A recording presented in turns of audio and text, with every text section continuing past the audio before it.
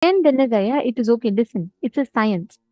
If I go and turn on the switch, or whether you go and turn on the switch, or whether, let's say, a monkey jumps and accidentally turns on the switch is still going to put on the light. Who is doing it does not matter. It's a science. There's a clear circuit connection established. Same way, whether you manifest, I manifest, or even an animal manifests, the circuit that Swamiji has established, it's a clear science. For all of us, it's the same. When I chant Mahavakya, I can see. Same way, when you chant Mahavakya, you can see. It's a circuit that's established. The only thing is, it should be, just make sure you're not letting your incompletion stop you. See, it is nothing to do with the circuit itself. It's not that someone has a bad circuit, someone has a good circuit. It simply doesn't exist like that. It's the same. The only thing is, you should not stop yourself. That stopping yourself is what is happening when the self-doubt comes. Okay? How many of you, come on, honestly tell me, how many of you guessed right now? How many of you used your logic and guessed? I'm not, of course, saying the answer yet, but I'm just asking, how many of you used your logic and guessed? I see slowly people saying yes. Understand, do not use your logic. See, this is not, I am not a general knowledge teacher trying to give you all grades for your general knowledge. This is about you accessing your third eye. Only if you do it, you will know that it's a possibility for you. It's okay if it's wrong, it doesn't matter. But if you don't even try, and if you just say, you know, I see many of you take it like a game. You try to guess what it could be and you put it. See, understand, if you don't even make that attempt, you are not even experiencing the third eye in you. Many of you have already come to a conclusion. Pavan Iyer is laughing. Understand, that means Iyer is relating to what I am saying. Understand, you've already come to a conclusion that it's not going to be possible for you. But anyways, why make the acharyas feel bad? Let me put something. No, don't do that. Because please understand, this only gives you an experience of what the power is. That you have a third eye and that you can manifest. Sabina Etienne is saying, my self-doubt still takes over with my manifestation. It is okay. Relax. Don't worry. It is okay.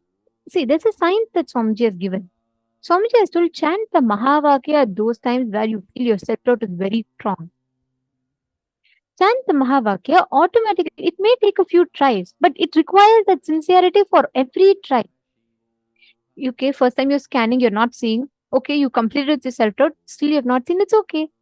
But it will take you a few more times. How many times ever times Swamiji tells you are Paramashiva, you can manifest. Without giving up, you keep bringing your self-doubt, right? You say Swamiji is told, let me drop. No, we keep convincing ourselves, look, everyone can manifest, but not me. I am too logical person. This will not work for me and all. No. Understand, the more and more you bring that doubt in you, the self-doubt in you, you keep pushing yourself back to the impossibility. Come on, every one of you. Thank you. For those who were honest, all those who agree to use your logic, that honesty is good enough. At least if you are coming to terms that, yes, I use my logic instead of power manifestation, that's a good place to begin with. Now, can I request every one of you to apply the Aushadha that Swamiji energized? Apply it on all the 3 points, on both the temples and on the third eye. Listen very carefully. Sit, experience the manifestation.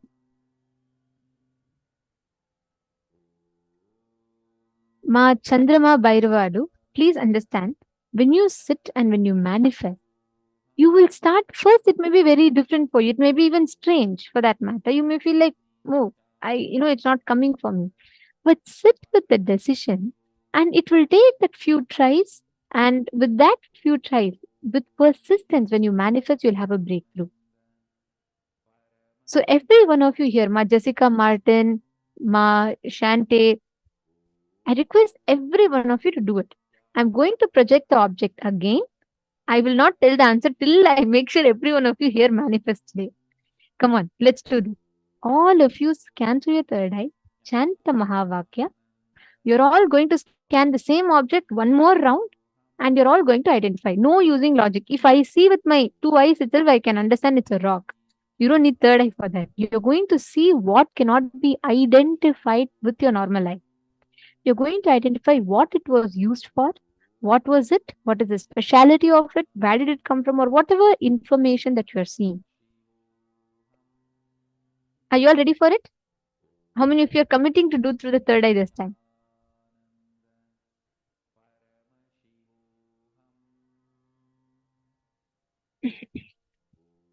Great. Now, sit straight again. Shanta Mahavakya.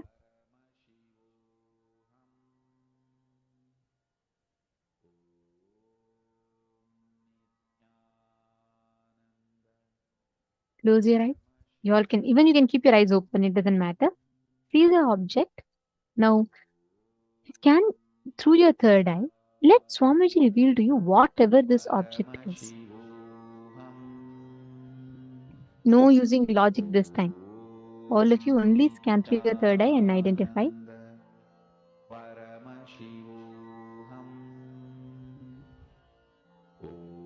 Sunilji, just chant the Mahavakya continuously. Sit straight. When you close your eyes or open your eyes, anything you're comfortable with, but chant the Mahavakya. There are a lot, and I see many others who think power manifestation is not for me. And you're all sitting in the side quietly. Can I request every one of you to manifest?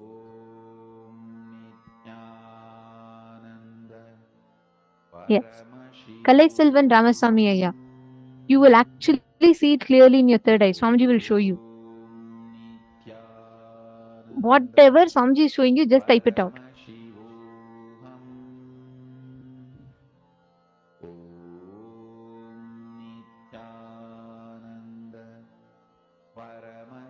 Yes. Chant the Mahavakya.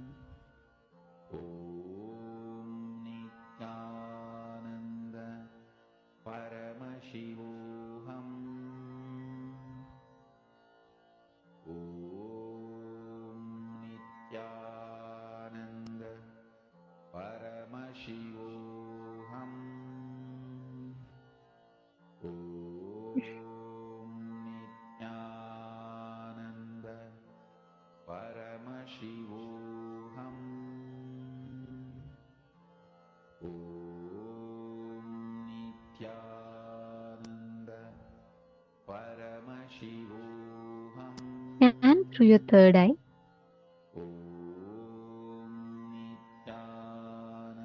It could reveal any different things. It's okay. But just see, chant the Mahavakya. If the thought is coming and distracting you, go back again to manifesting.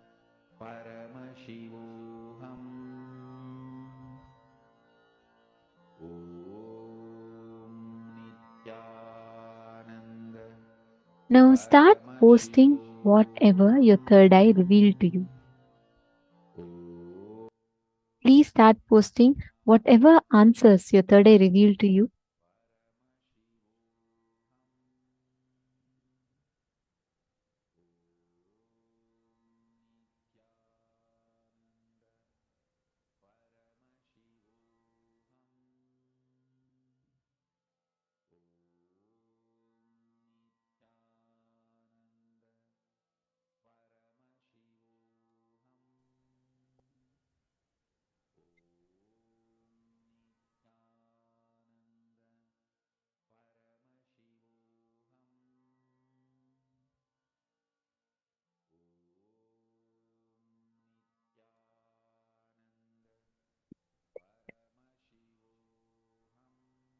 Okay. Now let's see. I request every one of you to post.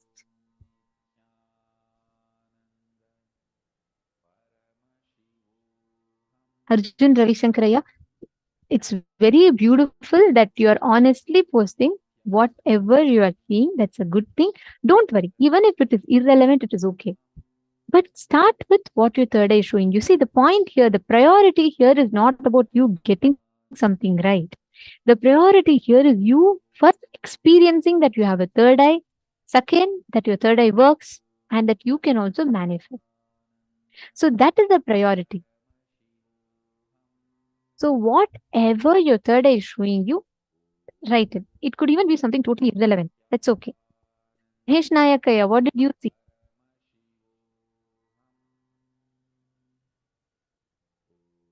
Come on, all of you post. Suddenly people are getting surprised.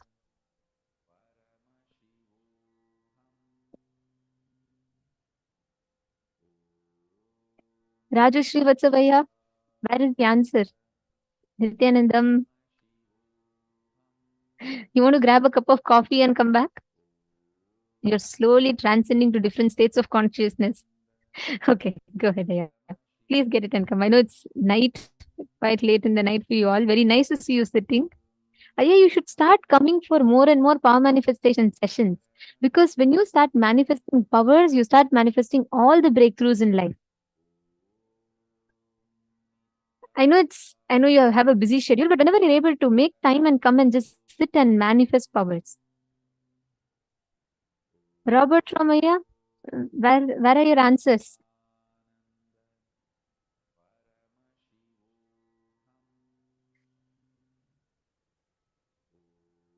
Okay. All right. Now I see a lot of answers being posted. I see in the female room also, a lot of you have posted answers. Great. Okay. Now I'll tell you all the answer. I appreciate that all of you took the time again to scan through your third eye and not through your logic. That's wonderful. Now let's verify the answer. So this was probe. This was a particular kind of a probe made in like a certain material. On 4th of July 2004, NASA crashed a washing machine sized probe into a comet that was the size of Manhattan, and the probe was released from NASA's Deep Impact captured images of Comet Temple 1 before, during, and after the collision. This particular image was taken from that probe, and this is this is a particular image photograph by that taken by that probe. So this is the answer. Now I want to tell you all one thing. It doesn't matter whether you manifested it or not. The first step, appreciate the fact that you're seeing through your third eye. As you see, it only requires you to keep manifesting it a number of times to experience that breakthrough. Understanding? So it is okay if you didn't get it, but don't give up. Okay? Great. Now let us all enter into the next session. We're going to be manifesting further and further. We'll be manifesting more rounds in the further sessions of the day. Now we'll be entering into the next session of the program where we will be understanding about what is simple integrity and what is simple obedience. Guru Tattva is only to lead you to the Guru embodied. Vedanta, principles, great philosophies, Guru Tattvas, practice, everything is only just to reach you to the embodied Guru. Only embodied Guru can give you enlightenment. No Tattva principle can give you enlightenment directly. Even an incarnation like me, I needed an embodied Guru. Directly, Paramashiva has to come as Arunagiri Yogishwara, embodied form. And has to liberate me. Understand?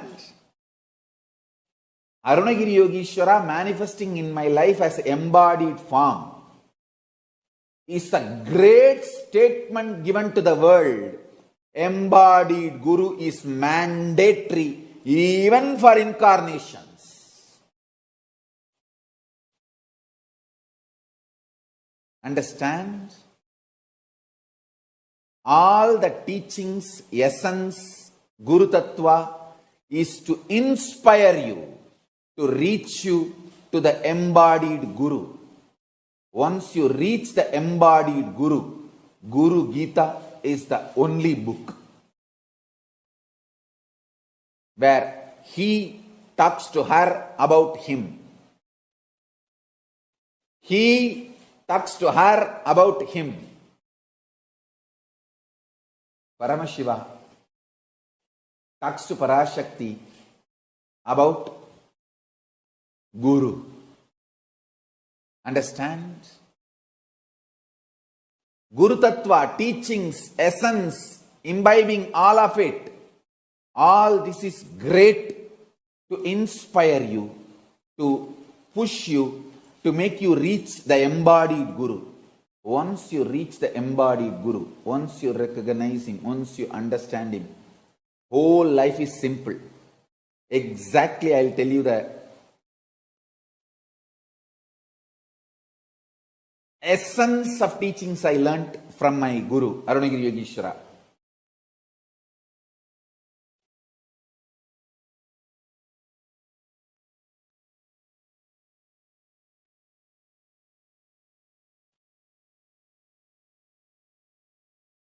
Simple word. If I have to translate the essence of what I received from Arunagiri Yogeshwara, have simple attachment to the embodied Guru, simple obedience to embodied Guru. That's all. That simple attachment will become beautifully initial level love, then next level love, then it will become pure prema bhakti, then it will become atma bhakti, then it will become oneness and enlightenment. Simple obedience will start the dialogue, then the instructions, teachings will be given, then solutions will be given, then initiation will happen, then process will happen, then powers will be transmitted, then oneness will manifest, enlightenment is achieved. Simple attachment, simple obedience, that's all.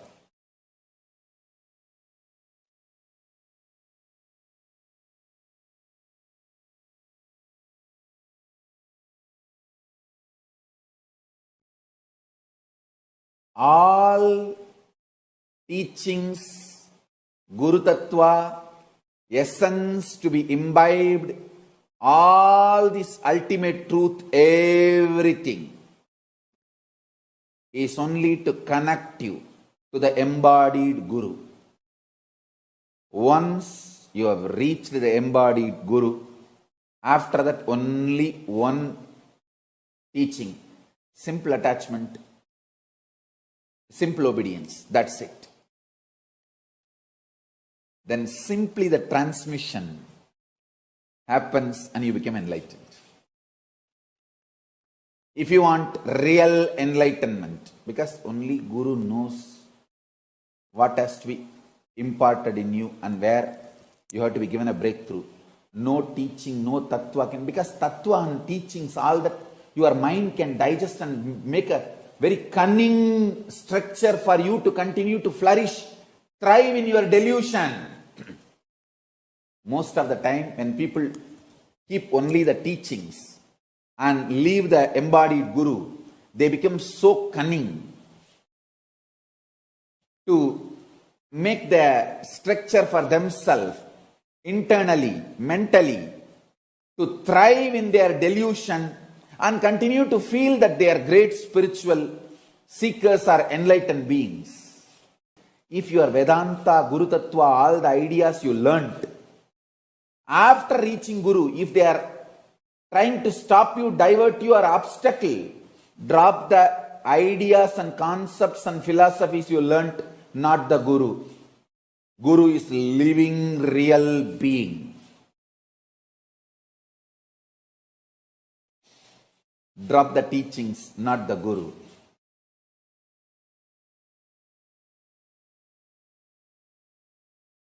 Living real being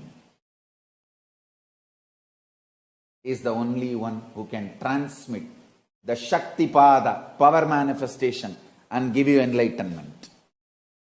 If you are a real seeker, seeking real enlightenment, simple attachment, simple obedience to the Guru, that's it. Embodied Guru, that's it. And anything else comes in between you and your embodied Guru, drop all of it. Do tyaga of everything else. Simple attachment, simple obedience is the only truth do tyaga of everything else other than this one. That's the essence of what I received from my Guru Arunagiri Yogeshwara. This is a big statement Paramashiva is giving. Hey, when I incarnate, I assume the body of the Guru, I become embodied Guru and initiate myself and get enlightened. This is a statement he is making to the world.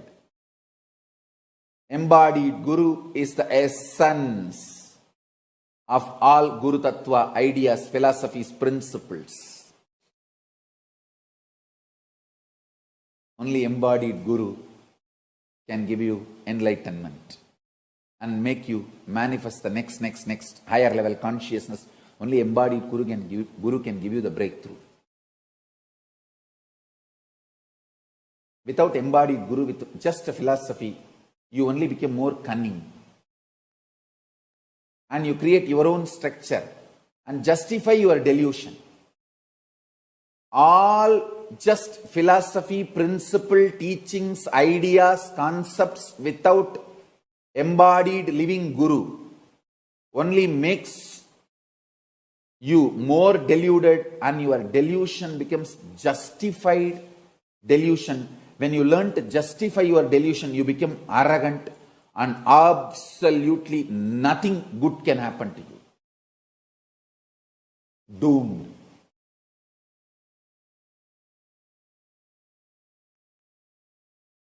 So if you are a real seeker, interested in real enlightenment, have real simple attachment, real simple obedience to the embodied Guru. That's it. It's for all real seekers who are interested in enlightenment.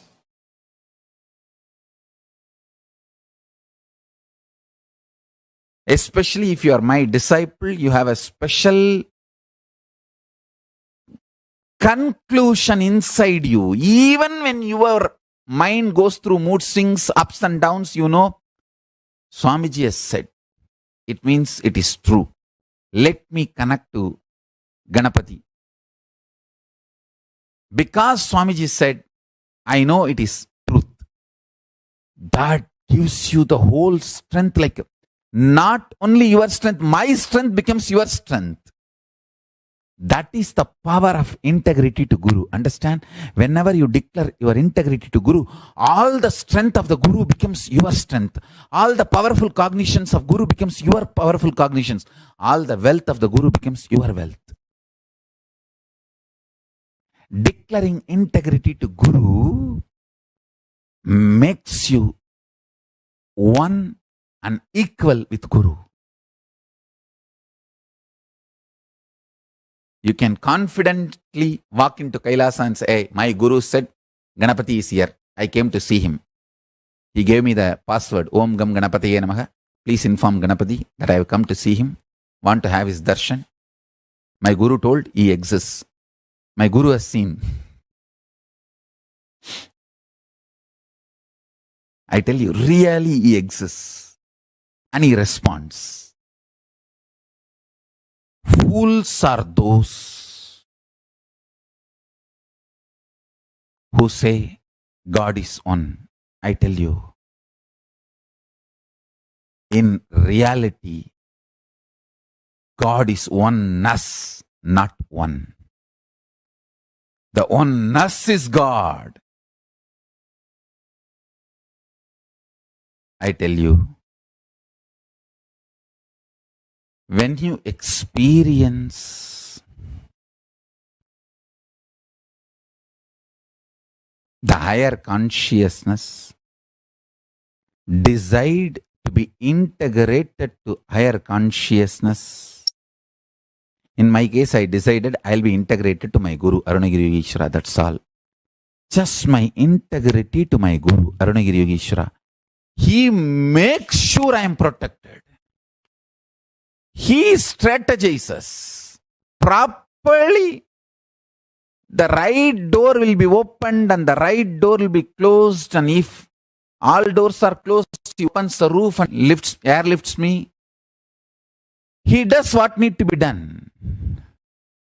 He protects. All I know is simple attachment to my Guru and simple obedience.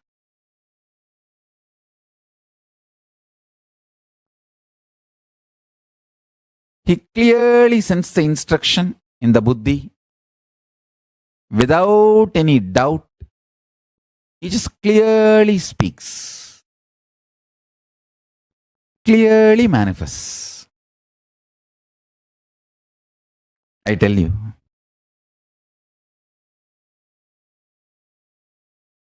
I entered into Kailasa just with this simple Guru Pass, Master Card. My Guru Arunagiri Yogeshwara told me Paramashiva exists and he has given me this mantra. Please allow me to see Paramashiva. That's all. The doors of Kailasa opened and I saw Paramashiva was there. When I saw, I realized my Guru only is Paramashiva. There's no other surprise. Paramashiva came as Guru and gave me the initiation and password and MasterCard and showed me. That's it.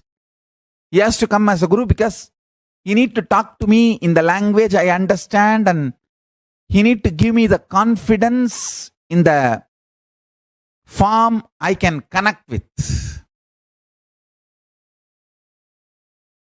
So he assumed the form of my Guru, Arunagiri Yogeshwara, and initiation. That's it. One powerful cognition. Master is Master Card. Master is Master Key.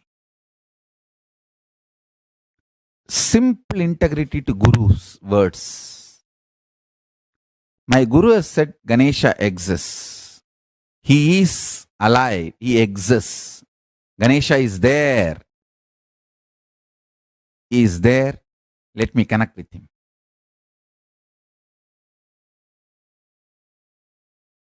Stop dealing me strategically. Start dealing me with simple integrity. Simple integrity and simple, straightforward Tyaga. What you can give, that last thing, sacrifice that. Kannappa, whose eyes still I am having. Ilayangudi Maranar, whose food still I am eating. Understand, all these people gave the last push and gave what they can give. Sacrifice. Kannappa's first eye I am not having. Second eye I am having. His first eye is Tyaga. Second eye is ultimate Tyaga.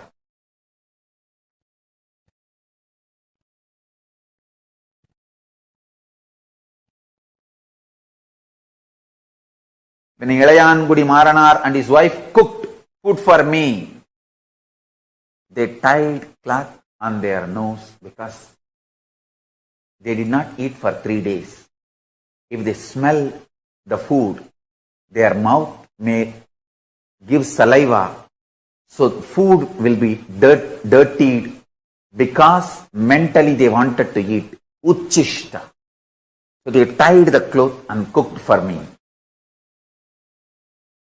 That Tyaga still I am enjoying. Understand? The relationship between you and me is absolute Tyaga based. You give your ultimate, I give my ultimate. It is not strategic. It is Tyaga. Undeniable Tyaga. I don't care who gives what. Is it the last thing he is giving? That is what I care. Millions of people give food. I don't eat. Ilayangudi Maranar. The last seed rice he had, he cooked and gave. That is the last he has. That decision, that will persistent, that Tyaga is what I am enjoying. and I showered myself for him, on him forever.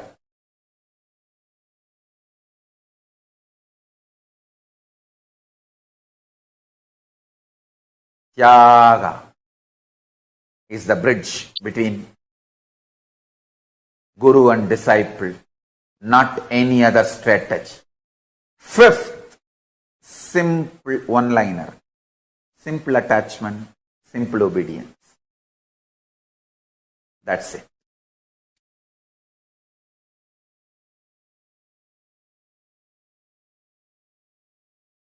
Understand? Sankhya, multi-dimensional logic of your inner space, you need to understand. When you declare simple integrity to the Guru, you do not lose anything but you gain everything. The benefits you will get by declaring your simple integrity. Simple integrity. Why I use the word simple integrity? No, you don't need to give money. You don't need to even do anything special, separate. It is just conscious declaration. I allow Paramashiva, the ultimate power of the cosmos, to manifest in me as he manifested as my Guru. Sankhya of declaring your integrity. Multi-dimensional logic of declaring your integrity. I will reveal it to you. See, the conscious decision, conscious declaration gives Paramashiva to enter into you. Your individual identity is borderline by your decision of your idea of freedom. If you consciously declare, I declare my integrity to Paramashiva component in Swamiji, in my Guru. If you declare even that much, that's enough. See, now I have given a very insured declaration. Very secured and insured declaration. You can make a clear disclaimer. I declare my integrity only to Paramashiva component of my Guru Nithyananda Paramashivam.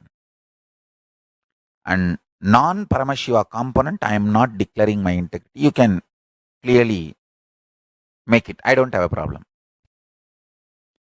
So you feel very secured and insured.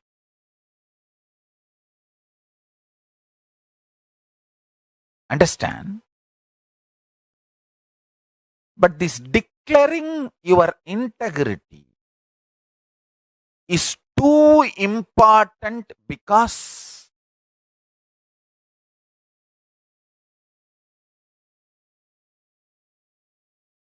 this is the Sankhya multidimensional logic of consciousness. Only then consciousness can enter into your being and awaken you. This Navaratri, let us make as many people as possible declare their simple integrity to Paramashiva and celebrate themselves as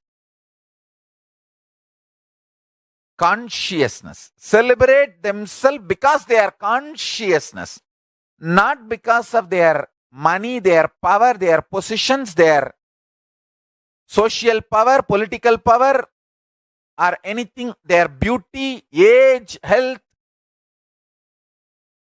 Celebrating themselves because they are consciousness.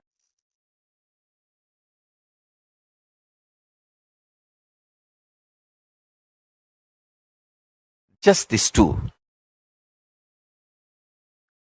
declaring simple integrity to Paramashiva component of your Guru. When you declare your simple integrity to the Paramashiva component of your Guru, and you decide to celebrate yourself because your consciousness, this too is a, I tell you, most successful recipe for power manifestation. Deadly combination. Nothing can kill you after that. Deadly combination for destroying all the ignorance and powerlessness and impossibility.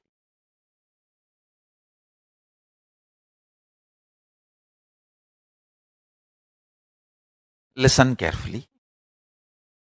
The vibrant presence of Paramashiva, called Parashakti. Understand? The vibrant presence of Paramashiva, called Parashakti,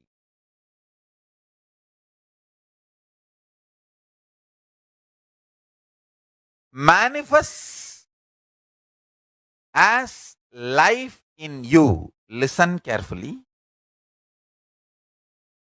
The vibrant presence of Parashakti manifests as life in you. Vibrant presence of Paramashiva manifests in you as Parashakti, as your life, even beyond your SDHD, as long as you have simple integrity with your Guru. Listen carefully.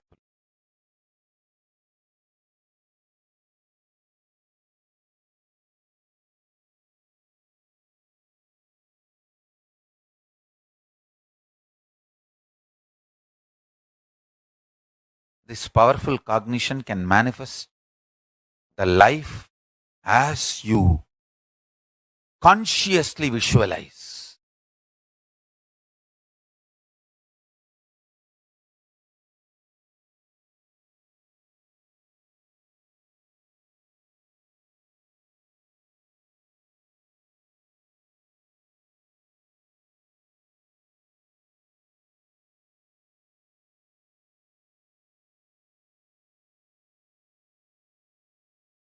Listen intensely.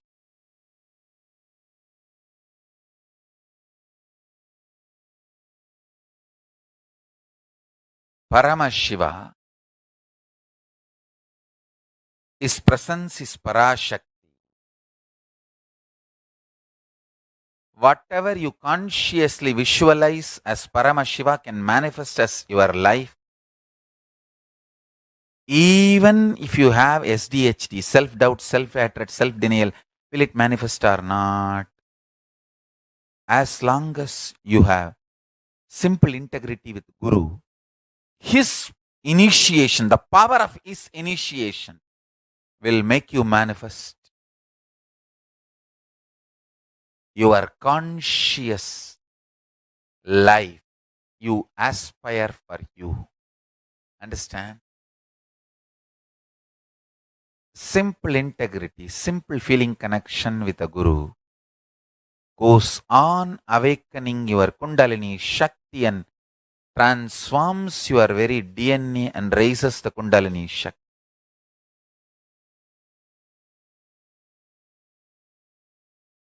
More and more power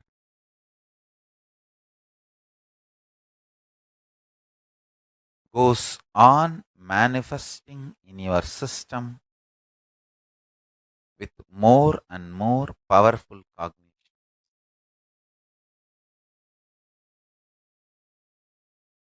The amount of time you spent to build each powerful cognition is your tapas. Every time when I surrendered to my Guru, I felt my surrender to my Guru empowered me, not him. He did not get empowered, or he did not get any power over me. I got empowered.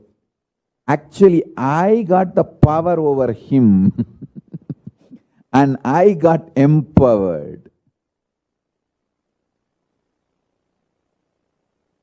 When I became his puppet, I became the most powerful Parameshwara. I did not lose anything. I only gained everything. I tell you, when I started realizing this, my surrender became intense. My surrender became intense.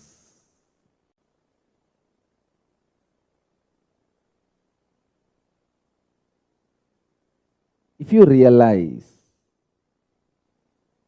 your surrender empowers you, I tell you,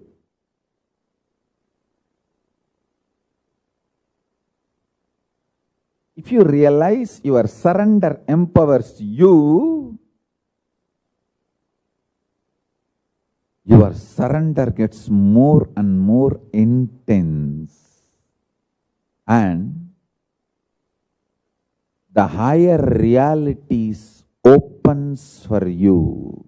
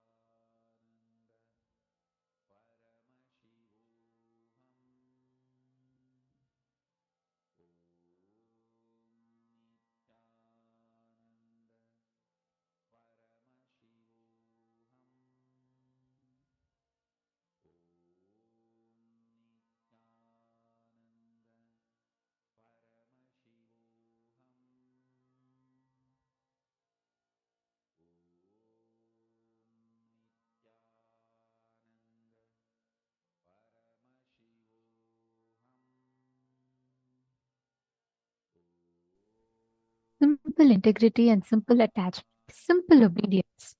I think Swamiji summed up what exactly it means, what it takes to manifest this space so beautifully to all of us. Just experiencing simple integrity and simple obedience is enough. Guru Tattva is only lead you to the Guru embodied.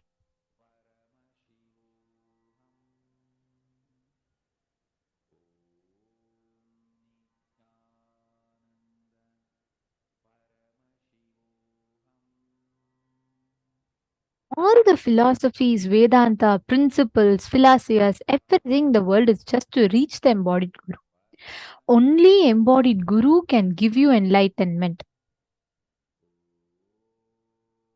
Understand, when you connect to Guru with simple obedience, he showers you with all the best things in life.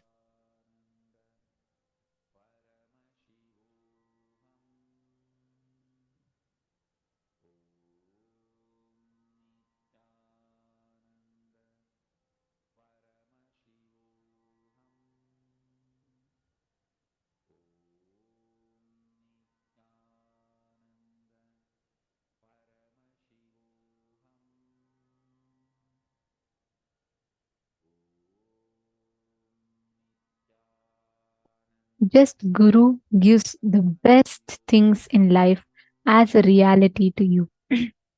This very beautiful verse from Guru Gita. Yes, Shravana Matrena Dukadimuchyate Yena Margena Munaya Sarvajñatvam Prapayadire. Just by listening to which an embodied soul becomes free from all suffering.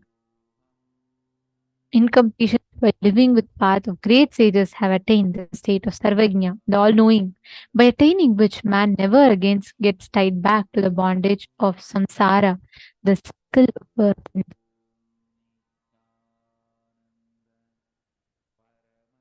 death. Like the glory of Guru. What is what space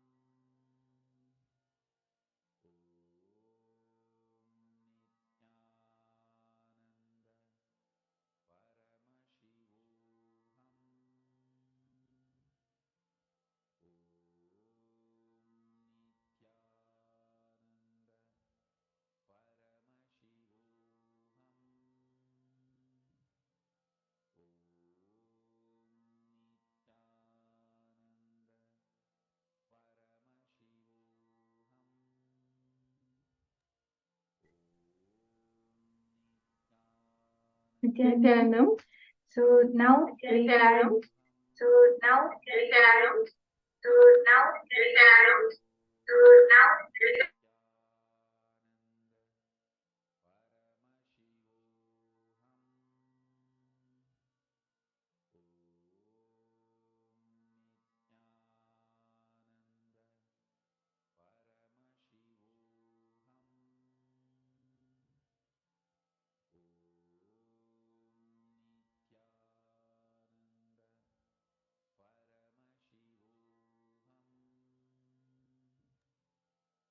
Nithyananda, sorry for that. So now we had a very powerful satsang by Swamiji, where Swamiji explained about simple integrity and simple attachment to the Guru. How when you have simple integrity to the Guru's power becomes your power, the Guru's strength becomes your strength. So now let us all start the power manifestation. Just hold the same cognition Swamiji said.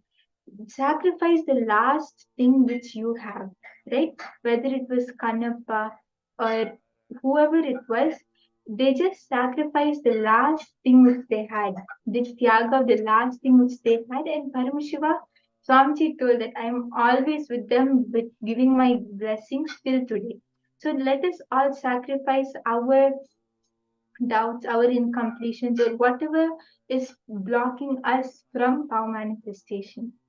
And let us just decide to have the simple integrity to Swamiji and simple obedience. If Swamiji said that we can manifest, means yes, I can manifest. That's all.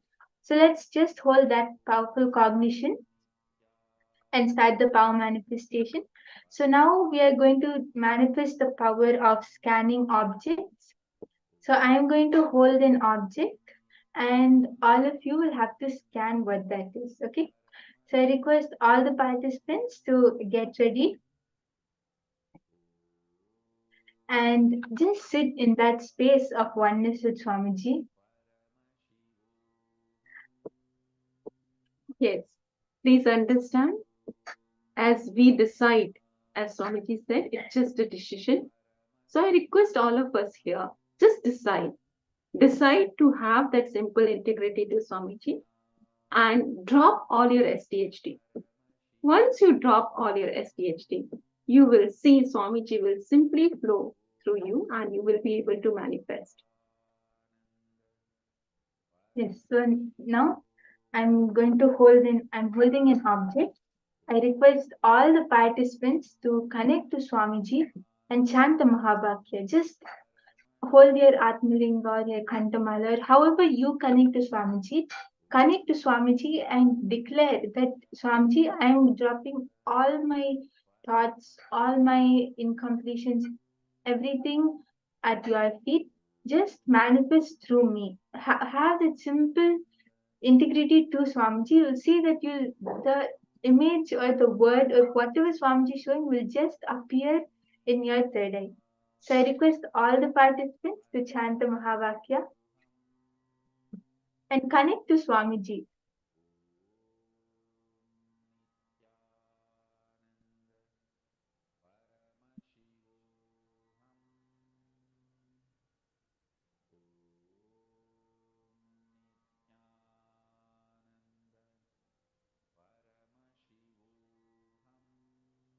Whatever Swamiji shows, just pen that down.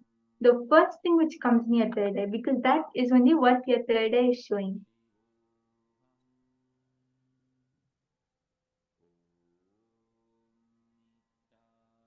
Chant the Mahavakya and connect to Swamiji.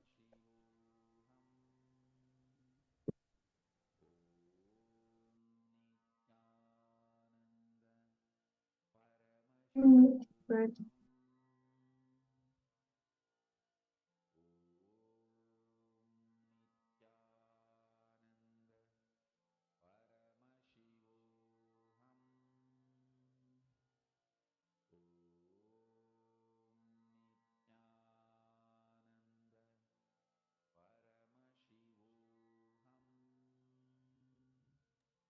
Yes, so I can see that a few participants have started posting. So I request all of you for just 2 minutes, 2 or 3 minutes, connect to Swamiji. Just visualize Swamiji in your third eye. Have the darshan of Swamiji and drop everything at his feet. Just sit for 2 minutes and chant the Mahavakya. After that, the first thing which you see in your third eye, you can post that. Okay?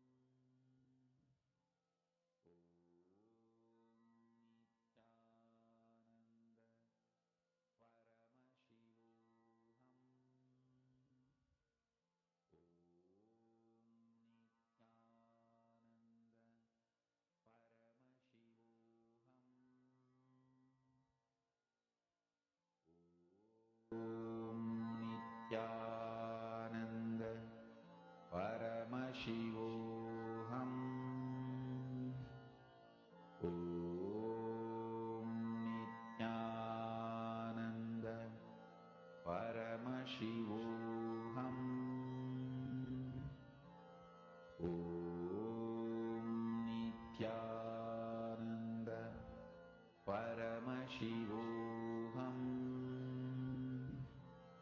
Om Nithyananda Paramashivoham. Om Nithyananda Paramashivoham. Om Nithyananda Paramashivoham. Om Nithyananda Paramashivoham. Om Nithyananda Paramashivoham. Om Nithyananda Paramashivoham.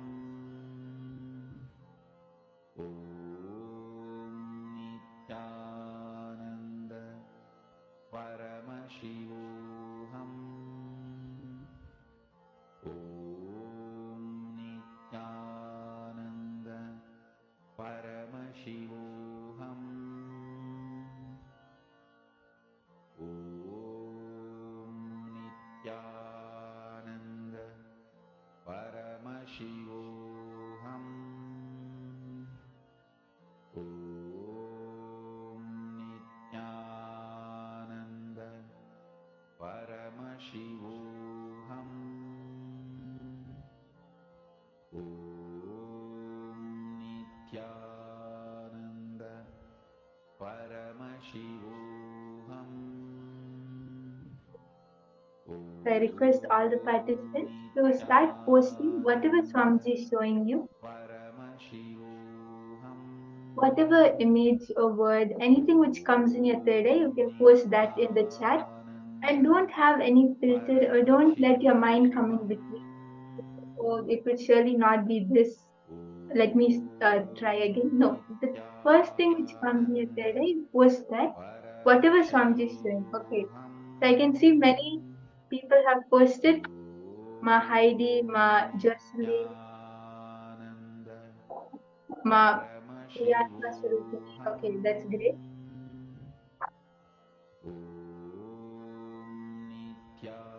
I request all the participants who have not posted yet to also post. Ma Sharmini, Ma Weeping, Ma Isti, Ma Yili. All of you can post whatever songs you show. Okay, what if you're able to see a color, a number, an object, anything which comes in your third eye, even if you're able to see Swamiji, you can post that. Anything which comes, just post that, but involve and manifest. As with the power manifestation, you'll see that you'll be able to manifest it after a few rounds. even if not in the first Yes. round. And please understand, I request all of you, for sure, all of us have something in our inner space. It can be even a thought. Please don't discard that. Please don't brush it aside. Please don't post it. Please understand when you do it sincerely, you will start enjoying the power manifestation. And that interest and involvement itself takes Swamiji to flow through us. So each one of us are interested in for Swamiji to flow through us, right? So let us show it in action. I request all of you to please put their answers in the chat. Okay, yes. So now I'm going to be telling the answer. If anyone else, if any one of you want to post, you can quickly post your answer.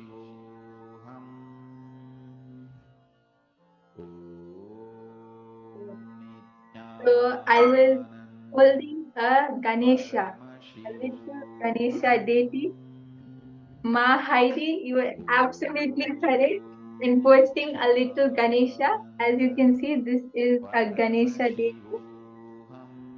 Yes, so that was an amazing manifestation, Ma Heidi. Wonderful. So any one of you who saw Ganesha or elephant or brown color, anything on that similar to this, you can mark yourself as you have manifested. Ma Jennifer, you saw a temple which is also related because Ganesha is a deity and which is related to temple, so that's also wonderful. Ma Jennifer, now we'll be doing one more round, so you just sit and connect to Swamiji more intensely. You'll see that this time you'll be able to get it accurately on spot, okay? Yes. So now I'm holding another object. I request all the participants to connect more intensely to Swamiji and just pray to Swamiji. You'll see that you'll be able to see the answer clearly in your third. There'll be no doubt about it. So just chant the Mahavakya and again declare your simple integrity to Swamiji. Let us hold the cognition. I am. Let Swamiji flow through you. Let us all sit straight. Keep your head, neck, and spine in straight line. And chant Mahavakya. And look through your body. Whatever appears, do not focus. Please center.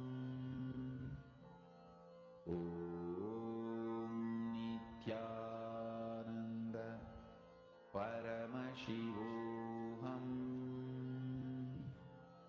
Om Nithyananda Paramashivoham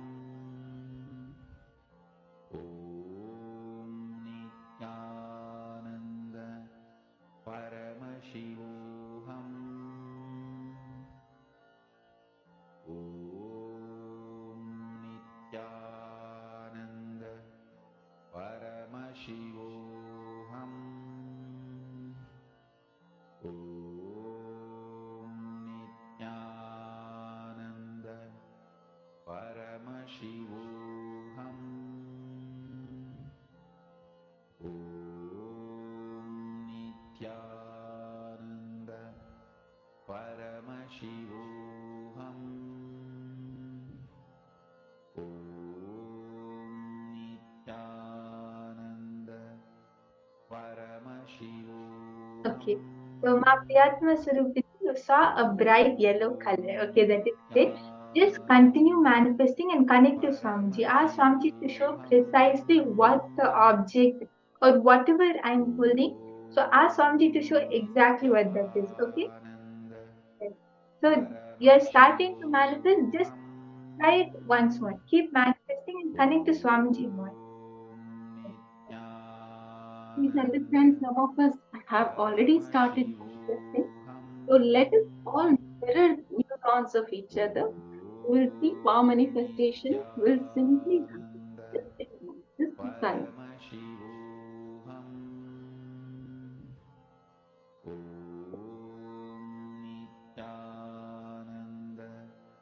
Paramashivoham Om Nithyananda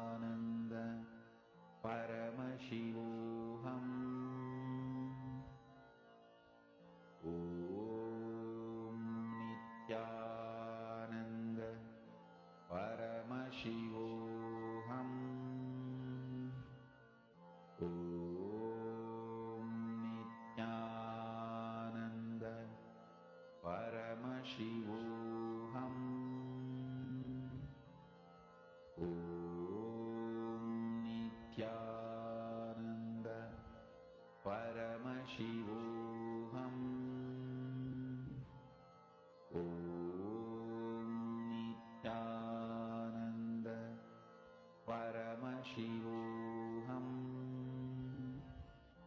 Om Nithyananda Paramashivoham.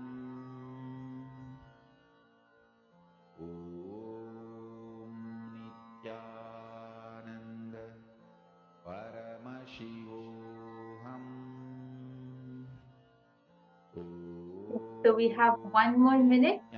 I request whoever has not posted to quickly post their answers. I can see many participants have already posted, which is great. Nithyananda Paramashivoham. Om Nithyananda Paramashivoham. Om Nithyananda Paramashivoham. Om Nithyananda Paramashivoham. Om Nithyananda Paramashivoham. Om Nithyananda Paramashivoham. Om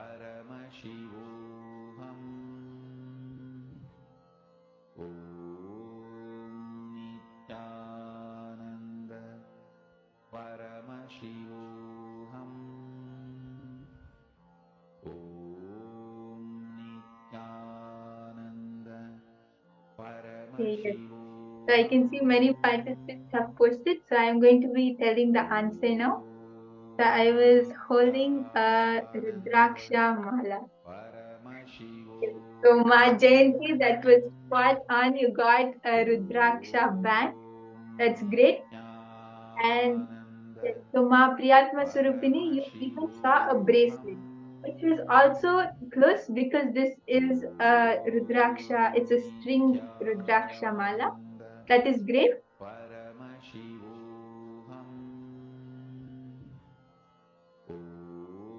Okay, yes. My you saw a circle which is also not 100%, but it is also correct because the Rudrakshas are in a shape of a 3D circle. Yes, so that's great. Many of you are yeah, like, you know, yes, Ma Priyatma Surupini, Mahili, all of you are manifesting. You're all starting to manifest, so that's great. Just connect to Swamiji, chant the Mahavakya, and don't let your mind come in between. Okay, so now we'll do another round. Just connect to Swamiji, and you'll see you clearly get the answer in your third eye. So everyone is ready. Please do not miss the session. It's really interesting. And many of you would be thinking, yes, I thought of it, but I did not post. So let's not do that. Please post. Anything, a color, a smell, shape, or the item itself, or anything, whichever Swamiji shows. Please post. Okay, let's move on to the next round.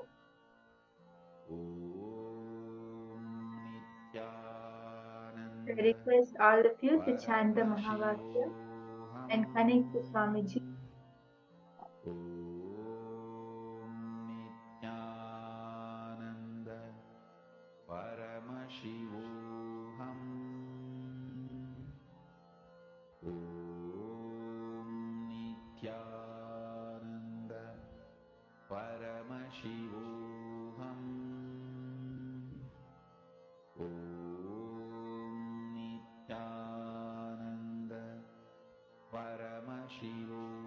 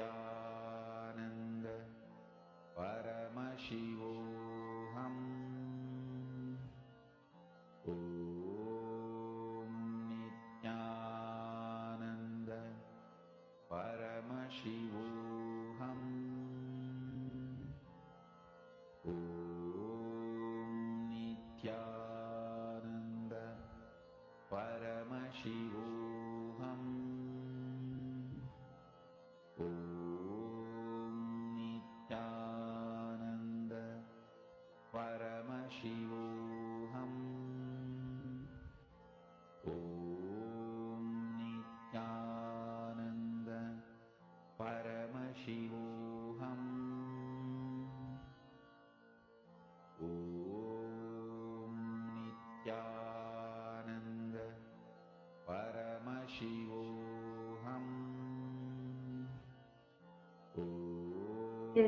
all the participants can start posting what Swamiji is showing you, whatever you're able to see.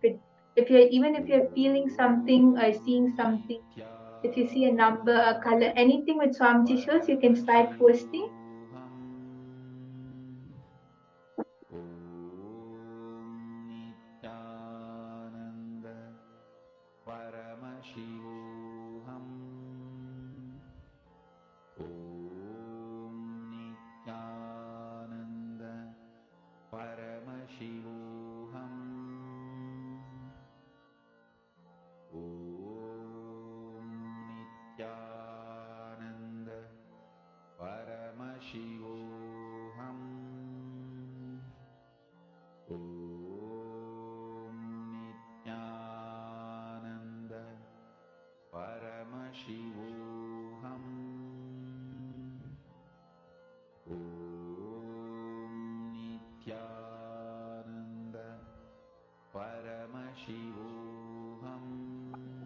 Okay, yes. So I can see many of the participants have posted their answers. So now, if anyone has to still post, you can quickly post what Swamiji is showing, and I'm going to show the answer. So this is a notebook I'm holding,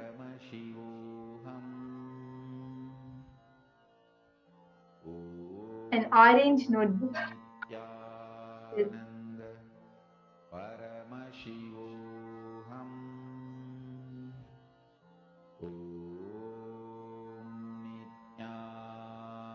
Okay, yes. So Ma Priyatma Sarupini, you were able to see black color, which is right because this notebook has a black binding.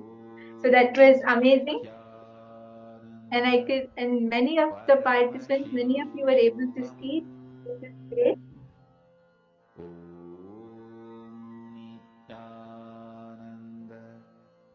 Okay, yes. So Ma Hongli one, you saw a rose flower with leaves. So this notebook does have that design. It has the design of leaves on it. And Ma Hongzu, you saw white color, which is also right because there's white color on this book. So that's great. Many of you were able to manifest. Yes, it is fun, Ma Priyatma. It is really fun to manifest. So now we'll do one last round. And if any of you we're doing power manifestation for ourselves to feel that yes, I'm able to manifest. I'm able to manifest Swamiji through me. So even if you don't feel like that yet, just connect to Swamiji and you'll easily be able to get it now. Okay? So I'm holding one last object now.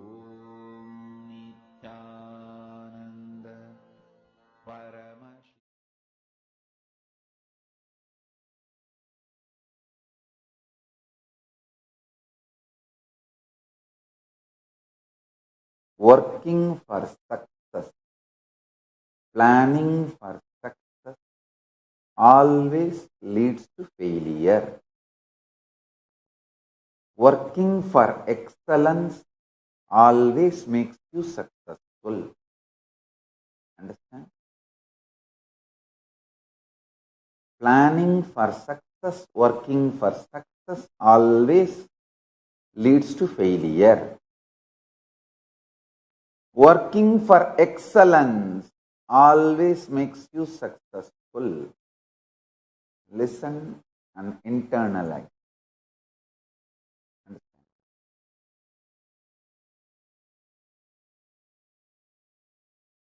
Person who works for success will be very shallow. He will be working dependent on others' opinion about success, because success is always about others' opinion. What others feel you are successful.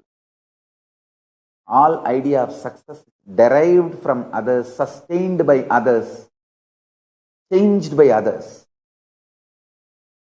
All truth about the excellence evolved from you, substantiated, supported by you, and manifested by you. Understand? Excellence is integrity based, reality based, present moment based. Success is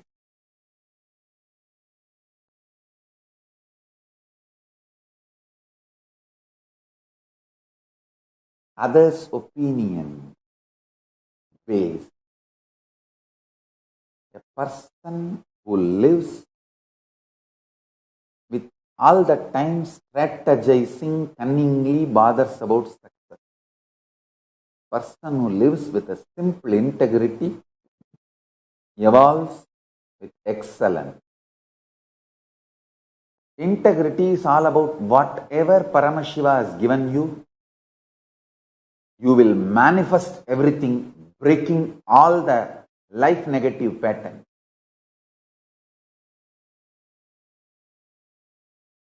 Even in your sleep, you know how to be in tune with Paramashiva and manifest state, space, powers, being, super consciousness of Paramashiva. Excellence is all about from where you are, raising yourself to the next. Success is all about others and how things go with others. I tell you,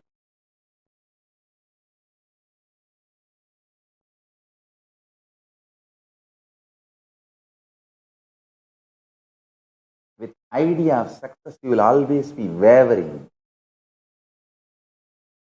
diluting yourself, deluding yourself. With idea of excellence, you will always be grounded.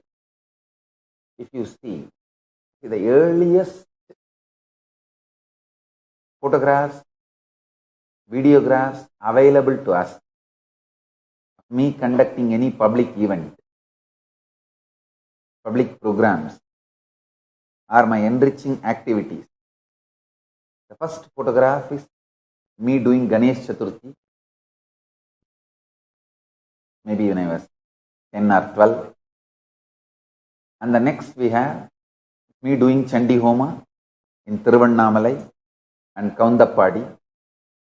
Understand, if you see those photographs detailed, whether the side tables or the tables covered with a clean white cloth, or my hand key, or everything needed for the sacred rituals, the way it is arranged. And those days, I did not have even one assistant. I was all alone. You can see the key of the room where I was staying in my hip. Means I did not even have a second person to whom I can hand over the key of the room where I was staying, where the puja items are kept. Actually, I lock the room only if the public property is kept there, because I myself don't have any personal property. I locked the room where I was staying because all the puja items, Naivedyams, are kept in that room for the 3-day ritual. So the room was locked, but key is in my hip. You can see in those photographs. Understand, if you see those photographs, you can see very clearly from that time I started my life until now. It is all about excellence. If I organize Chandi Homa today in our ashram, there will be nothing different between what I did in Tiruvannamalai and Kaundappadi. You can see everything. Cow dung on that new fresh mud pot, fresh ghee, trikshruva. Maybe now we have all those items in silver. In those days, it was all wood and mud. Other than that, everything, understand, whether it is mud or silver, I was not bothered about the outer success. It was all about inner excellence. If you see this, now, how we do Chandi Homa in Bangalore Bididi Ashram, and how I did in 2000 in Tiruvannamalai or in Kaundappadi. If you see the photographs, you can see very clearly.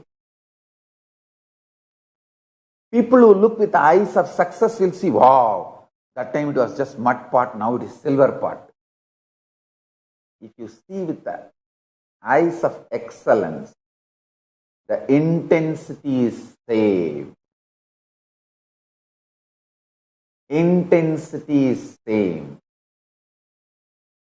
I always worked for excellence. Mud pot became silver pot. Maybe the side effect of my excellence. But I don't consider that as a success. And I don't consider anything as success. Tomorrow itself that silver pot may become even gold pot.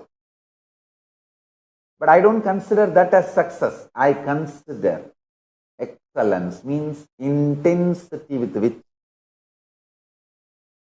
we connect with Devi and the power of Devi manifesting, Parashakti manifesting. That's all. Excellence makes you excited more and more. Idea of success makes you feel bored, tired, even if you achieve success. If you don't achieve success, you become frustrated. If you achieve success, you become tired and bored.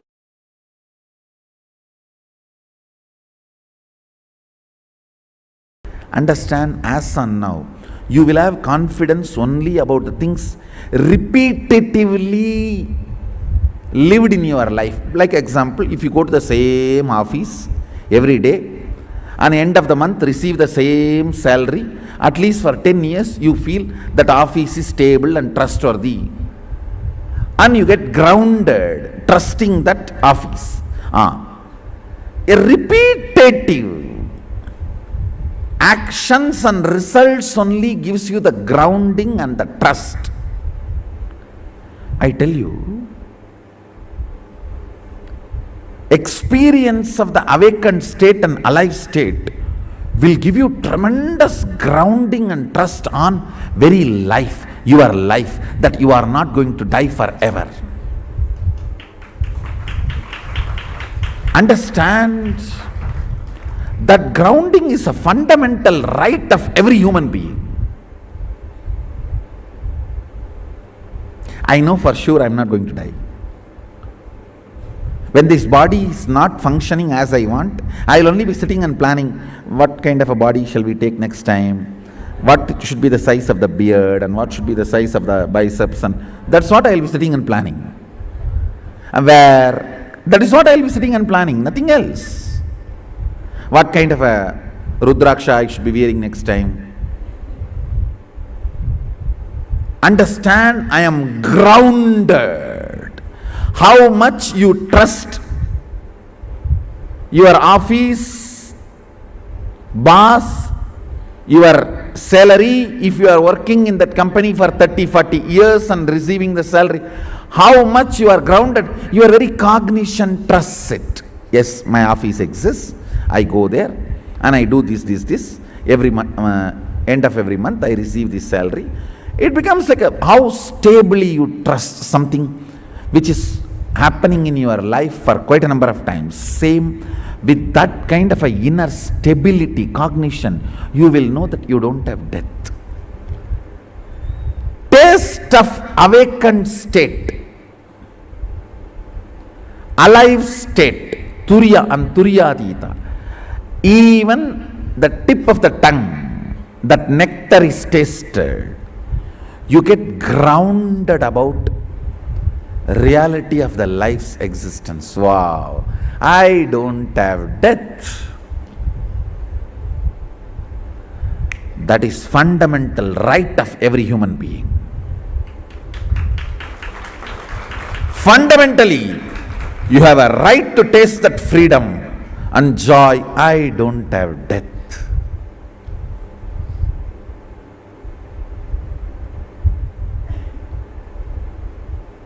experiencing higher consciousness in your nervous system will give you liberation from fear of the unknown.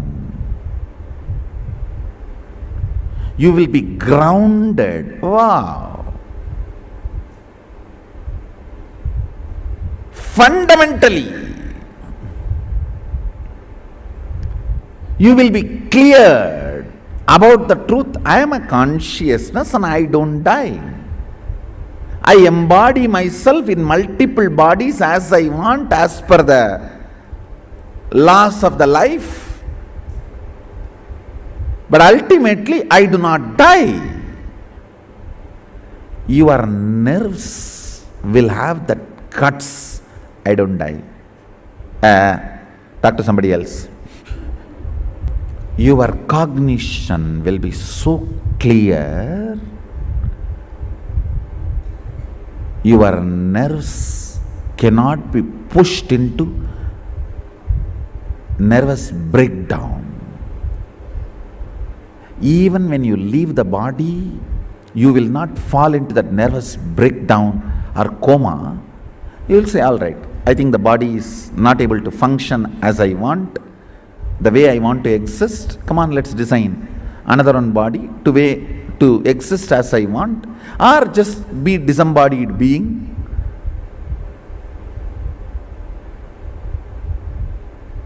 That guts in your nervous system happens when you taste Turiya or Turyadita, the alive or awakened state.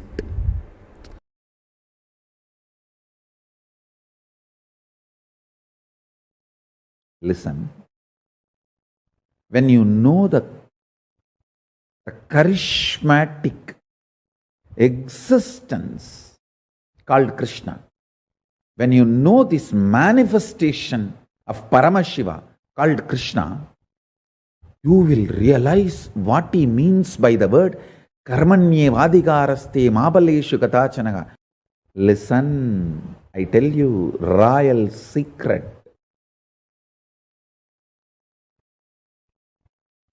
Whenever you expect result, the kind of the anxiety, anxiousness, frustration, your mind is more faster than the light and sound. It can visualize, imagine the goal of your life now itself before even you begin, and already feel frustrated, feel empty with your goal, one side. The other side, feel tired and bored and terrorized about the effort you need to put to achieve that goal. It can create extremely dangerous, multi-dimensional complexities, complications, and life negative patterns. I tell you, there are only two societies in the planet Earth. Societies that believe, work for excellence, not remembering success, and the other societies just depressed. That's all. Some are wise, W-I-S-E. Others, otherwise. That's all. There are only two societies on the planet Earth. One works for excellence, not for success. Knows the truth of karmanye vadigaraste mapaleshu gatachana. I tell you, I can just speak on this one verse 10,000 hours. Listen, if you have to have 18-inch biceps and lift 100 kg, don't try to think, oh, now I can lift only 5 kg. I have to make it into 6. I have to make it into 7. I have to make it into 8. By the time I make 100, I may become 100 years old. No. Once the 5 becomes 6, the muscles you grow will become so strong, you will just jump to 20. And then the muscles you grow will be so strong, you will just jump to 60. It will not be the gradual growth. Understand?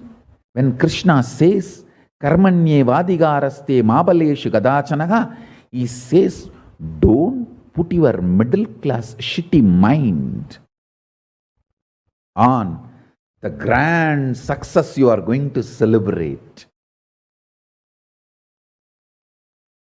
The middle class shitty mind has extremely uncountable numbers of blind spots. When Krishna says, Karmanye Vadigaraste Mabaleshu Gadachanaha, he means, he tells you to be grounded, excellence based. Today 5 kg, tomorrow let me become excellent. Forget about what is success. 100 kg or 200 kg lifting. 5 kg. Now, let me move to excellence. Excellence means it may be 6 kg or suddenly I may be able to do it 60 kg. Excellence is all I need to focus, not success. Having success in the mind, you will cause multiple blind spots. All the diseases described in psychoanalysis and psychiatric, I think both are different way of robbing you. So, all the disease they describe, everything will come to you. If you look for success, leaving the excellence. People who look for excellence go beyond what they imagine as success or others imagine as success. Never even my own disciples who have absolute devotion to me even imagined I will make a nation till I announced.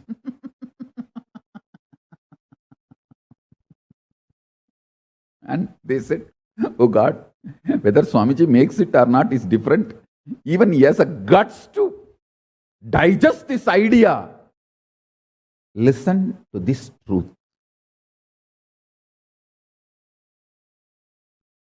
Do not bother about success. Work for excellence is not controlling mechanism. It is a liberating mechanism. When your guru teaches, Karmanye Vadigaraste Mabaleshu Gadachanaha, work without bothering about the results, he is not using this as a controlling mechanism. He is using this as a liberating mechanism, liberating you from your Chandala mentality.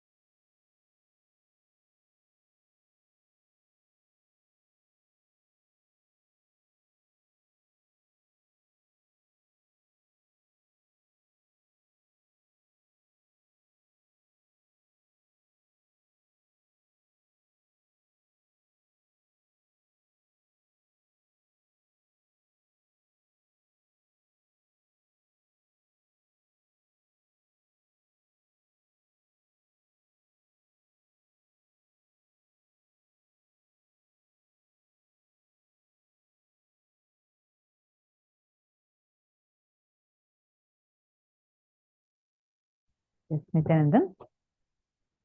Now, Swamiji very, very beautifully. Sorry.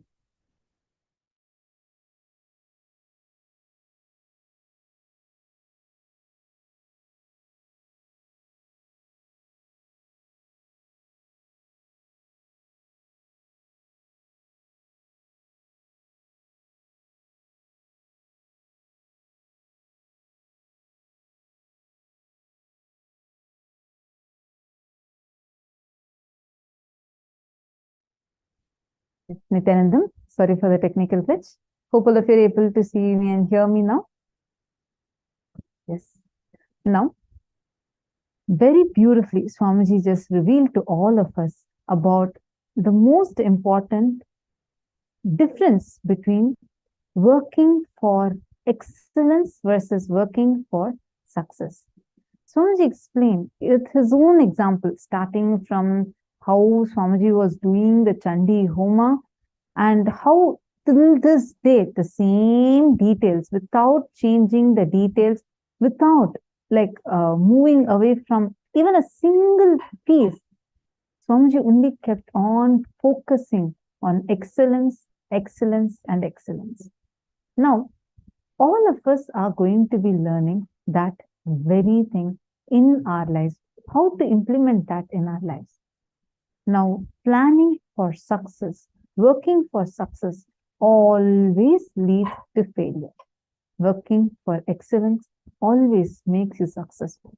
So focus on working for excellence, not working for success. Now, what do you understand by this? When Swamiji is saying that you should work only for excellence, can I request all the participants to please post? What do you understand by it? Come on. What did each of you understand? Ma Mahima, Ma Giselle, Ma Margarita, Ma Sonia Rao. What did each of you understand? When Swamiji is saying to work for excellence and not success.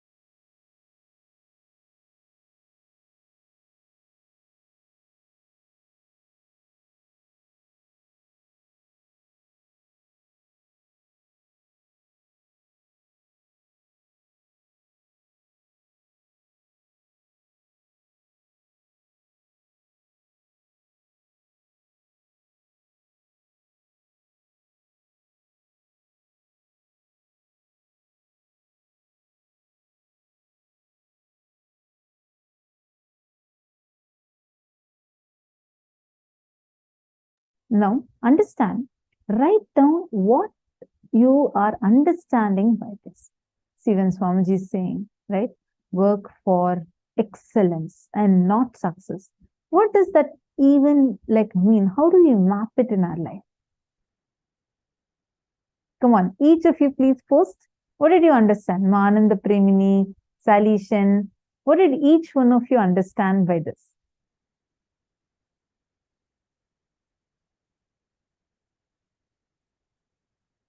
Focus on what we want to manifest, the intention, not the result.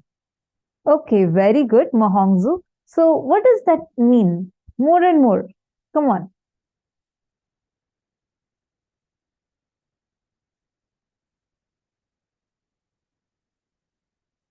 Ma Cheng Liang, what did you understand? Doing what you like is success, and doing it well and doing the ultimate is success and excellence. When you work for excellence, it is coming from within, from integrity and authenticity. And when we work for success, it's dependent on others' opinions and always fails. Very good. Very good, Ma Susan. That's absolutely right. So now all of you take a few minutes. I request everyone, I see some of you very intensely participating. I request now everyone that are here to take a few minutes to post. What did you understand as working for excellence versus working for success? Kema Marva has posted, working on getting projects done in best ways possible and perfecting it. That's what I understood. Okay. Now, okay, I'm going to give you an example, right? Let us say that I'm working on a project, and let us say I'm doing a video. Okay. Marva, I'm giving an example. So now let's say that I'm going to do a video, and I'm expecting that this video should reach at least 2,000, 10,000 people. So I'm thinking this is my aim, and I'm working for that. Now, how if I work, am I working for success? And how if I work, am I working for excellence? Take this one example, and can each of you please explain how do you look at it as approaching from the context of working for success versus approaching it from the context of working for excellence? Take a few minutes.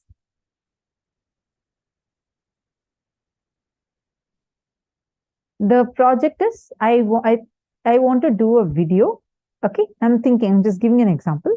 So let's say I'm creating a new YouTube channel, and I'm saying that, okay, this, I want to achieve 10,000 subscribers for this YouTube channel. Now, how will I approach this project from the context of working for success versus how will I approach this project when I'm working for excellence? Please give an example related to this, and I request every one of you to spend a few minutes to explain. Come on. All the male participants, all of you take a few minutes and explain.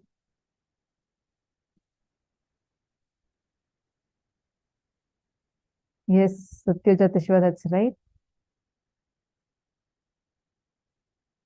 Einar Savotans, success is doing a particular task and not more than that. Like passing exam. Excellence would be scoring 100 mark in exam. Although for passing, you need 40 marks.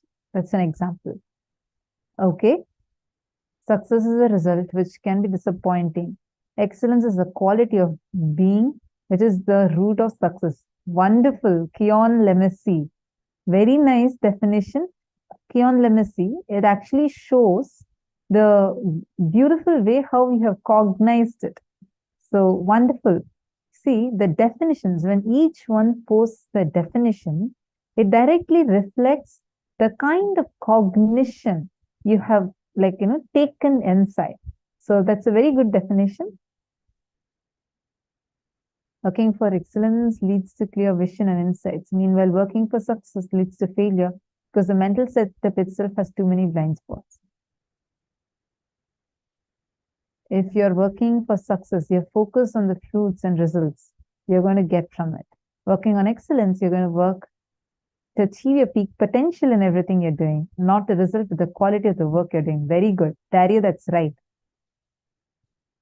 Can I request all of you now to take this one example of creating a YouTube channel? I just thought this might be like a easy one to understand. So I'm giving you an example of creating a YouTube channel. How do I approach this? Like, let's say that I'm taking this up as a project. How will I approach this when I'm working from the cognition context of working for success versus working for excellence?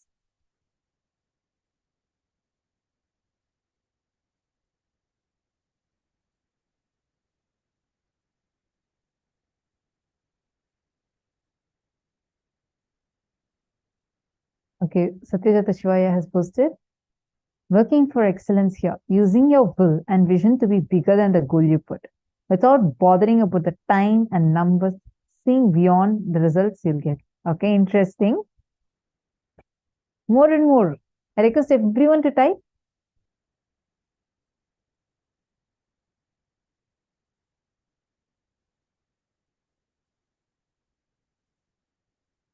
Mark Phoenix has posted, excellence equals inwards, not external validation, something universal. The best I can be with the resources that are available to me. an element of compassion involved. Excellence could mean that you have targeted the video at a specific customers, not just random customers. Interesting. That's very nice example. Mark, that's right. I'm just requesting everyone else also to please post. Okay, let's see what other answers have come. Female side. Outstanding. Benefit mankind. Can do something that can achieve better or unexpected results.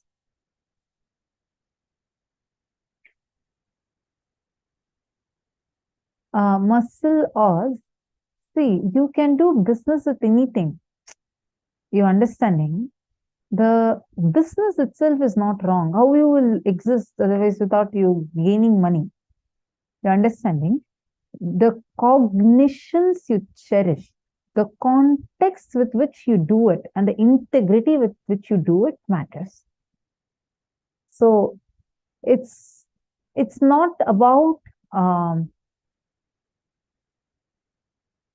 you have to work and gain money, right? Otherwise, how you will live in the outer world? You can't live without earning money. You can't live without working and earning money. But how you are working, like what Swamiji gave a very powerful definition. This was in this wealth and abundance workshop. No, be your own boss workshop. So Swamiji explained how usually we think that we try to equate what we do to what our boss is giving. Like, for example, we say, oh, my boss is giving me only $10,000 as salary. So I don't think for that $10,000 of salary, this much work is enough. We start getting into a cognition where we start defining that, okay, so the money that is being paid as our salary is equal to who we are. No. You becoming more and more, you working more and more for excellence will only lead to more and more success for you. It will do good to your consciousness. You being, it's not the task you do, it is the excellence with which you do any task. Take Swamiji, for instance. Oh my God, like when Swamiji was just in his 20s, he goes into forest with panthers and bears walking around, jackals running around. It was filled with so many snakes. It was a snake park. It used to be a snake park. And the devotee got a vision. One of the people, one of the persons who owned that place, he got a vision of Dakshinamurti, and the vision revealed that Swamiji this land should be given to Swamiji. So with his powerful experience, he handed over that land to Swamiji, and that forest, that snake park, like complete forest, is what is standing today as Adi KAILASA. And at that time, when Swamiji got the land, Swamiji did not say, okay, I don't have any resources. I don't even have like more than few handful of disciples. I don't have anyone around me. I don't even have a shelter. Wild animals are roaming around. Let me just, wait till everything manifests. Then I'll start my work. No. From the beginning, Swamiji started collecting temples, pictures. Swamiji started publishing books, writing books, started his work and he used to go like for 20 kilometers and heal people, give healing to people and come back, enrich people. He did not say, oh, I'm afraid I can't go out because anytime a bear can come and eat me up, or a jackal is roaming around, panther is roaming around, I can't step out of the house. And Swamiji didn't even have a house. Swamiji had a shed. There was no door. It's just a shed with like 2 pillars and 1 small stone slab, like a cow shed. That's where Swamiji was staying. And if bears and all are coming, Swamiji used to climb a huge rock, go on the rock and sleep. Like, God, it's all of us would have called that as surviving in the wild forest. Swamiji calls it as the starting of his mission. Understand that is called as working for excellence, where nothing stops you. You going on doing again and again and again. If you see, like Swamiji set so many Guinness records, Limca Book of Records, Asia Book of Records. There is no one that can beat Swamiji in that. Like Swamiji set the largest number of power manifestors record. And Swamiji only again set another record, breaking that record by once again expanding the numbers and like taking the whole level to the next level. There is no one even equal who can even think of giving a challenge to that.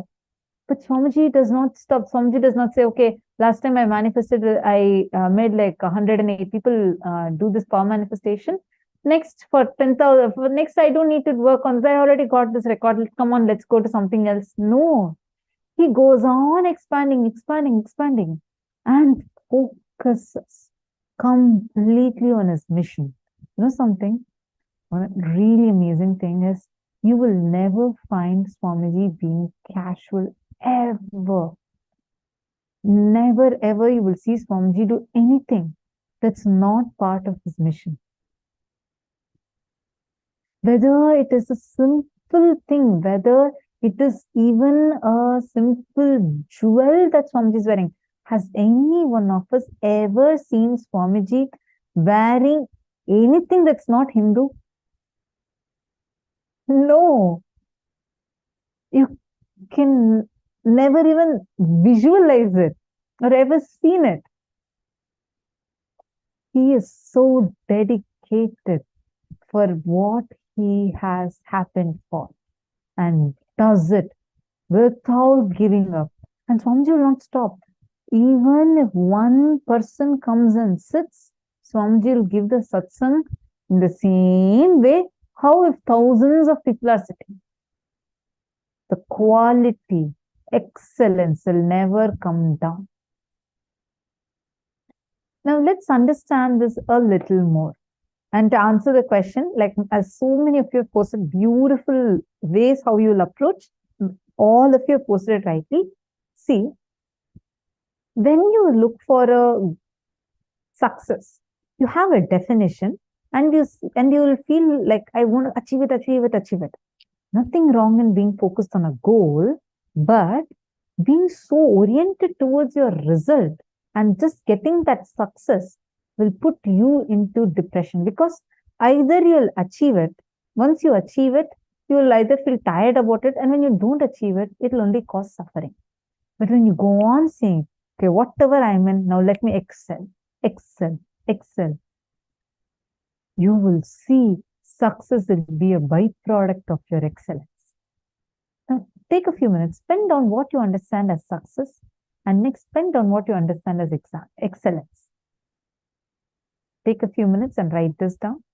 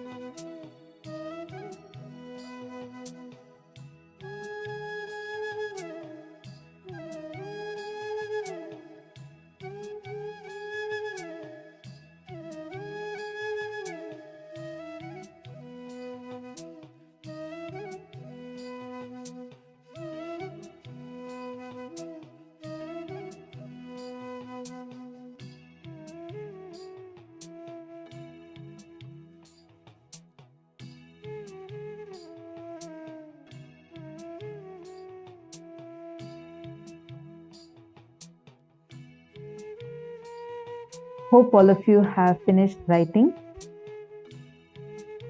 Now, let's understand this a little more. See, now all of us have written down what is success and excellence from our understanding, right? Now, when Krishna says, Karmanye vadikaraste ma phaleshu kadachana, he means be grounded excellence space. Let me become excellent and just forget about the success. First, take a few minutes to internalize. There is no such thing as failure. In any field, excellence is experienced only to stability, not just physical alone. Showing the mental stability, even when you want to excel in business. If you want to excel in the construction field, you should show tremendous stability in that field to all your clients and to society. Only based on your stability, more and more projects would come to you. Swamiji is like the most so practical person, right? Like he just gives us the whole thing very practically, mapping it to us. Take a few minutes and internalize this. If any of you have any questions, I request you to please post it. Now, I'm going to show you all the powerful cognition. I request all of you to take a few minutes to internalize this. Read this once again fully.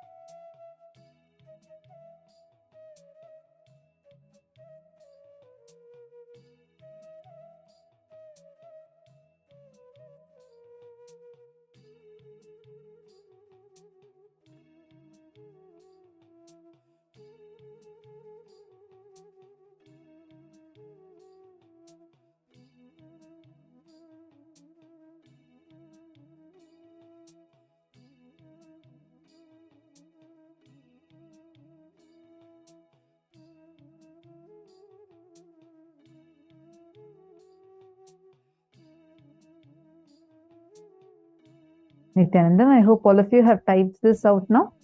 Now, let us all enter into the next step. Now, all of us are going to be entering into the power manifestation session. See, working for excellence and not success.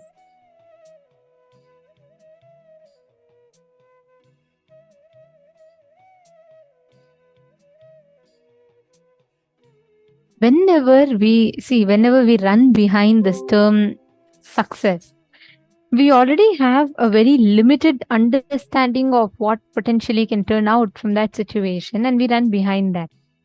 See, it's not just that you should not have a preset expectation per se. It's not just that. Swamiji tells a very important truth. When you always chase behind what you think is a success, you miss out the gift that Cosmos wants to give to you. What Cosmos wants to teach you through that, you will miss out on that. Because we all have so much of selective listening to what life has to give us. One of my most favorite stories from what Swamiji said. One day, a preacher, a great teacher, he goes to a village and he is preaching the story of Raja Harishchandra. Raja Harishchandra actually is a very beautiful story from Hindu Itihasa history, where he is so integrated, he's so truthful that because of situations, he will have to even sell his own wife and son just to keep his word. And after that, he gets them back and he gets back his kingdom, everything. But just because he commits one word to his guru, he does all the things. Right? He's known as Satyavan Harishchandra. Means he was so integrated, he was so truthful and honest in his words. Such was his glory. So this preacher is going and he's telling the great story of Harishchandra, the importance of it and everything.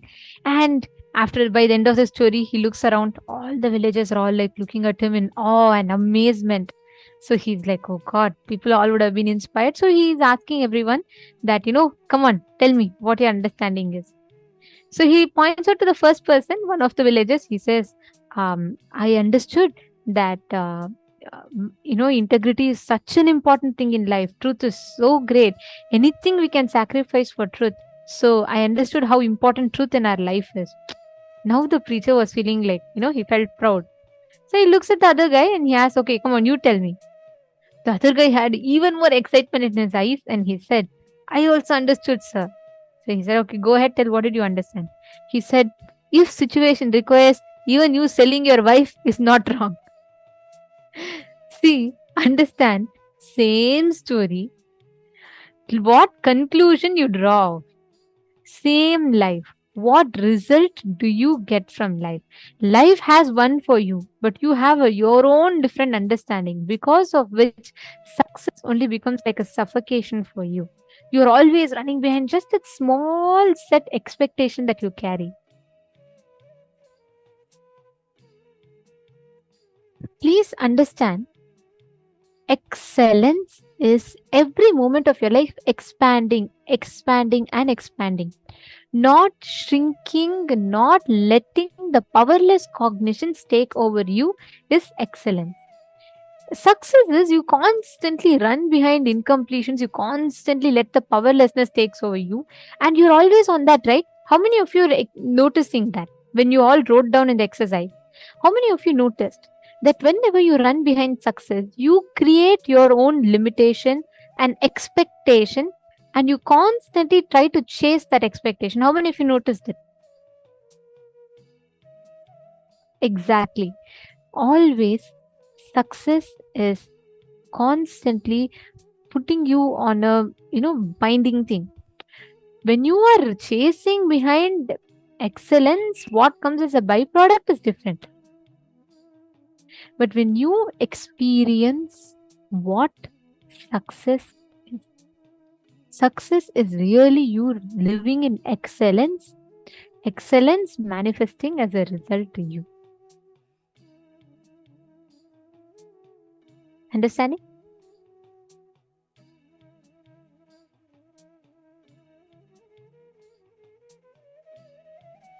Beautiful. Okay, now with this powerful cognition, let us all enter the power manifestation session. Just one request to every one of you here.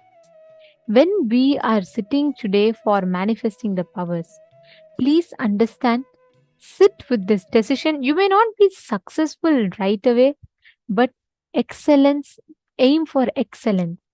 Aim to have the next breakthroughs to these powers. Understanding?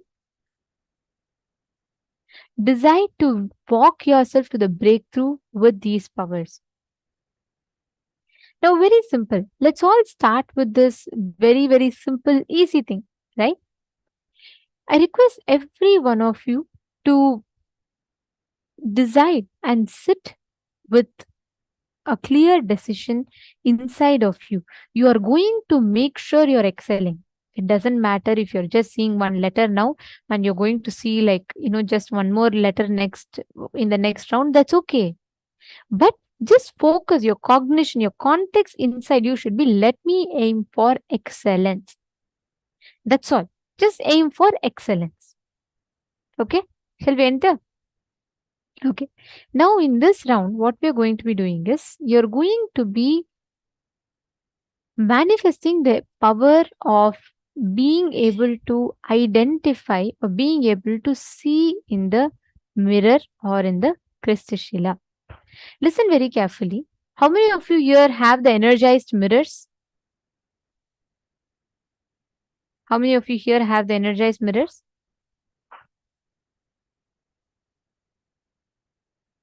In the previous programs, if you have gotten it energized, you can put yes in the chat. Okay. Can I request all of you to get your mirrors? And if you do not have an energized mirror, do not worry. In the program, you all will be getting an opportunity to get your mirror energized.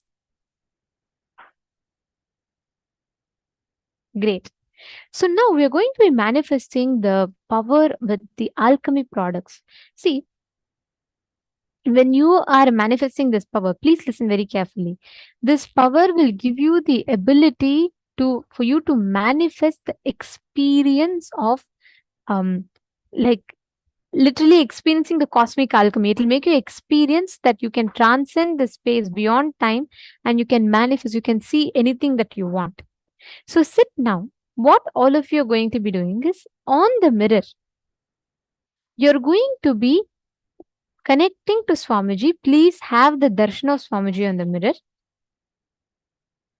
and connect to a partner. Let that partner give you any one place to scan. You're going to be scanning and identifying the details of that place and describing it to your partner.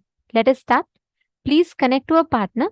They can give you any place. They can say, for example, Ma Virupaksha, you can connect to another participant here. And she can tell you, for example, scan my office or scan my aunt's house. And you're going to be identifying the exact detail. What is exactly there and what are the exact details. You're going to be identifying that and you're going to be sharing it.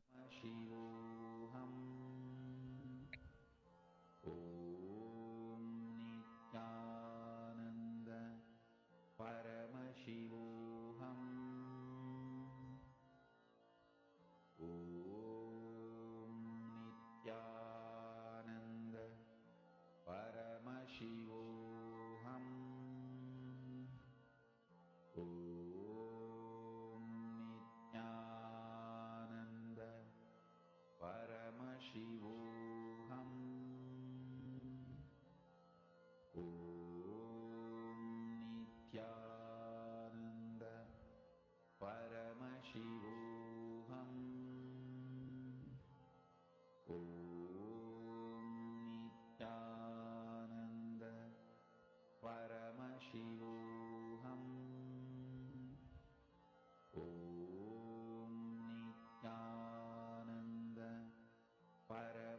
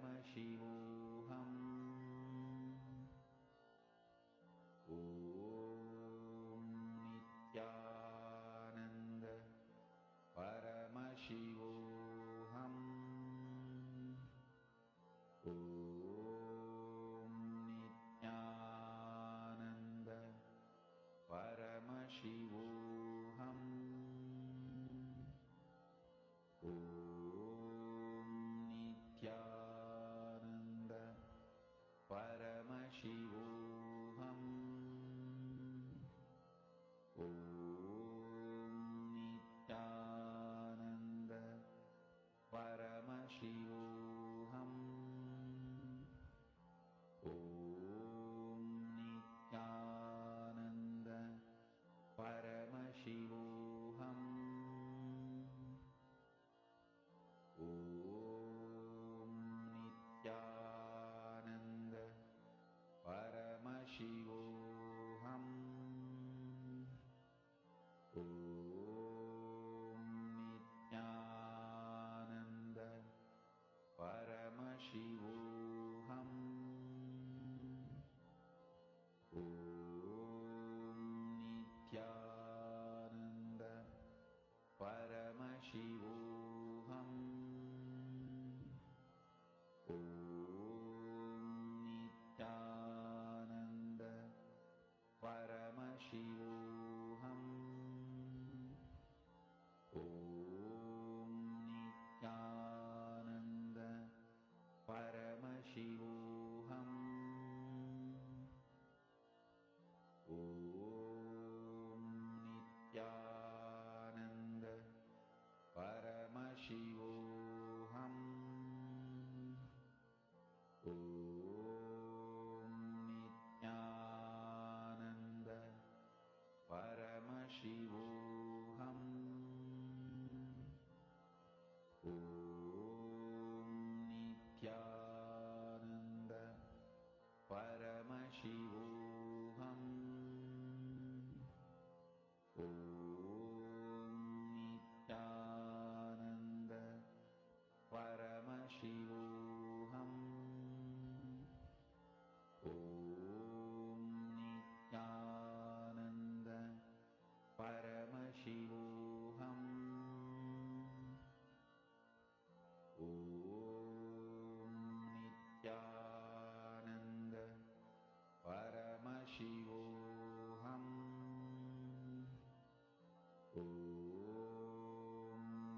Nithyananda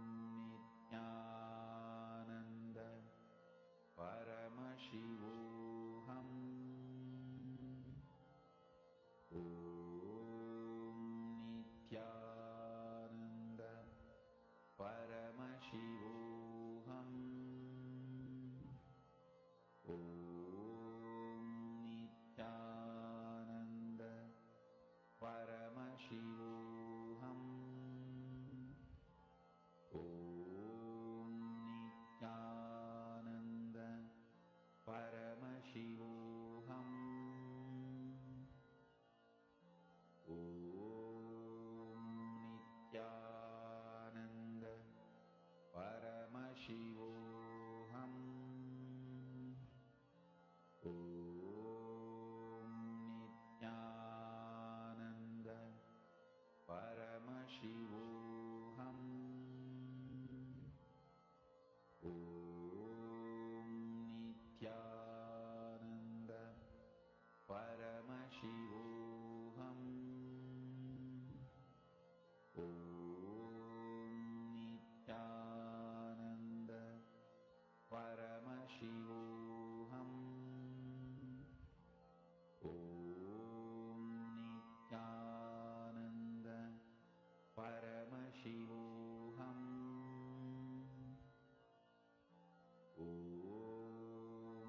Hope all of you have started your manifestation, and how many of you are able to do this power manifestation?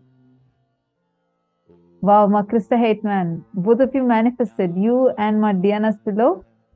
That's wonderful. That's so lovely to know. Congratulations. Who else manifested?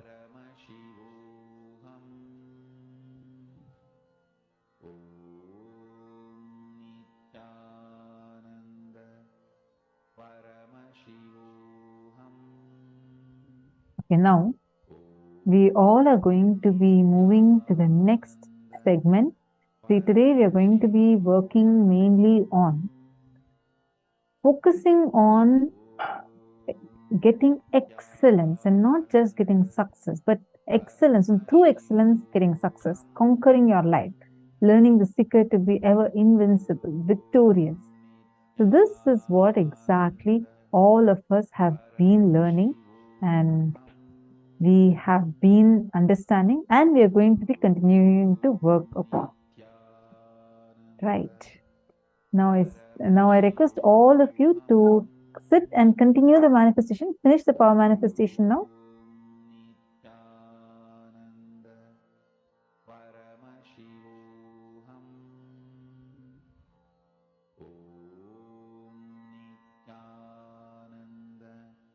Paramashivoham.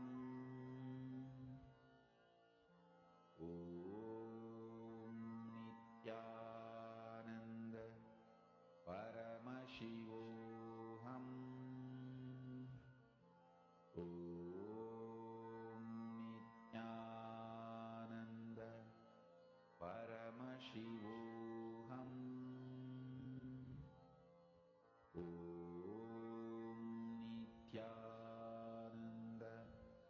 Paramashivoham.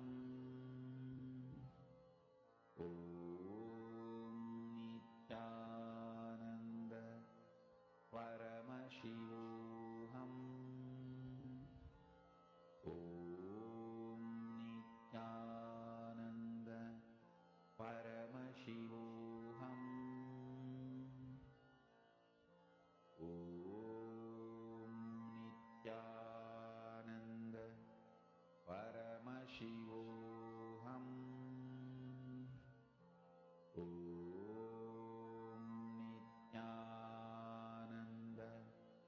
Paramashivoham. Mahamahāvāgya, spiritual lullaby for samadhi, and Suprabhatam, wake up call, wake up song for Paramashiva. This Mahamahāvāgya is spiritual lullaby for you to fall into samadhi. Suprabhatam, wake up song for Paramashiva to wake up in you. Just remember this one powerful cognition. This Mahamahāvāgya puts me in samadhi. This is spiritual lullaby for samadhi, and Suprabhatam, wake up song for Paramashiva in me. For Paramashiva to manifest. With this one spiritual powerful cognition, chant this Mahamahāvāgya.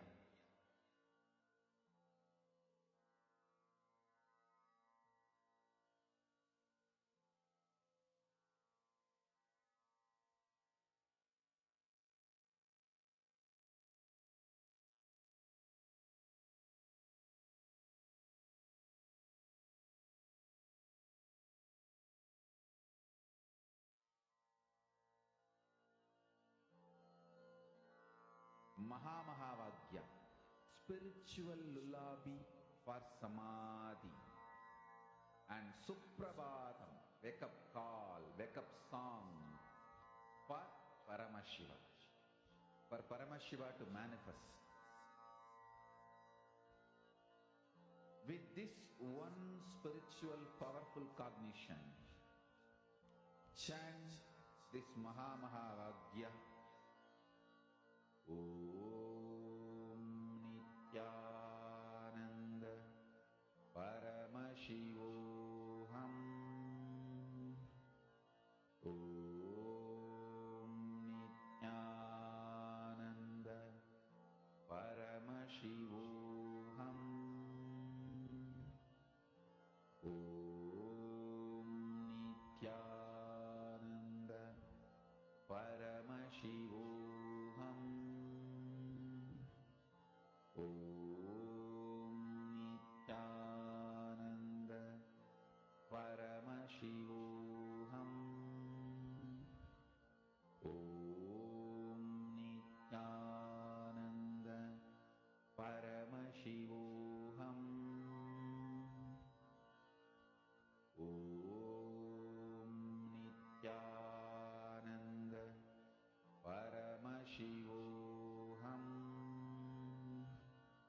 Om Nithyananda Paramashivoham. Om Nithyananda Paramashivoham. Om Nithyananda Paramashivoham. Om Nithyananda Paramashivoham. Om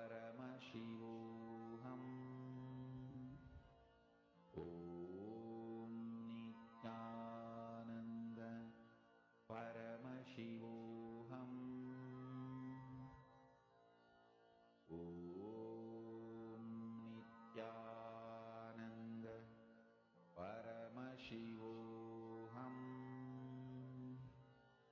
Om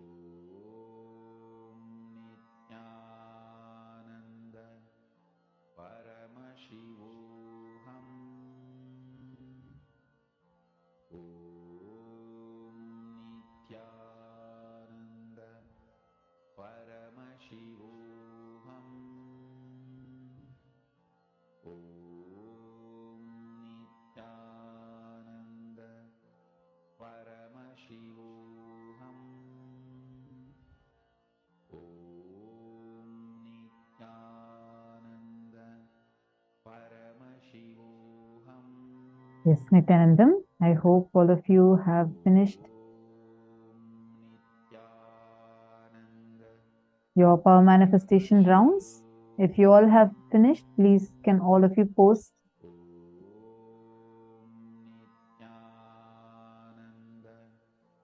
Take a moment and please post.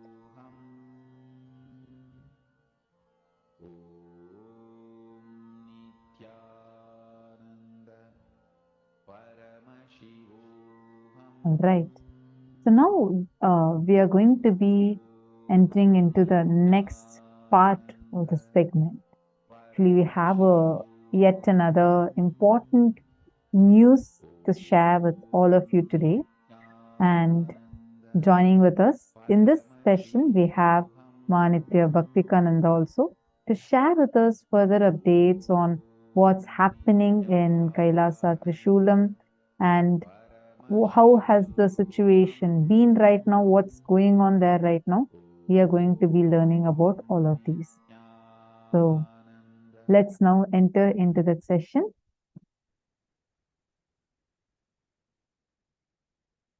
Nithyanandam, Nithya Bhaktikananda, thank you so much for joining us live here right now. Nithyanandamma. Yes. Nithyanandamma, so we have been seeing, especially last time in the last season onwards, from 15th of August onwards, we have been having these regular sessions where you have also been coming, and like many other Adinavasis who have been on ground and have been seeing about, have been part of this huge persecution that's happening right now for all of us, what we all have been faced with right now. And many of you have been coming and sharing the live updates as it is happening, and what are the steps Kailasa has been taking. So what's going on right now? Yesterday, we had shared about how the deep state elements and Hindu mystic forces had actually come into the campus and excavated parts of the temple in order to destroy the temple, and even inserted electrical poles within the temple campus. Now, what's happening right now, and what is it that you want to share with us? Right. As we speak now, Ma, there is unlawful construction going on by the encroachers in KAILASA and Trishulam. As you know, about 3/4 of an acre they have encroached over the last years, the Hindu mystic elements. And now, in spite of a court order, they are expanding the encroachment. They're building larger buildings, which is very concerning, especially because they're not obeying court orders. And our sannyasis have shown them the court order, and they've given written requests, and they've approached the revenue authorities, the police, with what's going on the land, the unlawful construction. But till now, this issue has not been addressed by the authorities. Oh God. Okay. But now what exactly is happening is they are coming and like as even yesterday you had mentioned that it's a serious contempt of court, and that's what is going on. And right now, what is it becoming a situation for us now when an unlawful construction is happening there? What is happening to us, meaning like the Kailasa-vasis, as well as what is happening to our sannyasis and the whole of the ecosystem itself? We have the temple running there. The sannyasis are taking care of the temple. They're running the temple. Now, these Hindu-Masic elements and anti-Hindu forces, their main aim is to somehow stop the temple activities and demolish the temple properties. They successfully demolished the Goshala. They drove out all the livestock. They beat and drove them all out. They've demolished the compound wall now, and they demolished so many of our deities. So their main aim is to stop the whole temple activity that's going on there. So our sannyasis, that's the biggest challenge we're facing. Of course, everywhere where Bhagavan is running temples, where there are Hindu temples itself, the attack is on the temple. So our sannyasis, that is the biggest challenge for them now, how to protect the temple despite a court order. We thought we had a court order, so we were good, we could continue. But now it's a complete contempt of court order. So what is the line of protection to continue the temple services? That is the question facing the sannyasis today on the field.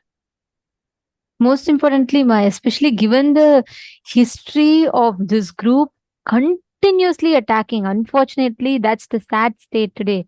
In a so-called where Hindus live, there's so many temples. Akhanda Bharata has a history of all our great incarnations that have walked that very land. And today, in that same place, like all the great temples that are there, they are being demolished. And like you said, the most unfortunate thing here, and I should say rather the most ironic thing here is, these temples are older than even the whole modern civilization that exists. These temples have been ancient, have been from time immemorial, have existed there. Even Kailasa Trishulam, it's not just temple that was constructed today, yesterday. The Trishulanatha temple has been standing there with its big prakarams, ecosystem that existed from hundreds of years. And today, that deep state elements are calling this temple is encroaching their land. That's the most ridiculous thing. And all of you should know, what all the viewers watching us, please understand, hundreds and 200 or many times even 1,000 and 400 years old temples are being destroyed under the pretext of them encroaching the land. This is happening in broad daylight.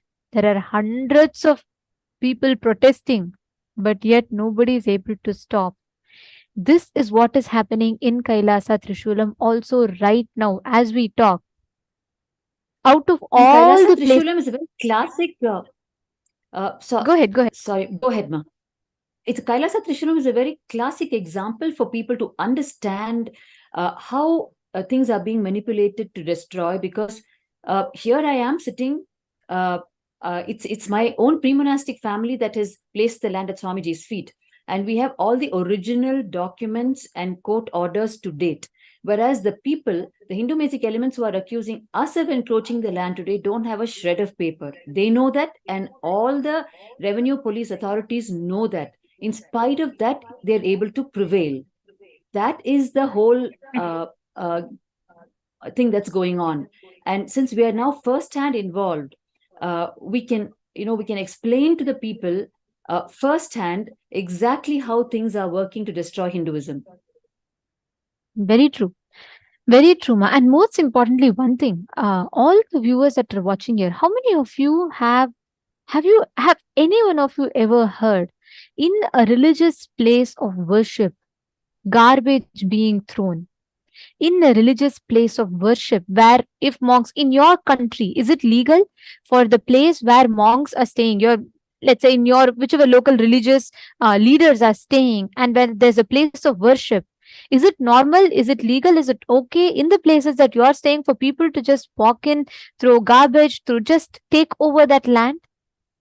But this is exactly what is happening with Kailasa Trishulam. Despite a clear order from the High Court, the deep state elements are literally, it's a clear contempt of court, and yet no media is speaking about this. It's not just the media alone. It's much more than that, because it's why is there no action being taken upon it? It's not just why the news alone is not coming, but it's as if there's a huge force which is going consciously against even the judicial system that's established. I request each of the participants here. I know each of you, we have people from 85 to 86 different countries that are here watching us live right now. Can each of you say, in your country, is it even humanitarian? Let us say that you are sitting and doing your puja, and you're doing it in your house. You're sitting in your puja room, you're worshipping in your house, and all of a sudden there's a whole someone just barges in and takes a huge can of garbage of their house and just dumps it right next to you in your puja room. What would you call it as? Would you be tolerant to it? And what do you think would be an action that would be done or taken against it?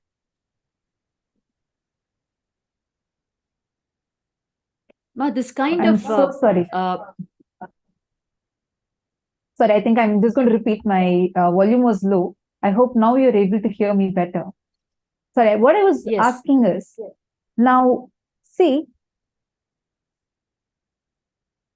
if I know we have participants from 86 different countries.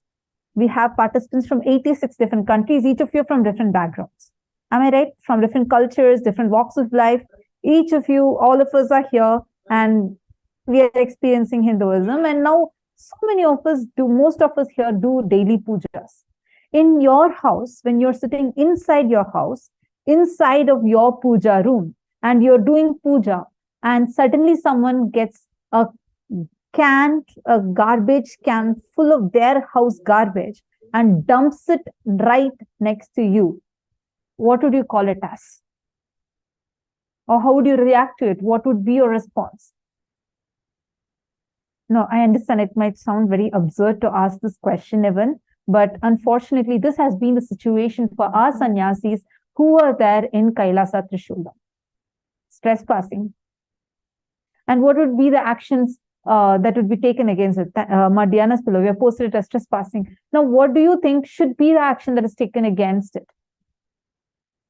I request all of you to share, because this is what is happening to our brothers, our sisters who are staying in Kailasa Trishulam, and it's our temple property, and this is what is happening to us right now.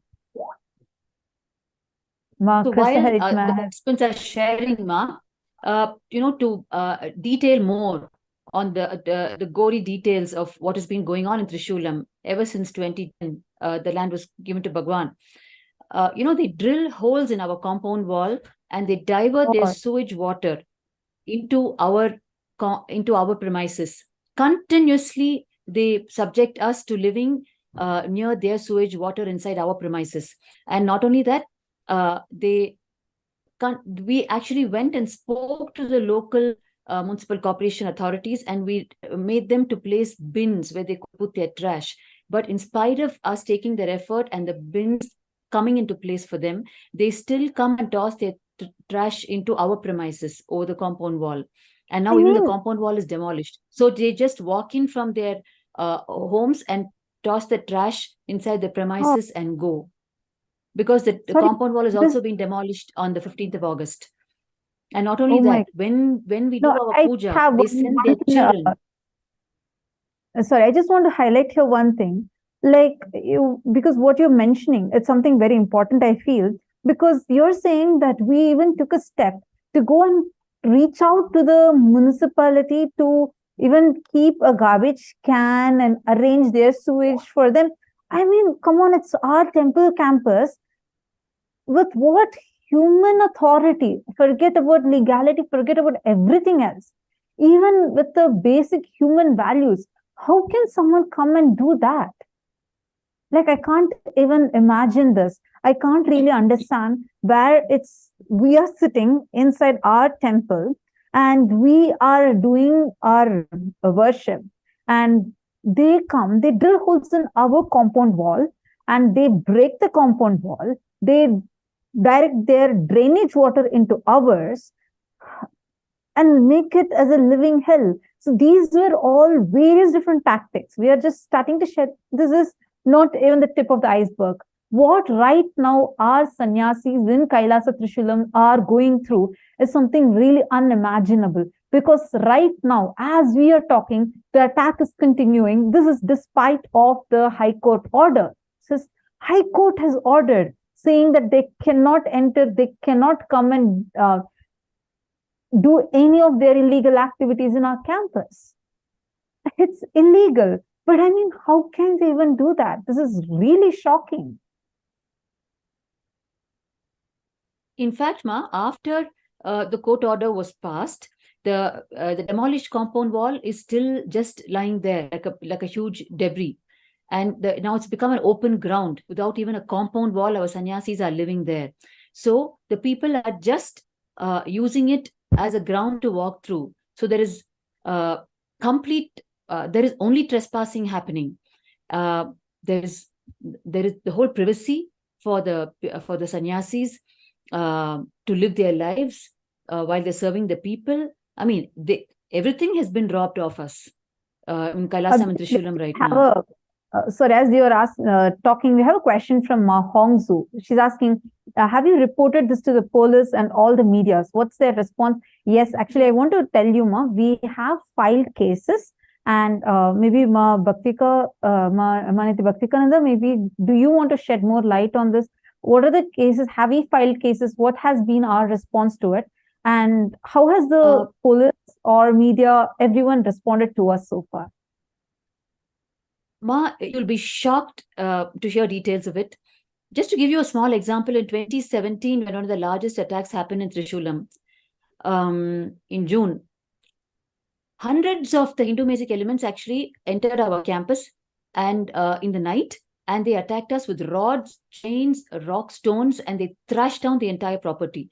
And when we approached the police and requested them to register a complaint and asked them to give us protection, they said, all you guys are fine. So what is the problem? So we told them, sir, if we're dead, then there would be no one to complain. Is that what you're waiting for? Sir, we are sure they're going to attack again. Can you please take action against them and give us protection?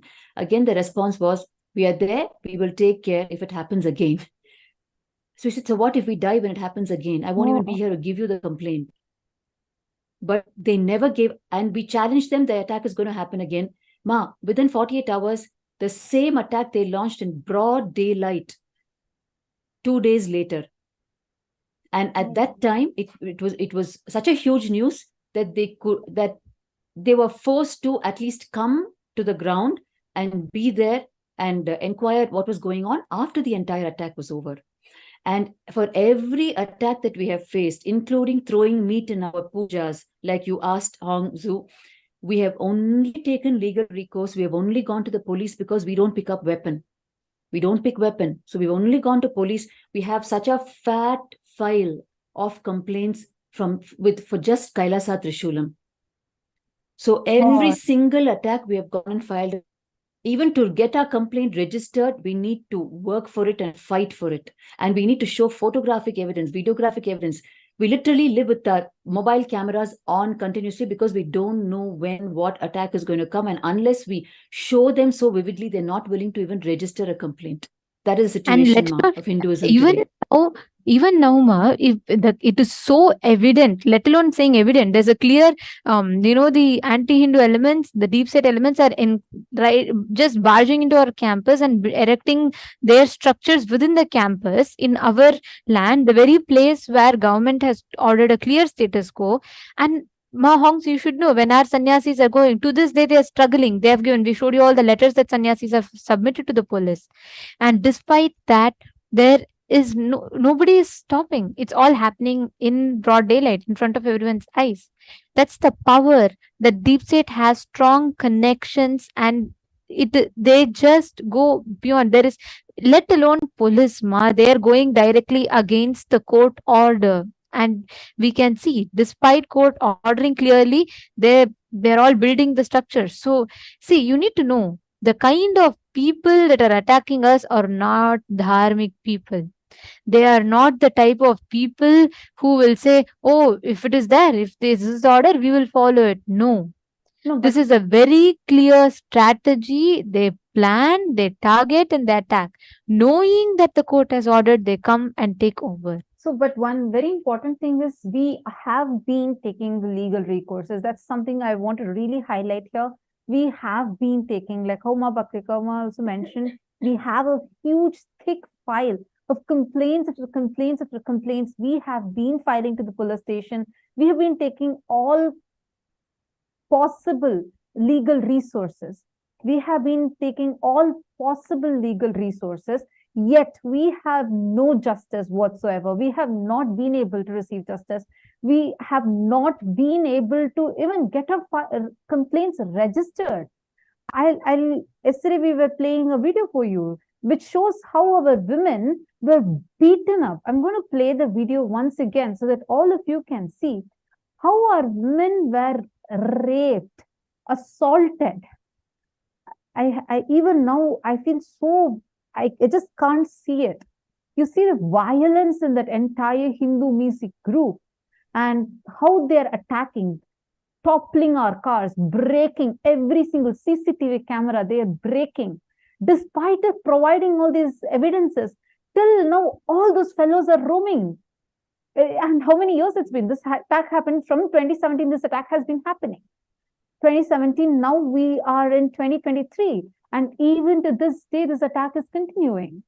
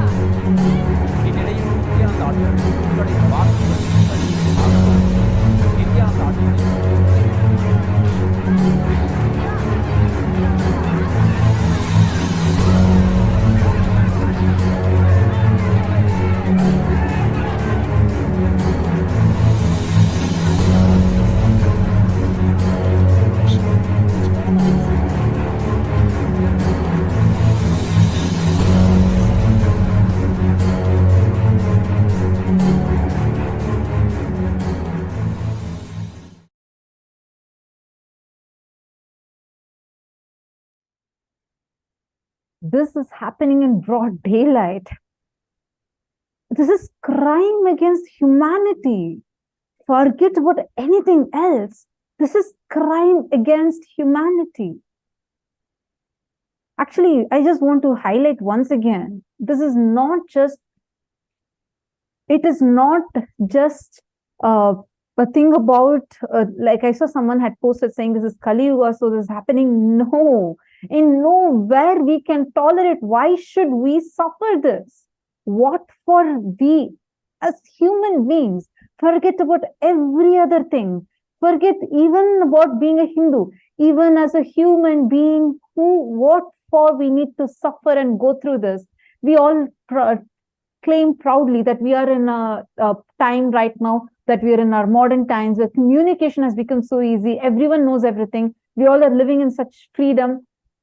In a place where we say freedom is existing, where we say it's secular, even now, why should our sister sannyasis be beaten up like this? You all saw how the building, which Swamiji out of his hard work, pouring his blood and sweat, built the temples over there.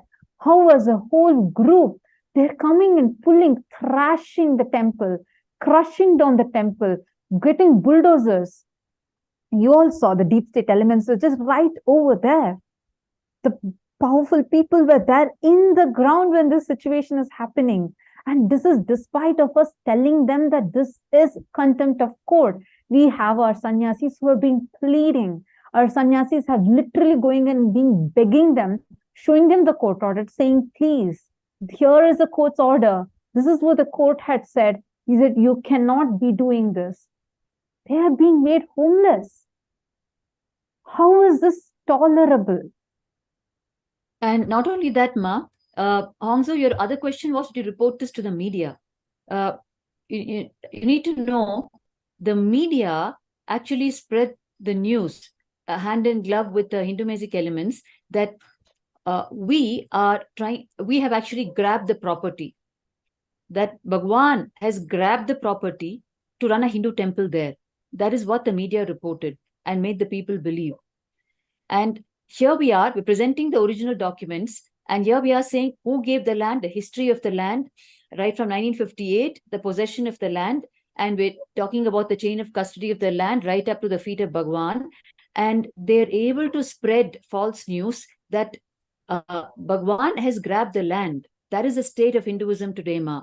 The kind of false accusations and charges against the Hindu gurus. And I in fact, in 2010, when the attack. Yeah, sorry, I just wanted to also add, Ma Hongzo had posted saying that she's asking these questions so that even viewers can know the information better. Thank you so much for that. I really appreciate your participation. I know you've been asking questions just so that all this information is told clear. And also, most importantly, even just Hindus becoming aware of this is important. Today, there is no one to speak about all this injustice that is happening. There is everywhere, there is no respect to law. What is the point? What will you do in a place right now? The situation is such that there's no respect for law, there's no respect for the court orders, and there's a direct, blatant attack on Hinduism. For what? What is the reason? If you see under all of these attacks, what is the reason? Just because we are Hindus practicing Hinduism and sharing the sciences of Hinduism to the world. That's all. There is no other reason. That's the only reason we're all being attacked. And today, Bhagavan, in spite of over 70 assassination attempts on his life, he has decided to survive, sustain, so that he can continue to transmit the knowledge, the secret, the initiation that only he can, as an incarnation, do for the whole of humanity, for us. Like this, the Guru Parampara of Hinduism has sustained, continued Hindu Holocaust, risked their very lives just to transmit this amazing living science of enlightenment, which Hinduism has to the whole of humanity. And Very Bhagavan true. is the last burning lamp of Hinduism and the only hope for humanity to imbibe this science. And Ma Meda Slatia has commented on YouTube. She says there's no more humanity left in the people. They have completely lost their consciousness, and it is shocking. It it has become so insecure for all female bodies to live in such open ground. Who are these people? Are they some gangsters or politicians? This is a huge nexus of anti-Hindu elements. Their only goal is to destroy. Ma Meda Slatia, why don't you Google and find out how politicians, renowned politicians, you can just Google right now. This is on news all over the last 3-4 days.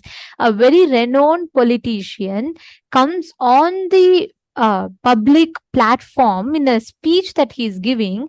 He stands next to another important person, a minister who's supposed to take care of temples, and he is able to make a statement saying, eradicate Sanatana Hindu Dharma, like how we got rid of COVID, dengue, and malaria. We need to get rid of Sanatana Hindu Dharma. This was his exact words. And do you know, just in the last 2-3 years, we have lost almost 80 to 90% of centuries old temples. I'm not talking about Mughal invasion. I'm not talking about British invasion. I'm talking about right now what's happening. As we are sitting and right here discussing this, we are having many of our thousands of years old temples already demolished and brought to grounds. Understand the reason. Some of you might have this question: why are they attacking the Swamiji so much? Why are they attacking the sannyasis so much? Because that they know, unfortunately, even before the Hindus realized, the anti-Hindu forces, Hindu mystic elements, the deep state forces have clearly realized and understood that except for Swamiji, there is no one else for Hinduism, absolutely no one else, no other hope for Hinduism. They know that Swamiji is the only last burning lamp for Hinduism. Understand? Take a moment. You all can Google and see. Just Google eradicating Hinduism news. You would know what we are talking about. Just try Googling and seeing, because these statements, we are not talking about even 10 years before. We are talking about what happened 2-3 days before. What's happening right now. We are having a huge wave of politicians, deep state elements, Hindu mystic forces, and the people that are making these statements were the exact same people who launched this attack on Kailasa Trishulam. There's the exact same group that caused the persecution starting from 2010 and even now. It is one network. It is the same network. And now you need to understand, to map it further for you to understand, the statement that the deep state element have passed in a public meeting is eradicate Hinduism, meaning take it out and throw it. And what they're doing in Kailasa Trishulam is exactly that. Through various means, like how we shared with you, divert the sewage, throw the garbage, drive away the livestock, demolish the compound wall, make encroachments larger inside the property, slap false cases of land grabbing back on them, on the very owners of the land. Do all this so that you can eradicate them from the property somehow, eliminate Swamiji and sannyasis from the property. So they're actually walking their talk. The public statement they've made so audaciously just 48 hours ago, they're actually walking their talk in Trishulam. They're just showing it practically in broad daylight. Nobody's able to stop them, not even a court order. So you can see how closely you can map this and see what's going on. I mean, this is like really shocking. I see some more comments that are coming. Krista Hetman is asking, can we bring the sannyasis, at least a female, to safety? Yes, Swamiji has already taken those steps, and do not worry. Swamiji is doing his best, taking care. Why do you think? Actually, Bhaktika Ma, who is right here with us, she was part of the attack when the attack had happened in 2017. She was there in the campus. The visual clipping that we showed you in between, where the female sannyasis, like we saw, like their living containers were being stoned and people were dragged out. The sannyasis were beaten up. and thrashed. We saw the visuals now, right? Those are few of the clippings from 2017. Ma Bhaktika was there at that time. See, I think Bhaktikama, you should probably explain. See, despite of going through those attacks, there is something that's making you stay strong and be there, continuing to be as a sannyasi, right? Because Swamiji has never ever left us all in any dangerous situations, because the Tyaga that Swamiji does, like Ma Krista, I understand your concern. That's the only reason I just want to take your question to address it, because even despite of the attacks, despite of what's happening, this is crime against humanity that is happening to us right now. This is in no way acceptable, no way tolerable. No one should even tolerate it. How can anyone be okay with it in this century? But despite of all of these, Swamiji takes all these arrows on himself and protects even the sannyasis that are there, which is what is making every sannyasi, even after they go through these attacks, even after they go through this persecution, to stay strong, stay rooted, and stand up for Hinduism. So do not worry, every sannyasi, Swamiji takes care. So, but we cannot be okay with this kind of inhumane cruelty that's going on right now. How can we, what for we need to go through? And this is not just one place. This has been a multi-pronged attack. Same thing happened in Pavarkundra, in Tiruvannamalai. Same thing happened in the 4 months, or the exact same thing happened in Kashi, Kailasa Kashi. Everywhere, all our Adinams, Kashi Sarvagnya Peetham was razed to grounds. They got bulldozers illegally and demolished the building. In fact, and same thing happened in Adi Kailasa, Bangalore. Yes, right. In every place, this is what happened. This is the same thing that happened even in 2019 in Gujarat, when they razed down the entire Yogini Sarvagnya Peetham to ground. Exactly. And it was even every single time, it is just blatant, outrightly against the laws, against what laws, humanity, every possible thing. See, we all need to know one thing. When there's a certain limit, a line, or a border, I would say, beyond that, there is no use of any explanation, any you trying to be dharmic, you trying to be explaining, you even trying to go back clean, nothing helps. That is a level that for us it has been happening right now. Because just look at this. Swamiji, from the time Swamiji started his mission, he's only doing one thing: serving the humanity. Doing Annadan, free education, even Kailasa Trishulam. What is happening? It is not some, it's not like some private villa that is being built there. It's a temple, and where people are being served, that community around is being benefited. But they are being attacked. Today, we all celebrate one movie that even promotes violence, which will make 200, 300 crores in box office. All of us celebrate. We all be a part of it. Then media news speaks so much about it. But sannyasis who have dedicated their whole life for the service of humanity, and an avatar who has come down to just give himself for humanity, they are being attacked and persecuted. Nobody is speaking about this. Why? Understand. Okay, I have another question. Diana Spilo is asking, they are doing it because they can. You must think of another way. Forget the laws. I just want to tell you one thing, Ma.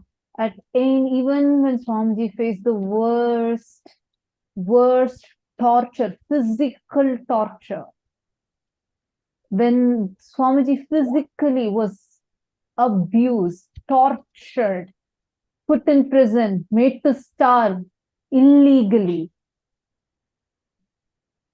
throughout the time, Swamiji said, I will not give up on being dharmic. I will not stop being legal. I will do my best and be legal. I will never do anything that is not dharmic. But one solution is there, Diana, which is, that is the reason why Kailasa is needed right now in every state of all the places where you think Hindus are majority. Google and see right now as I'm talking, how many Hindus, anybody that is even voicing for Hinduism, who is even saying that I want to be a Hindu, are being butchered.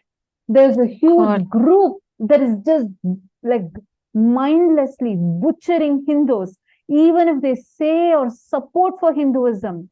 It is not a joke. This is not a joke. So what Swamiji is going through is literally a hologram of the whole Hindu Holocaust Swamiji is facing right now, which is the reason we need a sovereign nation. We need a sovereign nation, like how there is a Jewish nation for the Jews, Islamic nations for Islam, Christian nations for Christianity. We need a Hindu nation. We are 2 billion in number, yet our own brothers, our own sisters, mothers, every one of them are being abused, attacked, butchered, mindlessly being killed. What for we need to go through this? Why on earth should anyone, any human being go through this? There is only one thing that can happen, that can protect this, that can prevent this. Swamiji said, Swamiji told us, even when the Hindu mystic elements had forced Swamiji out of his own hard, like what Swamiji built as Adi Kailasa, pouring his blood, pouring his sweat, what he built for 23 years of his hard work, the Hindu mystic elements had done a huge assassination attempt and forced Swamiji out. At that time, Swamiji's response was, it's time to build a Hindu nation, which is what now Swamiji has done. Swamiji has built Kailasa. This is the only way Hinduism can be protected. There is no other nation ever in any history. Go and see which nation has just been built with few years. Swamiji has built it in the shortest span of time and continuing it. He has not given up on this, no matter what, come what may. The only way right now, we all spend hundreds of dollars, so sometimes thousands of dollars to go and visit some concert or go for movies, even movies that promote violence, and they get billions of dollars as their box office. Swamiji, an avatar, has come down for us. He is doing this entire Kailasa for us, Hindus, and humanity at large. It is most importantly, it's humanity at large. As much, it is not just limited for Hindus, because like Swamiji said, I want to revive the best of Hinduism and give all the fruits to humanity. It is for us, our next generations, to enjoy.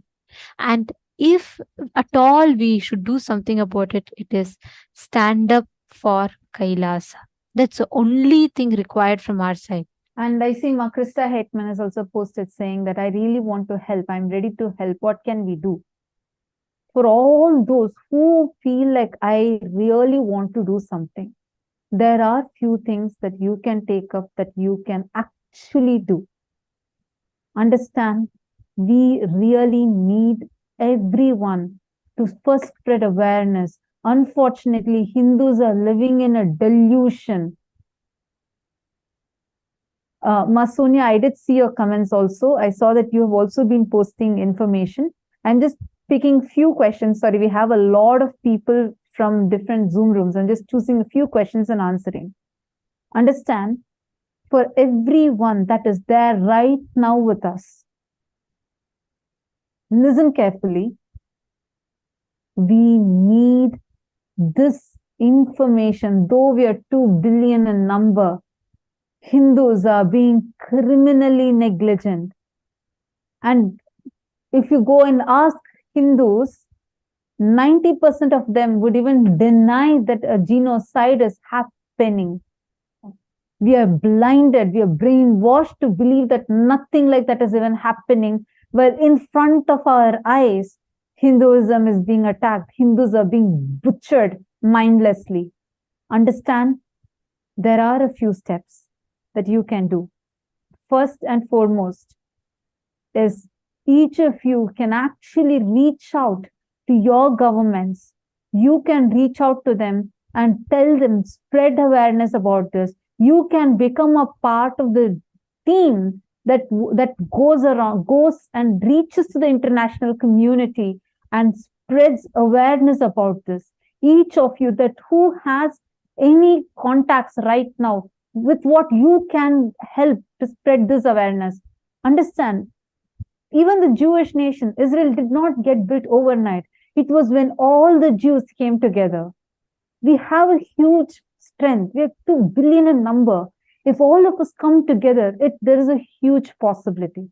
We humbly request each one of you to do what you can. There are a few ways. First is you reaching out to government officials, or you reaching out to your local governments, people, to spread awareness about this. Our team can help you, educate you, give you the right information that is needed. Please let us know who all want to take this up. And there's also another option. One more is, let us say that you don't have the time or you don't have the way to reach out to your government officials. Become part of the founding fathers, founding mothers of Kailasa. That is really, really needed. Right now, only when we have the seed money for Kailasa can we expand. Swamiji has been working hard day and night and making this Kailasa nation happen. He is doing this despite of what we also right now. Actually, today, when Swamiji, just before Swamiji came for the darshan, we had an attack launched in the Trishulam Madinam. And that's what happened, like when just some time before the darshan. Swamiji said, even despite the attacks happening, I am not going to stop my work. I will not stop no matter what comes. Swamiji came and gave us all the darshan. No matter, even the technical glitches came, he did not stop. He came, he made sure he gives us a darshan. Understand, this is the sacrifice the avatar is doing for us. That is his commitment, his dedication towards humanity. Not just coming today, despite of all these attacks, never once Swamiji complained, I can't come. I don't want to give this to the people who are attacking me. I don't want to do anything for humanity. Swamiji always has that choice, but never once Swamiji has even, let alone choosing it, Swamiji's never even given us a hint of that feeling. Swamiji's only response has been contribute, contribute, and contribute. If today we're all benefiting from Hinduism, it is this one being's sacrifice. It is this one being's tyaga that we are all benefiting from. The only thing we can do to bring a difference is we as Hindus feeling responsible for this, standing up for this, sharing the truth to the world for all that our Hindu brothers and sisters are going through. And Swamiji standing up as a voice for all of them by himself.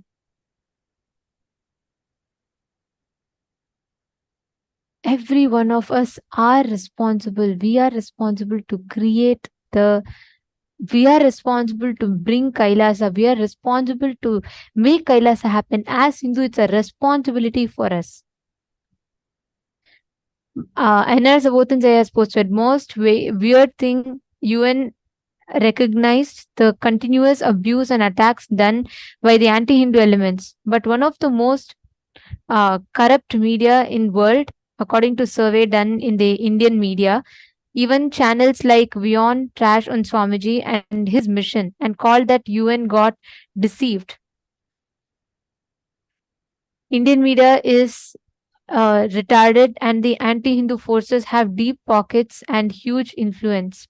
I just want to tell NR Sabotanjaya, we all need to know that all the medias, everything, the narrative is all governed by, influenced by deep state elements. So at the root of it, whether you take the media apparatus or whether you take the justice apparatus or whether you take any other different institutions, at the end of it, there's just one power center behind all of this. It is not to blame the government. It is not to blame any individual or any individual sector, but it is end of the day the deep state that is behind all of these, actively working, using these different apparatus to, to give a multi-pronged attack. We need to know that what we see in the news is not as simple or as not as straightforward, because every single, if you see all the news channels, one whole set of news channels, all of them will publish the exact same type of news at the exact same time. How? Their narrative is all governed by the same deep state elements behind. There are barely a few media channels. Any media channels try speaking the truth, they will be suppressed and they will be sidelined. There are some good media channels that at least try to convey the truth, but look at their status. Their news is never popularized. Their news is never shared. Their news is never spread. We are all thinking we are all, social animals living, in a very good society where we can opinion, we can voice out, and, we're evolving towards freedom. But that's the delusion that we've been given. Right from the next post that you see on your Instagram, right from the next purchase you make on Amazon, every single thing, we are living in a time where each of this is tracked, traced, governed by certain elements. That is the most unfortunate thing today that all of us are facing. So we all need to be aware that it is active conspiracy by the deep state elements that is responsible for the situation today. But we as Hindus, we have a choice. We can decide to voice, we can decide to bring this out to people. If we stand together, if we establish Kailasa, all the attacks what Swamiji is going through will end with this generation. Our future generation can experience Hinduism as it is, without any kind of fear, any kind of fear of being attacked.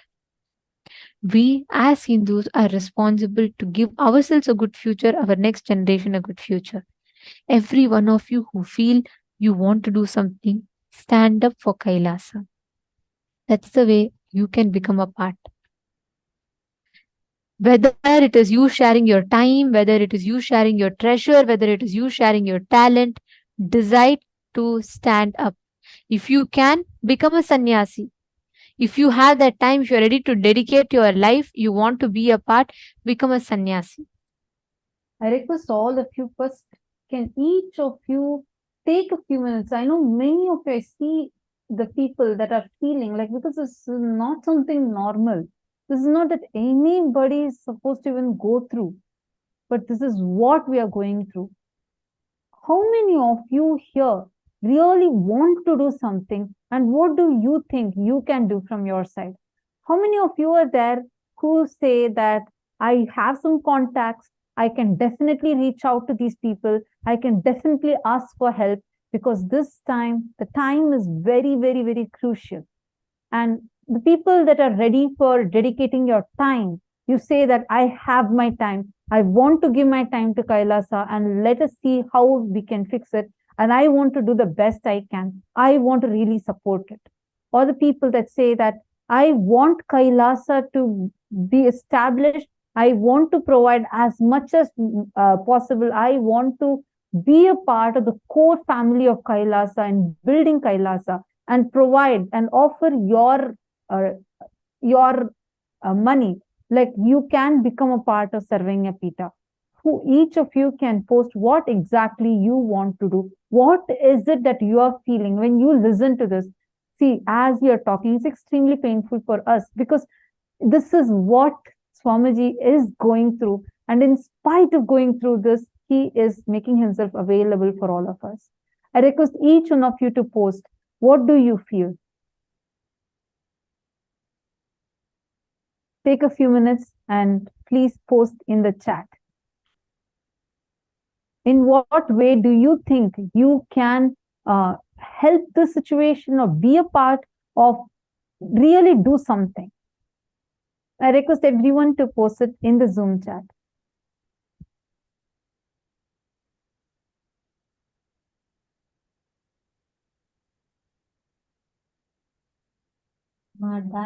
Posted, should like to become part of the Yajaman. whatever, right now, from your side, what is it that you can do? How is it that you can take a step to become part?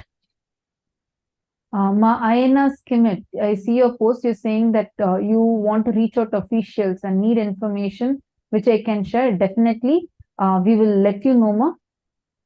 You can actually sign up.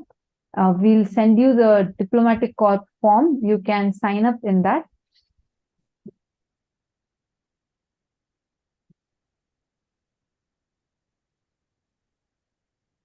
Okay, see many of you who want to spread this awareness.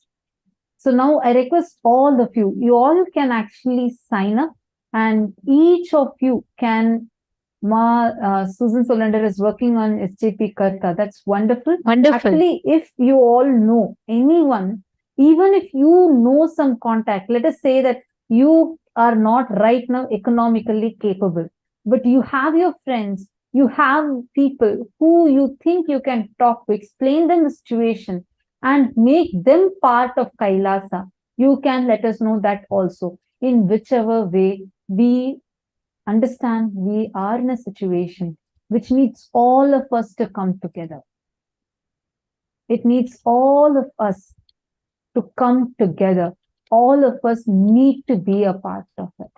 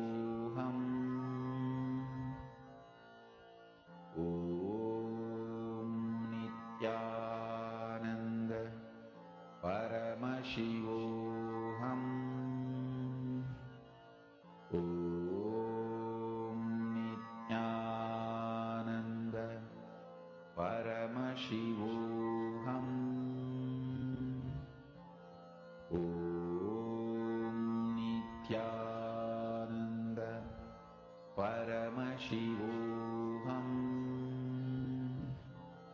Om Nithyananda Paramashivoham.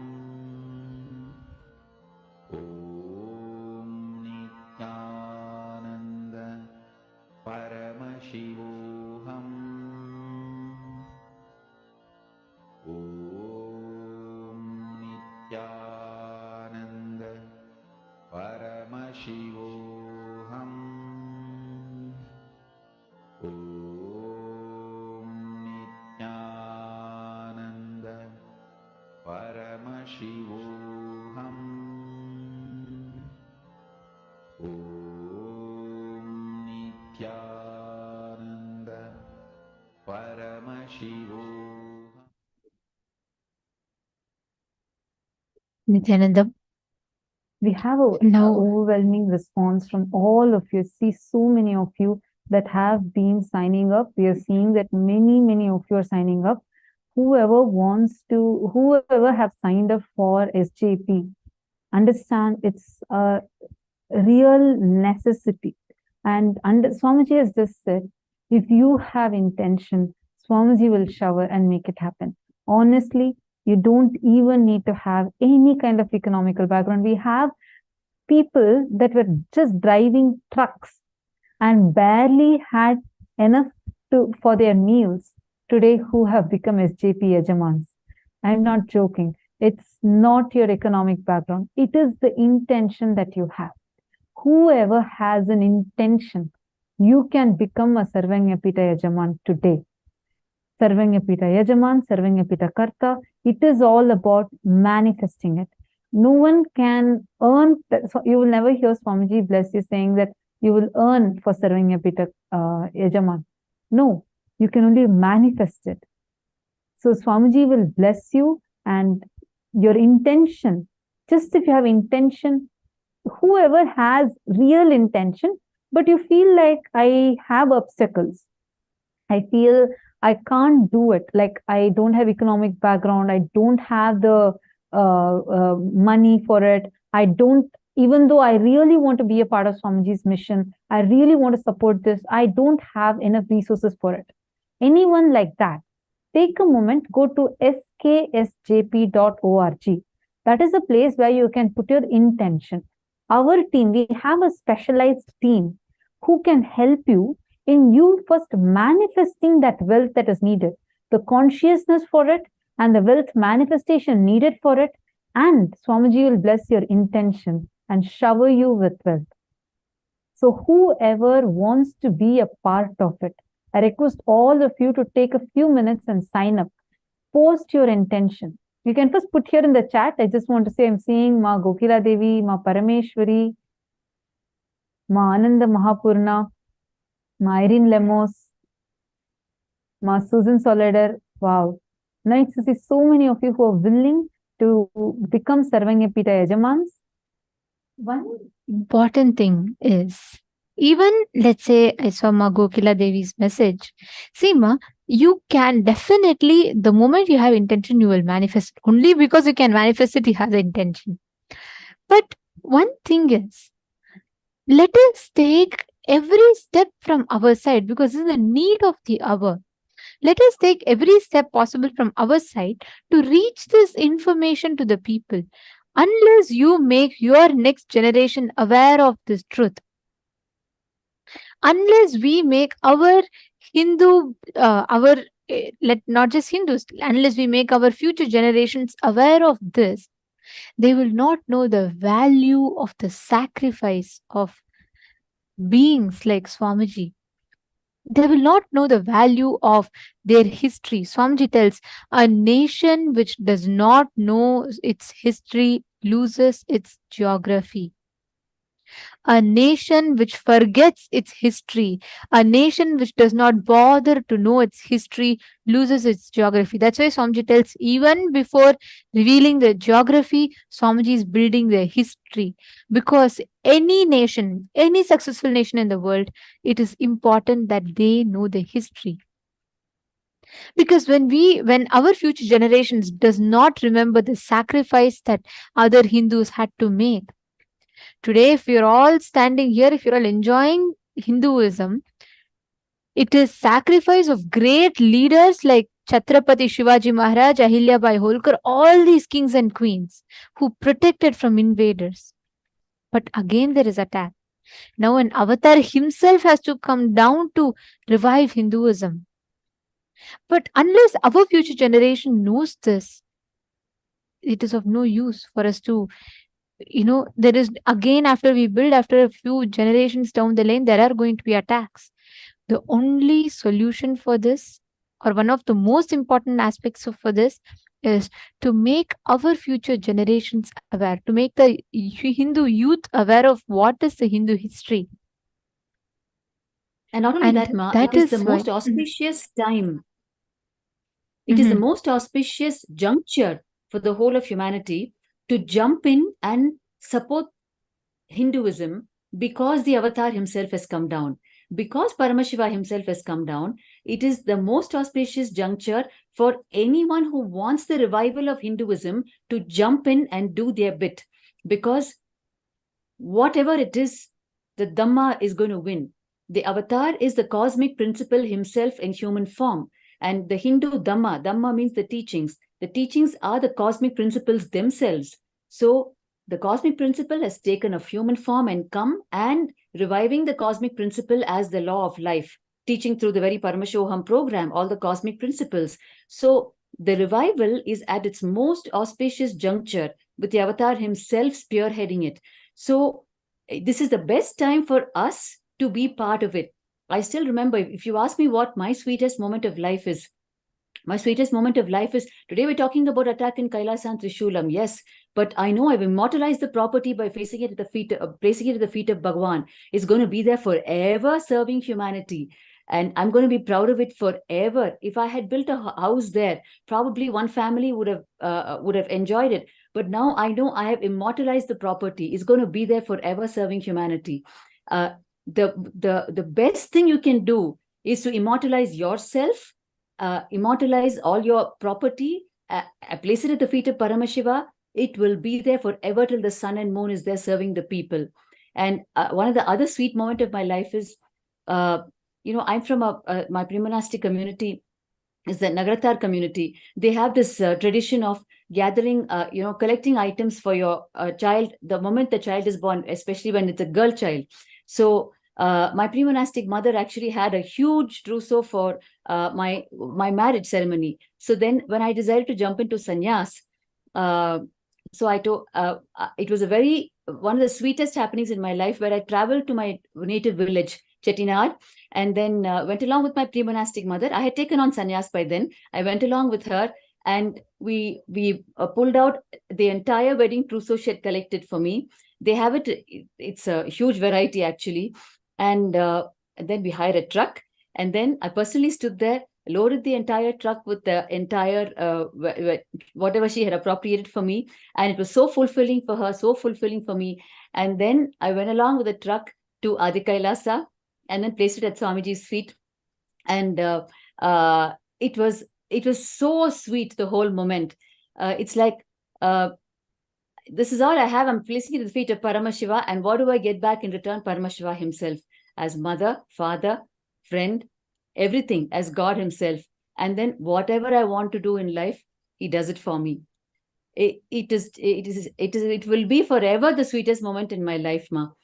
So we need to understand that this is the most auspicious time for the revival of this huge science, which is important for each one of us, whoever we may be, class, creed, gender, country, community, doesn't matter. Hinduism is not a religion. It is a science. It is the ultimate living enlightenment science, which actually has been saving planet Earth all this while. Like how each country produces is known to produce a particular thing and give it to the rest of the world. Hinduism is known for this secret science of living enlightenment. It's the source of all incarnations and enlightened masters. That is why people travel to India to touch base with their own roots. They know they can find their soul only in India. That science is kept alive only by the Guru Parampara and incarnations who have landed time and again. So this is the most auspicious juncture to immortalize yourself and to raise from all our gross level desires and our gross level, whatever we feel as us, and touch base with our higher identity when Paramashiva himself is spearheading the whole thing. Actually, what you told brings us to a very important aspect. See, you recognize, like, it's a beautiful blessing for you. You met Swamiji at a very young age. You recognize the importance and you've dedicated your whole life. Now, the next 7 generations down the lane in your family, in your pre-monastic family, will remember and they will know the value. But unfortunately, today, most of the Hindu youth themselves do not know what is happening to Hinduism. Unless we, every one of us sitting here, we as Hindus, unless we take the responsibility, there is no way we can give this awareness to our future generations. And unless our future generation learns, there is no way we can keep Hinduism, going on forever. Every time there's been enlightened beings, masters who have sacrificed their lives to protect Hinduism. Like right now, Swamiji is sacrificing his whole life to keep Hinduism alive. Now, it is our responsibility to teach. Swamiji tells that the Hindu youth are right now like hanging roots of the banyan tree. It's only a load to Veda Mata. Only when these roots get grounded, they'll become a strength. They will give birth to the next trees. Veda Mata is having too many hanging roots. It is time that we Hindus, we spread awareness to our next generation, teaching them what is this science and why is it so important to know this science. This greater science called Hinduism needs to be kept alive and needs to be taught to the next generation. In fact, Bhagavan, actually today we had the Kalpataru happening in the Los Angeles KAILASA. The anniversary of Los Angeles KAILASA, when it happened earlier this year, Bhagavan actually on that occasion, when he gave his presidential address, he mentioned this very point. He said, because we have not spread the Palashruti, the benefit of Hinduism, like in Hinduism, every single thing that you do has a Palashruti, a benefit. That benefit is directly linked to your superconscious growth and breakthrough, because the only agenda of Hinduism is your superconscious living as Paramashiva himself, because that is what is going to give you everything you want, material showering, inner world showering, everything. That's a richest life, most royal life. So Bhagavan said, if we stopped singing the Palashruti of Hinduism, let us start spreading the Palashruti of Hinduism. Only then you will explain to the people why Hinduism is needed for the whole of humanity, why the whole of humanity has to work to preserve Hinduism. It is not just the struggle of the incarnation or just a Hindu. The entire humanity needs Hinduism. That is why the entire humanity has to work to preserve it, because Hinduism itself existed across 56 nations across the world, and they kept the enlightened civilization alive across the globe. And at one point in time, people were either enlightened or working towards enlightenment. That's the hallmark of Hinduism. That is what it did for the whole world. That has been reduced to what it is today, localized to one region, and it's become the mighty battle of one incarnation. It doesn't have to be like that. If we understand what Hinduism is about, if we know the Palashruti, the benefit of Hinduism, we will automatically take it up as our cause. Because when we say Bhagavan is the last burning lamp to transmit to every single person in humanity, not just Hindus. It is a science for the whole of humanity. That is the contribution of Bharat. Like how each country specializes in one product, gives it to the whole world. Japanese technology, German automobiles, whatever.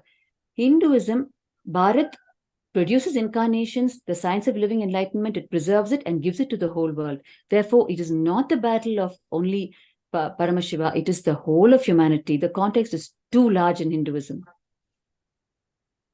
Very beautifully said, Ma. And most importantly, this what Akhanda Bharata has gifted to humanity, the incarnations, the science of consciousness is consciously empowering. It is not something that can be destroyed, eradicated. It is not something that can be gone today, removed. That is why Hinduism is called as Sanatana Hindu Dharma. How many invasions, how many attacks?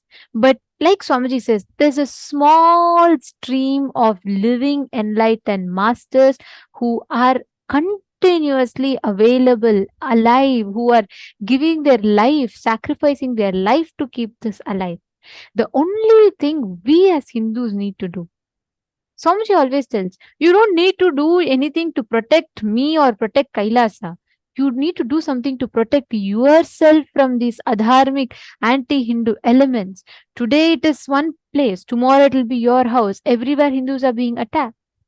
And it has become so okay that even politicians or lawmakers, opinion makers are able to come in public platform and they're able to tell that we have to eradicate Hinduism. So it is time that we give awareness to our next generations. And on this, we wanted to make this as an use as an opportunity, as a platform to hear your opinion. We would like to hear each of you voice your opinion on this. Actually, Swamiji has opened up, like I see many of you, like Subramanya Tyagarajanaya and Anurag Varmaya, many of you who have posted saying that we have to actually unite Hindus, and everyone has to come together for it. People need to know about this. And Swamiji, like as you're mentioning, Swamiji has left no stone unturned in this process of reviving Hinduism. Swamiji has organized a voting avenue where all Hindus can come together, voice out your opinions, voice out, come together and make the choice. Actually, today there are multiple sabhas that Swamiji has established. One being the Chit Sabha, which comprises of all the founding fathers, founding mothers of Kailasa, the Sarvajñapita Yajamans, Sarvajñapita Kartas, who are a core part of Kailasa, who are literally part of the decision-making government body. So there are separate voting elections that happen for Kailasa's Chit Sabha, and that is called as the Chit Sabha voting. And we also have the Rajya Sabha voting, where all the Hindus from across the globe can be a part of it. Today, we are having one such voting that is taking place. All of you can right now head to Twitter and you can be a part of this. Today's subject is whether the Hindu genocide, the awareness about Hindu history, the awareness about Hindu genocide, should this be taught to the next generation? We have three options for which each of you can cast your vote. Take a few minutes now, and all of you can head to Twitter and you can use the hashtag Kailasa votes and post on Twitter tagging Swamiji for the answering for this question. Should the history of Hindu genocide be educated to the next generation? If yes, the first option is yes, it should be made as a curriculum for all the kids. Parents should teach and schools should teach this as a part of the syllabus. Second option, yes, but it should be only an optional education. Option C, I don't think we need to teach this to our children. Take a few minutes. Each of you, please head to Twitter now. And you all can post why you think, which choice do you want to choose? And to cast your And to cast your vote officially, you all can head to the link that is projected, events.kailasa.org/Hindu-votes, and you all can cast your votes. The link to the page will be posted on all of your chats. Please head to events.kailasa.org/Hindu-votes.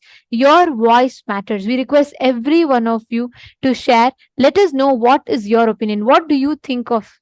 Do you think we need to make this as a must do curriculum for all the children, or do you think it needs to be optional?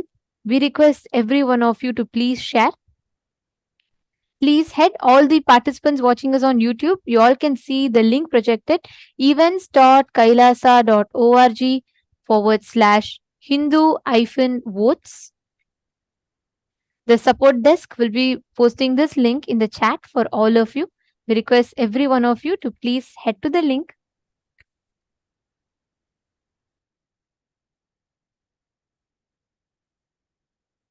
I request all of Yes. you to take a few minutes now.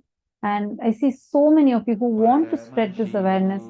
Take a few minutes now and go to this link, and you will be coming to a page like this.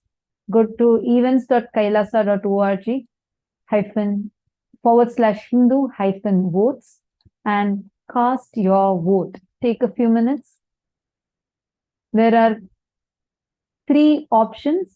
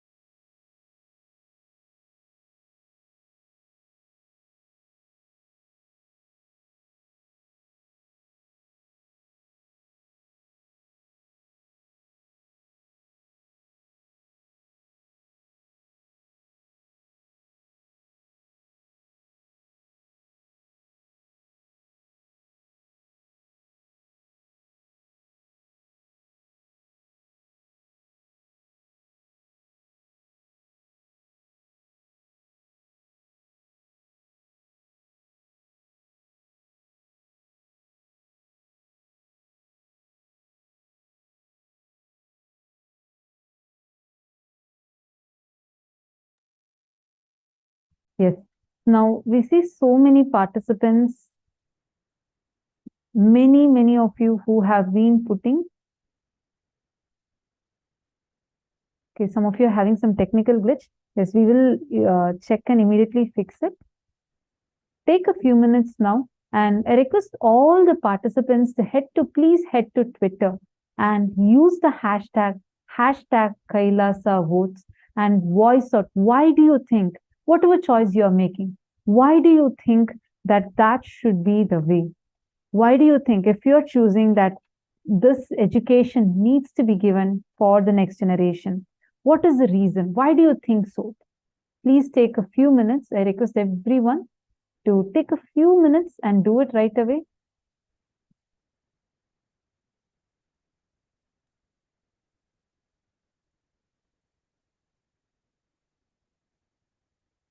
Use the hashtag Kailasa votes.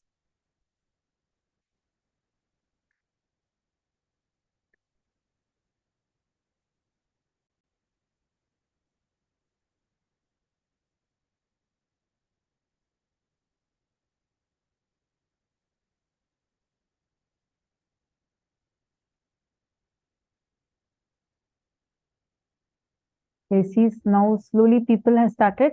I request everyone, please head to Twitter. And here you can use this hashtag Kailasa votes. And you can post why you feel the choice you're making, like what is the reason you're choosing that. Take a few minutes, use this hashtag Kailasa votes, and you can tweet it. Make sure you're tagging Swamiji's official Twitter handle, and cast your vote. Take a few minutes, understand your voice matters. Oh, Hindus, it is too important that all of us come together. Your voice can make a change. It can make a difference. Imagine if 2 billion of us come together, it can affect the way that we are existing and transform the way Sanatana Hindu Dharma is. Yes. Please take a few minutes.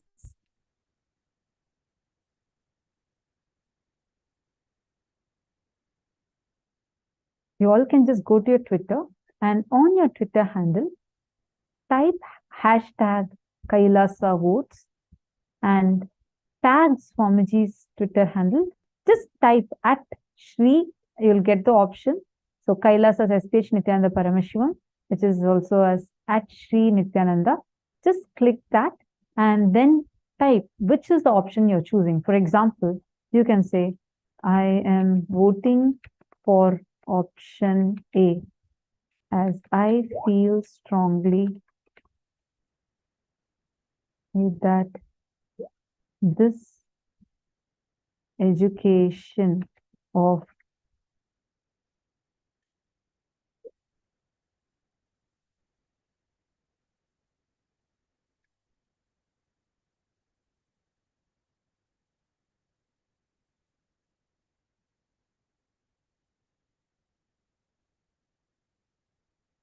like you can type exactly why you're choosing which option and tweet it. Take a few minutes. Your voice can definitely make every one of you to do this, because if just each of you do it, we one by one we are 2 billion in number, and we can make a difference. Use this platform as a beautiful platform for you to voice out your thoughts. Let the world know, let people hear the importance, and let us as Hindus unite together to make this. All the participants, please take a few minutes and help it with them.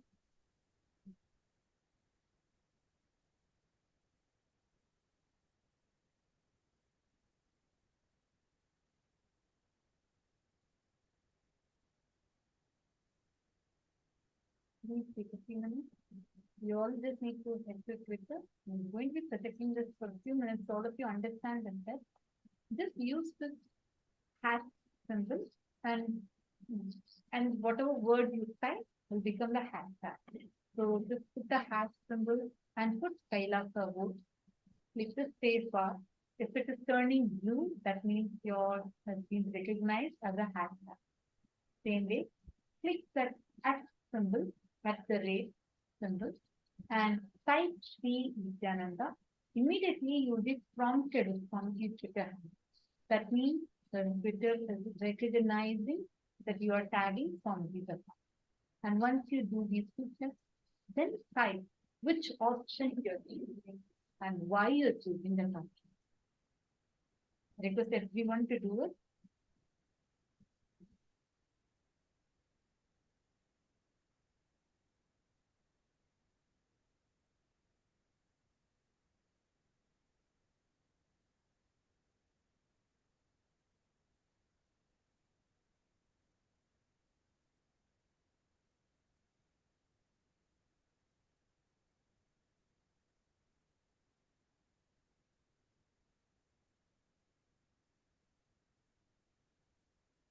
Sorry, I think my voice was low. I hope now all of you are able to hear me. Use the hashtag, use the hash symbol. Hash, and then whatever you type, if it is turning blue, it means Twitter is recognizing it as a hashtag. So type hashtag KAILASA votes and click the space bar. After you click the space bar, then use the symbol at the rate, like what you're seeing in front of you, and type Sri Nithyananda. Do not leave a gap between the symbol and the word. So once it turns blue, it means Twitter has recognized that you are tagging. And you will be prompted with Swamiji's official Twitter handle. Click on that and then put why you're voting and what is it that you're voting for. Please take a few minutes and requesting everyone to do it right away. Understand, your vote can make a difference. Hindus, it is not a joke. We are 2 billion in number. We are 2 billion in number. And all of us together can definitely make a huge impact for this. I'm already saying many of you have started tweeting. Hiranmai has posted, I'm voting for option A as I feel strongly that this education of Hindu history needs to be given to the next generation. Okay, very good. You can also voice your own thing. You can, yeah. And each of you can also post, everyone else also can post. As you're all posting, you all can tell what you think is the reason. Like you all can also give the reasoning of why you think. And see, when you post and when you tweet, when people start reading, they will start becoming aware. We can make Hindus aware of what is happening.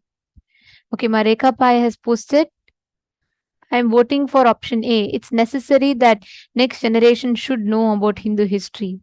Beautiful. And Carrie ECLM has posted, I'm voting for option A as I feel strongly that this education of Hindu history needs to be given to the next generation. Thank you so much for each of you that are voting. Understand? Now, all of you also type why you feel so. Please understand. These are all the ways, mechanisms through which all of us together can voice out, spread awareness. Understand, it's really unfortunate that we all have been brainwashed to believe that Hinduism is not under attack, while in front of our eyes, this injustice is going on.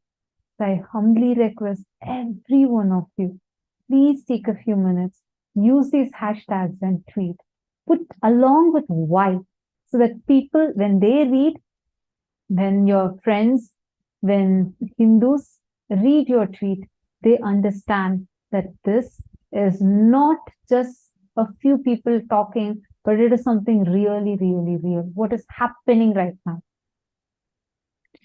It's beautiful to see the overwhelming response from all the participants. If we take the step, we can definitely make the difference. And the most beautiful thing about Hinduism is when you stand up for the Hindu Dharma, Dharma stands up for you. It is a science because the Hindu Dharma is the cosmic principles itself.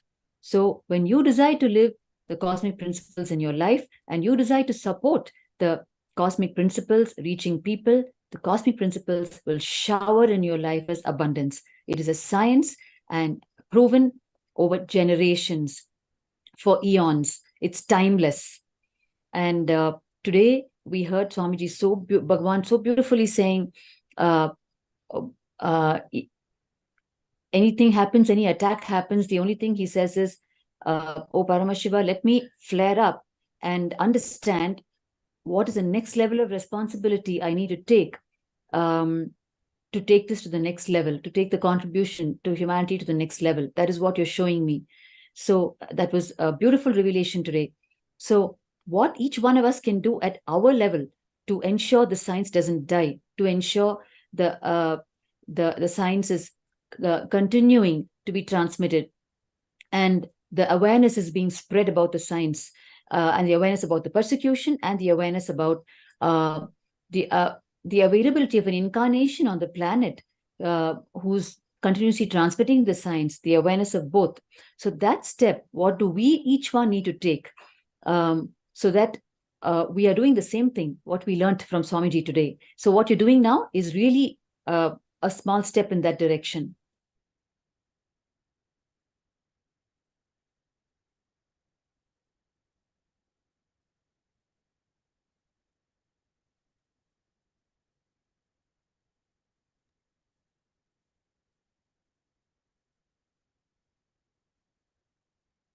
Who are posting, and that's beautiful. And don't worry, some of you, I think uh, all of you are going and voting. That's beautiful. It's a small error. I think the website is at this moment not able to handle the overwhelming response, so we are facing a small lag. So this was unexpected. We are trying to work around, so we'll let you all know how you can register your vote. So give us about a few minutes. But right now, immediately what you can do is head to Twitter and cast your vote. Just use these hashtags and go to Twitter. I see Mareka Pai, Punidan Ayya, who all have posted on Twitter. I request all others also understand it is not the people that are actively attacking Hinduism alone at fault, but the real crime is we, the good people, each one of you, the really good people, the good Hindus, not doing anything for it. It's our inactivism. We all are satisfied, happy that we are getting this good, amazing experiences. But understand at what cost? At what cost? Why should Bhagavan face this? What for Swamiji needs to go through this? He's taking all.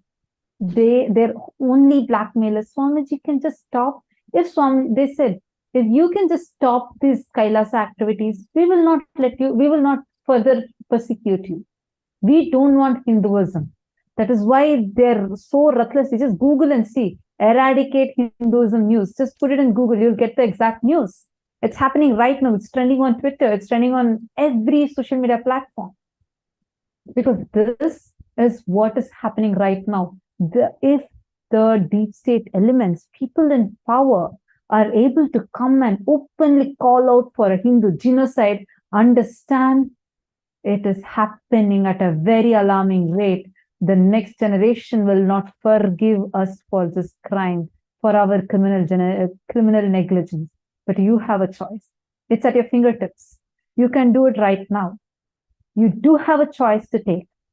Go ahead and you spread awareness. Don't just stop with one tweet. Go on, spread awareness, post everything that you understood in the session.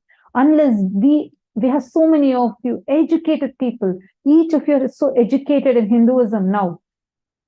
Don't be a reluctant warrior. Reluctant warriors are the main reason why Hinduism is going through what it is going through. Each of us are endowed with a power. You can stand up right now. I request every one of you, head to Twitter and cast your vote on Twitter right now. Post what exactly you feel. What is it that why you want to make a particular choice? Ma Nithyananda Jnana Yogini, Ma Kiranmai Mulukutla. Wow, thank you so much for all of your sincere participation, Ma Ananda Bala Subramanyam. It's really nice to see so many of you coming together for this cause.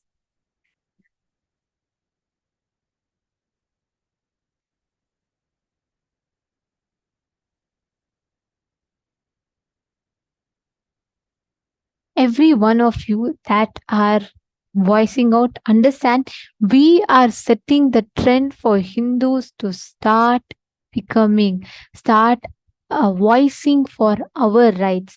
We are setting a trend for people to become a part of this beautiful space, this beautiful opportunity where Swamiji is giving voice for us Hindus to voice out. Yes. So we request every one of you to also share, and you all can continue letting people know. You all can continue sharing with people. You all can continue making other Hindus in your vicinity, your kith and kin. You can make all of them aware, and you can share this with them so they also understand. Now, as we thank all of you for your listening and for providing your listening and providing your time, this brings us all to the conclusion of this segment. And we will now be entering into the next session where we understand about one secret, or I should say, one principle that Swamiji used throughout all these attacks, persecutions. There is one factor which made Swamiji so, I will say, invincible. There's one thing that never makes, Swamiji never deters from his commitment, is because of this one reason. And let us know what is that principle. Let us listen to that revelations from Swamiji now.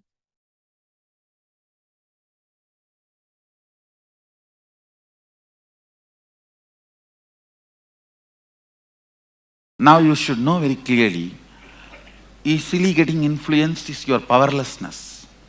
And you should know to put your foot down. What you believe is your core. That is what is you. That is what is you.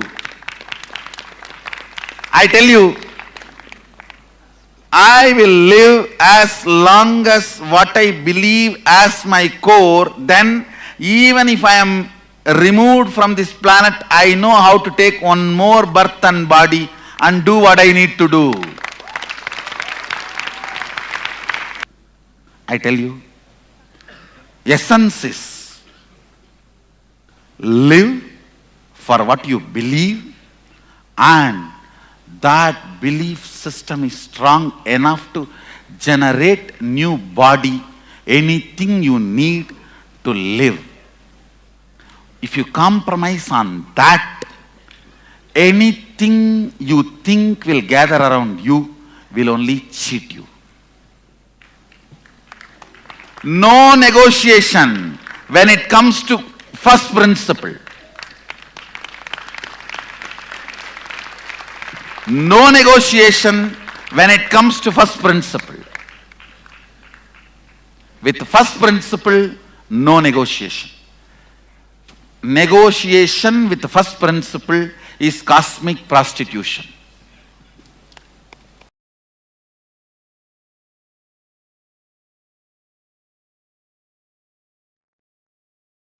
Understand,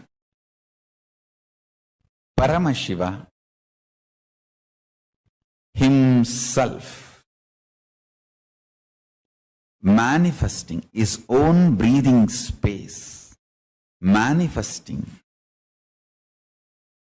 is Guru, and more you align to Guru, get integrated to Guru and Guru walk, you become enlightened. Not only you become enlightened, all the side effects of the beautiful auspicious side effects of Paramashiva, his state, his space, his being, his superconsciousness, his KAILASA, all that starts manifesting around you. All that starts manifesting around you. Understand? He inhaling and exhaling.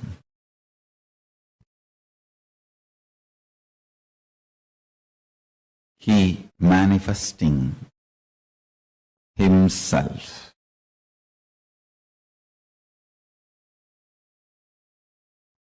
Sweetly entering into your life, sometime very swiftly, not just sweetly alone. You just do not know when he came inside your heart and filled you. You just wake up and you know you are he and he is you, and all around your home his photographs, and all over your cell phone, social media, his photographs, and just in your mind only his name, and all the time his satsangs are going on and his music and whatnot. Suddenly you know that he is there all around. You have now new jata getting done for you, and from your head to toe the whole hairstyle, lifestyle, everything has changed. You just know he is you and you are him, feeling intensely blessed and blissed. Blessed and blissed. All the time you know you are from ear to ear. You are sitting with your cell phone, laptop, you are laughing on your own, you are smiling on your own. People ask, what is going on? What is happening with you? People can't tolerate if you are happy on your own. See, if you are sad on your own, they are very happy. If you are happy on your own, then it means you are making a statement that you don't need others to be happy. That is too much. They feel insecure. If husband is happy on his own, wife can't handle. And wife is happy on her own, husband can't handle. Then what for I am here? I should make sure at least your happiness is dependent on me.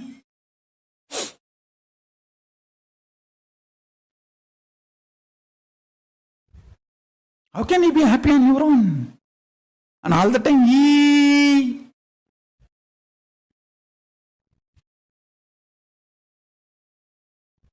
one of the greatest side effect, beautiful side effect of Paramashiva happening in your life is he fills you sweetly, swiftly.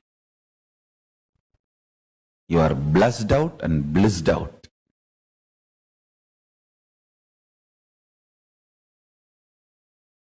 You are blessed out and blissed out.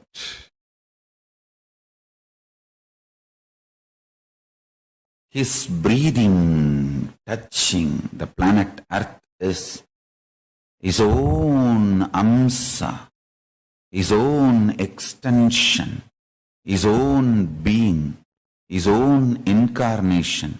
He himself manifesting as Guru.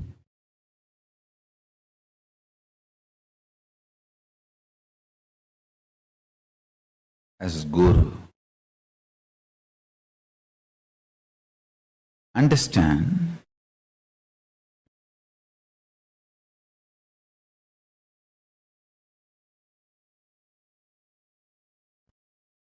Hinduism is the living religion because it is kept alive continuously by incarnations.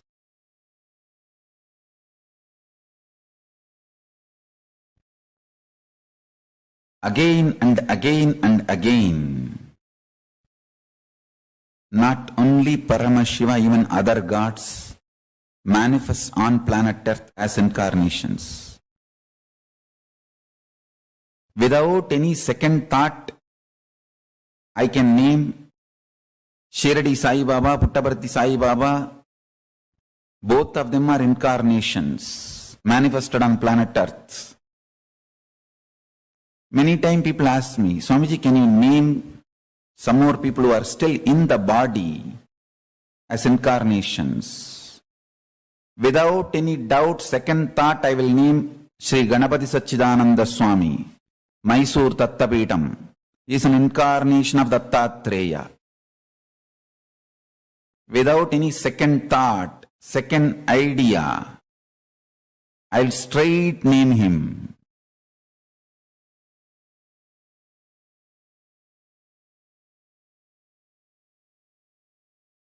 Only truth can empower you. Be empowered by the truth because it is truth.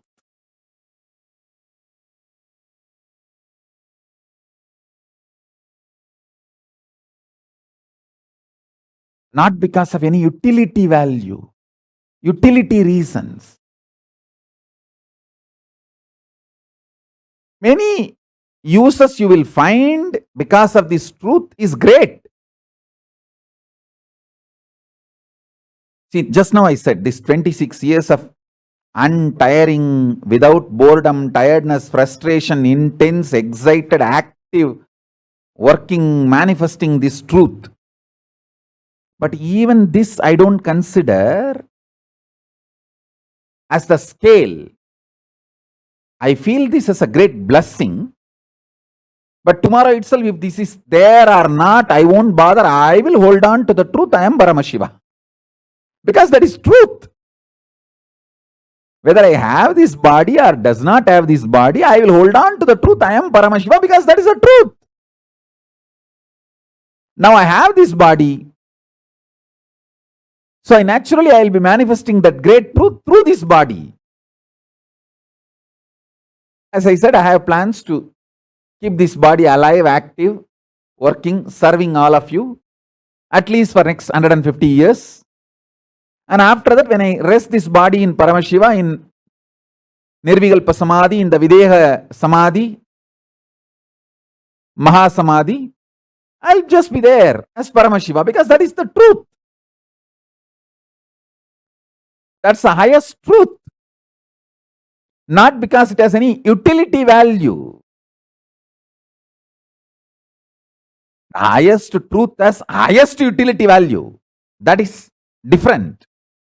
But beyond its utility value, I'll hold on to it because it is highest truth.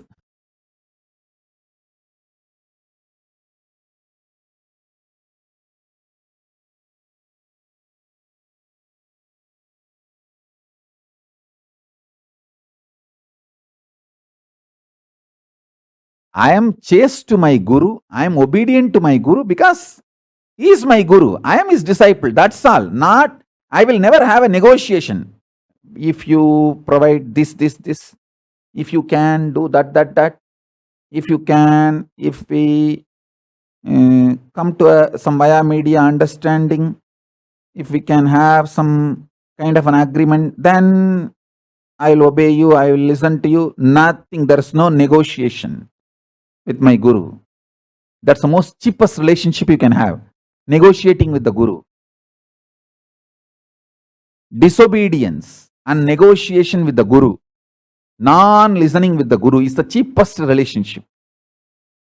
I can never even think of that. I am absolutely chaste to my Guru.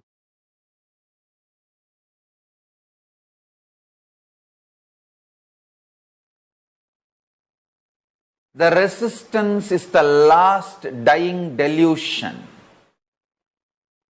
Because you entertained delusion for quite a long time, you have given so much power to your delusion for quite a long time. The delusion tries its last attempt, whether it can still possess you, it can still hold you. Delusion knows if you decide to take a jump, you are going to be blessed, showered with the trillions and zillions of times what you renounced or what you even imagined about your life. Understand, Tyaga makes you a different level being. That is too much for your delusion. So it's a crying farewell, the delusion giving for you when you decide for Tyaga. The best way to handle your delusion when it still tries to hold is ferociousness.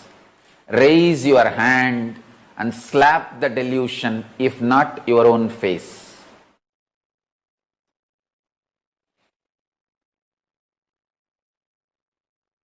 Ferociousness. is the only way to deal your delusion. Never through negotiation, bargain, strategy, your delusion is going to let you get convinced that your Tyaga is going to bring higher life to you, higher possibilities to you. Your delusion will never allow you to be convinced. No negotiation with your delusion will work. No strategy with your delusion will work. No convincing your delusion is possible. You just have to be ferocious, ruthless with your delusion. Be Kali to your delusion. Sometimes being Kali with your delusion is the only way you will achieve Paramashiva.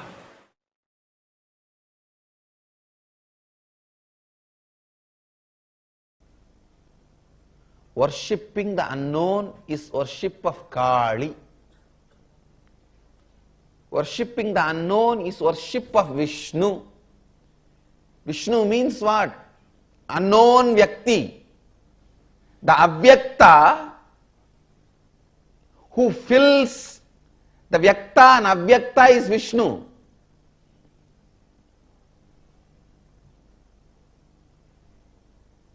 Who is embodiment of Vyakta and Avyakta is Kali.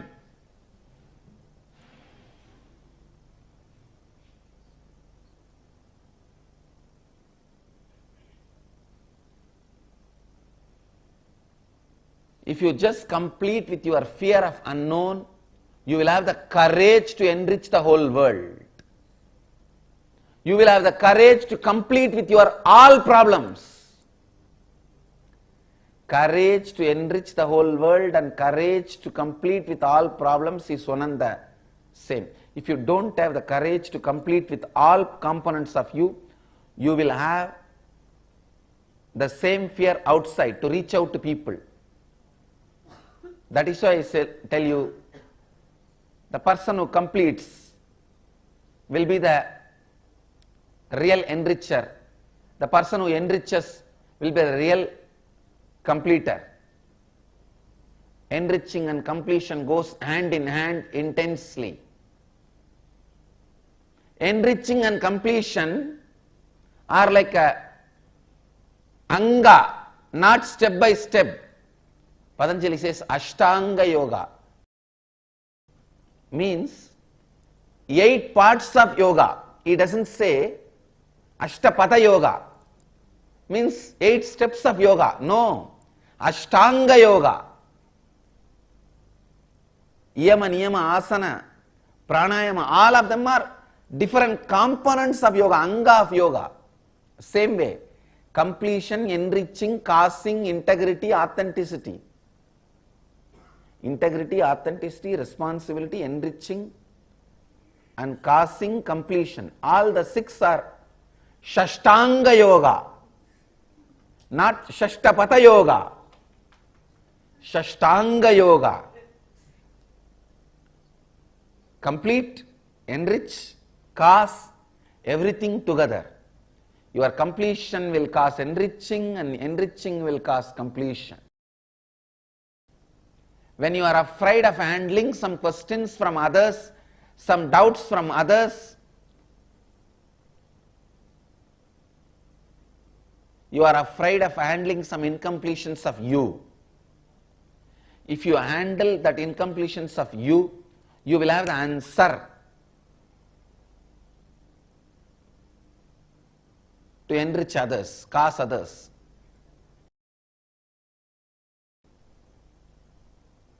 As per the Sanskrit rule, it should not be Shashtanga Yoga, it should be Shadanga Yoga. Shadanga Yoga. Integrity, authenticity, responsibility and enriching, causing, completion. I should add listening also. So, it becomes Sabdanga Yoga. all these 7 are not step by step. They are not saptapati. They are sapta anga.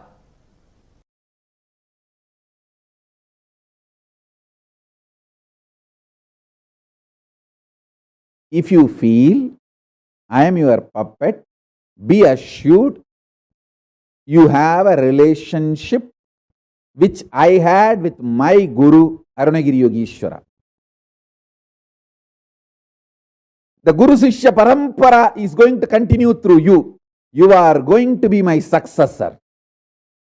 Because that is the way I felt with my Guru. It's not logical. Logically, only Guru is supposed to feel the disciple is puppet. But in reality, it doesn't happen that way. A disciple feels Guru is his puppet.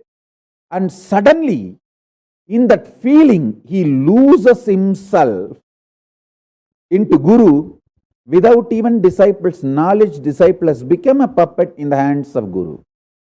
That's the way exactly it happened in me. I am telling you the secret as it is because today is my Guru's day and I want to be integrated to him and integrated to you. It looks very illogical. It may even be very difficult for people to digest. But I am not talking to maintain a pseudo dignity. I am talking to maintain and keep my integrity to my Guru. And what happened between me and him, how it happened, I have to tell my disciples so that that can start happening between you and me.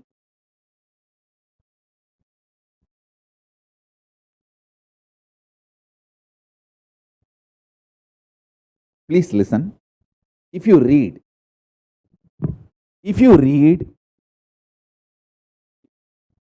intimate reminiscences of Ramakrishna and Vivekananda,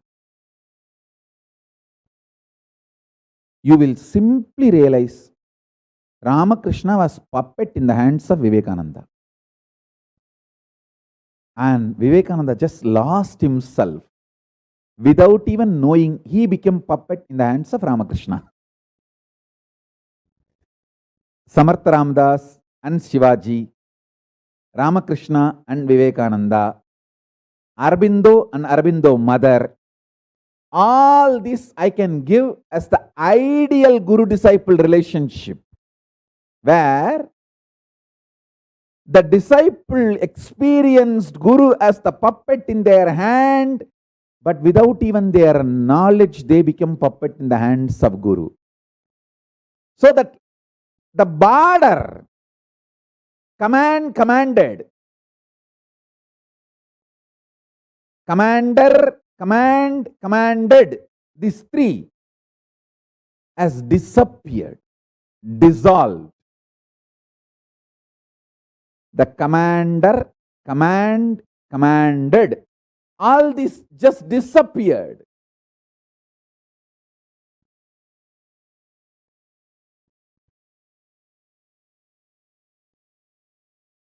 I can give you some of the most powerful examples of this Guru-disciple relationship in Hindu tradition. Nandi and Paramashiva.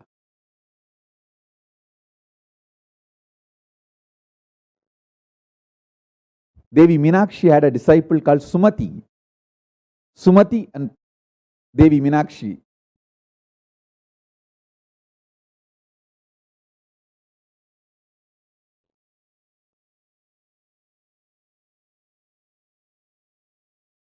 Even Krishna and Arjuna, Naranarayana.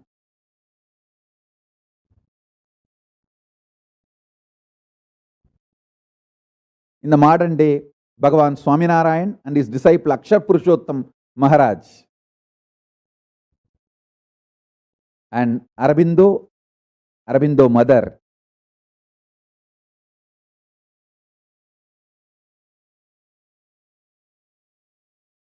I tell you, love can just open all gates of all lokas. Up, down. Tyaga can open only up to tapoloka.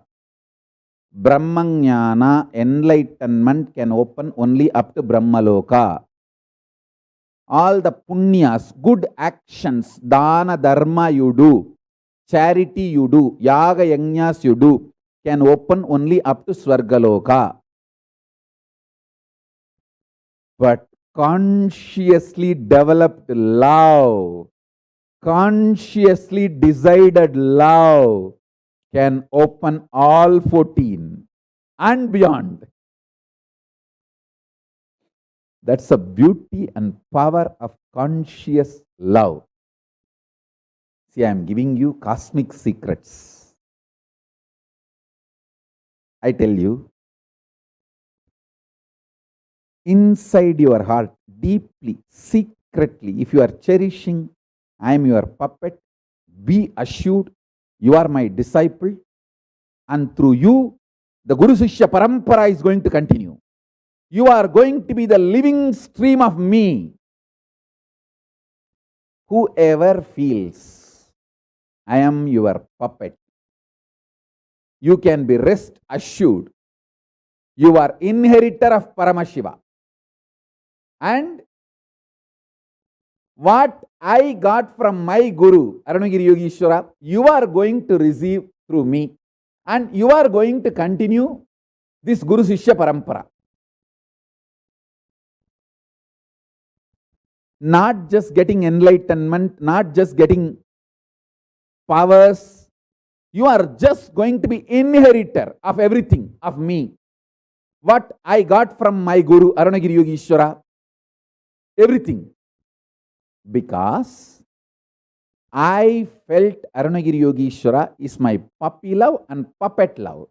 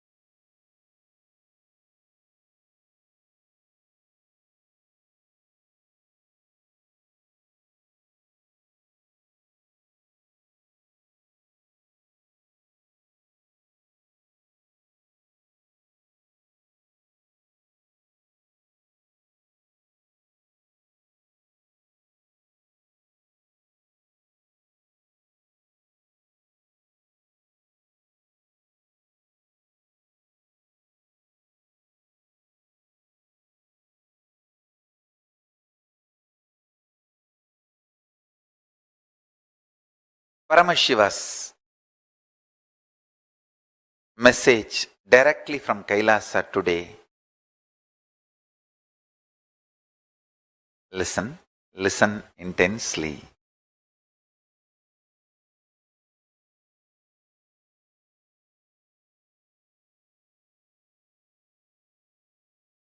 Having broad space keeps you absolutely integrated.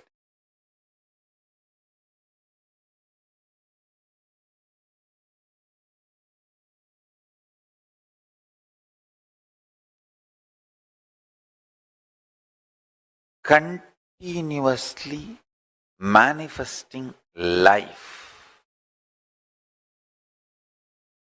Manifesting life is manifesting powers.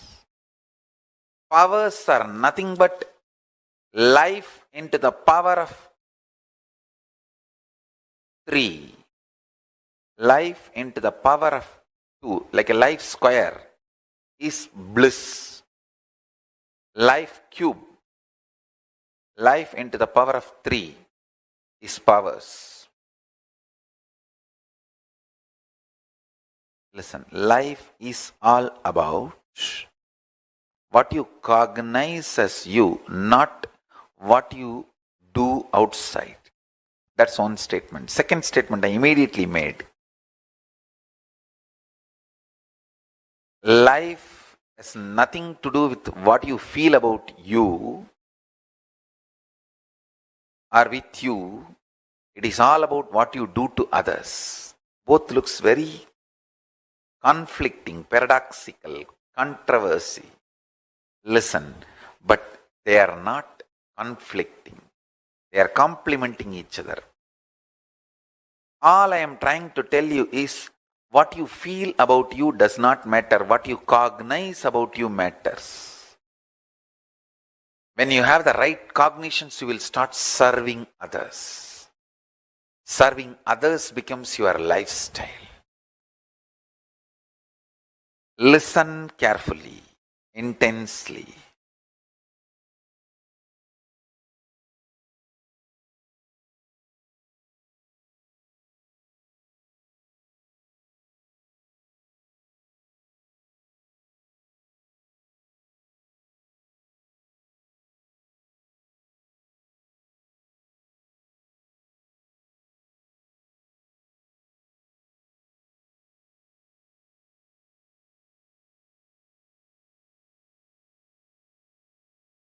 What you are going to powerfully cognize about you, decisively, that matters. For example, you decide, I am now going to feel I am only powerful God, Paramashiva, who has absolute power over my inner space and power over my outer reality. Listen carefully. That decision you may be taking only for 1 minute. And the all remaining 23 hours and 59 minutes you may be in depression, self-doubt, self-hatred, self-denial, all kinds of hitting with worst space a person can have, and feeling shitty about yourself, your life and everything. All that feeling you are having 23 hours, 59 minutes does not matter. The 1 minute which you decided, you are going to powerfully cognize yourself as Paramashiva. That matters, because cognitions, consciously taken decisions, gets recorded into your biomemory. Vague, confused, immature, mood swings, feelings, all that gets recorded only even in your muscle memory. Listen. Even if you receive 99,000, it is less than 1 lakh. Because the very digit is different. Having large, expansive inner space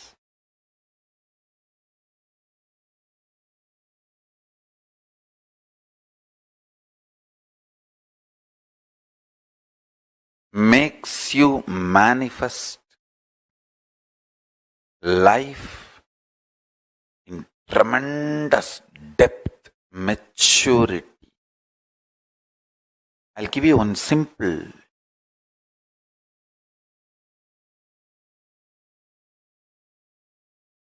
I'm actually reading Sivajnana Mapadiyam, means the Sivajnana Mahabhashyam of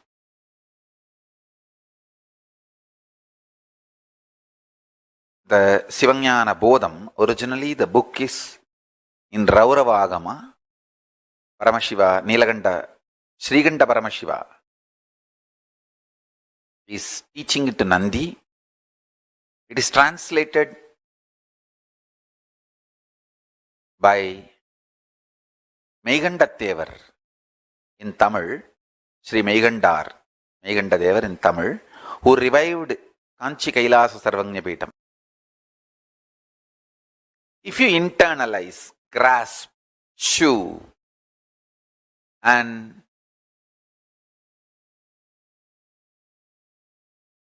then respond from your balance, I can say you are in the planet Earth, Bhuloka, you will be a good leader.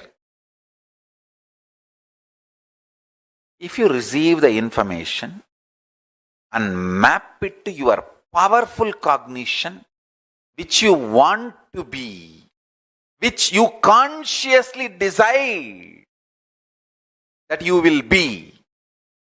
Listen, if you receive the informations, input everything from outside, you neither react out of agitation, fear, perturbed inner space, nor you react balanced your own identity. You respond from the conscious identity you want to become. Then you are in heaven, Suvarga. Understand? Swa. Consciously what you want as you, Swa. From that, if you respond, function, you will be in Swarga. Start from today. All these teachings are to inspire you to start from today, not to put you in guilt. You missed till yesterday. No.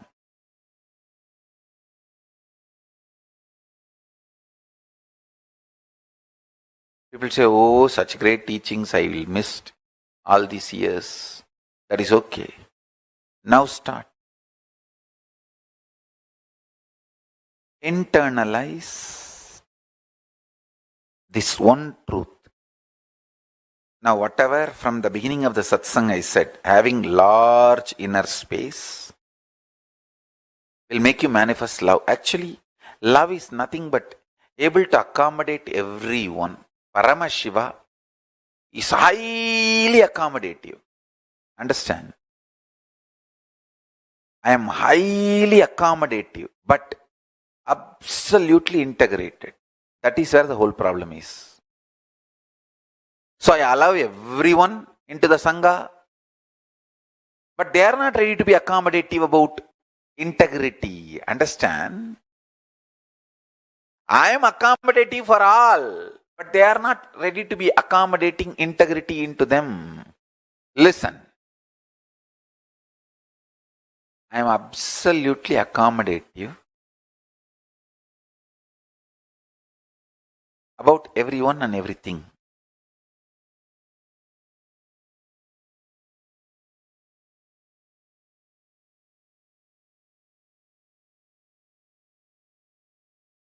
But I have absolute integrity.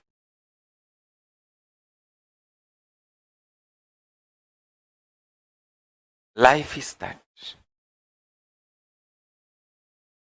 Being accommodative, absolutely loving,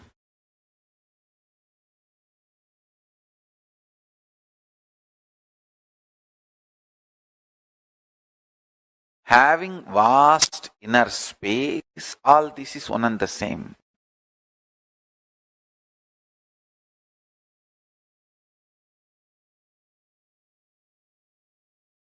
What you cognize about yourself matters, not what you feel about yourself. Because what you cognize about yourself consciously burns away, destroys absolutely what you feel about you. Listen. Consciously, if you practice the powerful cognition, in 2-3 months you will even forget your old identity. ability to forget your old identity is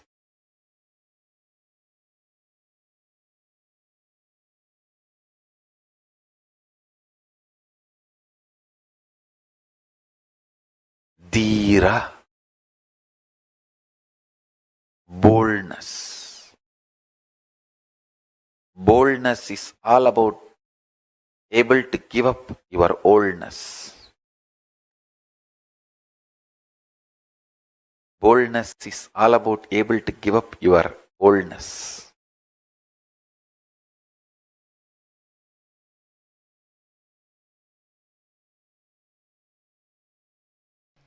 Pretya smallokat amrita bhavanti. Dhiras who micromanage the inner space are dhiras. Dhira means who is not stuck in any pattern inside.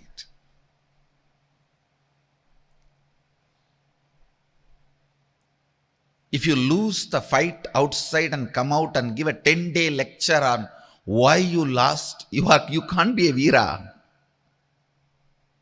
Nobody is interested in giving you any respect by listening to your lecture. Oh, it was too hot and I always feel energetic in the AC and cold area, but in hot, I lose my sense and control. I was so irritated. I could not tolerate the other fellows' sweating smell, so I lost it. Who cares? Loser. Even if he gives 10-day lecture on the reasons why he lost, he's not going to get the title Veeraha. He's not going to be Veeraha. Dhira means who conquered inner space, who micromanages inner space, who looks into every thought current, thought pattern. Understand? Any problem persists because you are not interested in micromanaging certain thought currents in you, certain pattern currents in you. Understand? Even body needs to be healed. If your body is not cooperating with you for waking up in the morning, it is sick. It is entertaining certain blind spots. Don't let that happen in you. You need to address it. You need to heal it. You need to cure it. Most subtlest patterns do not expose themselves as patterns to you. They try to convince you, you are them. They're your characters. They're your beauty. They are your colors. No. Any sympathy for your patterns in any form is a crime against yourself. Atmahatya. Understand? Sometimes we say, why? Everyone is suffering with certain pattern. Why not me also? Let me have this. This is my character. No. Everyone's suffering cannot be the justification for your stupidity. Pattern, when it convinces you, it is your character, it is your quality, and derives your sympathy, you have committed suicide. You entered into the suicidal space.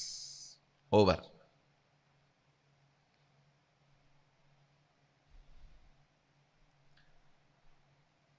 Most. Listen to this word. Most stupid.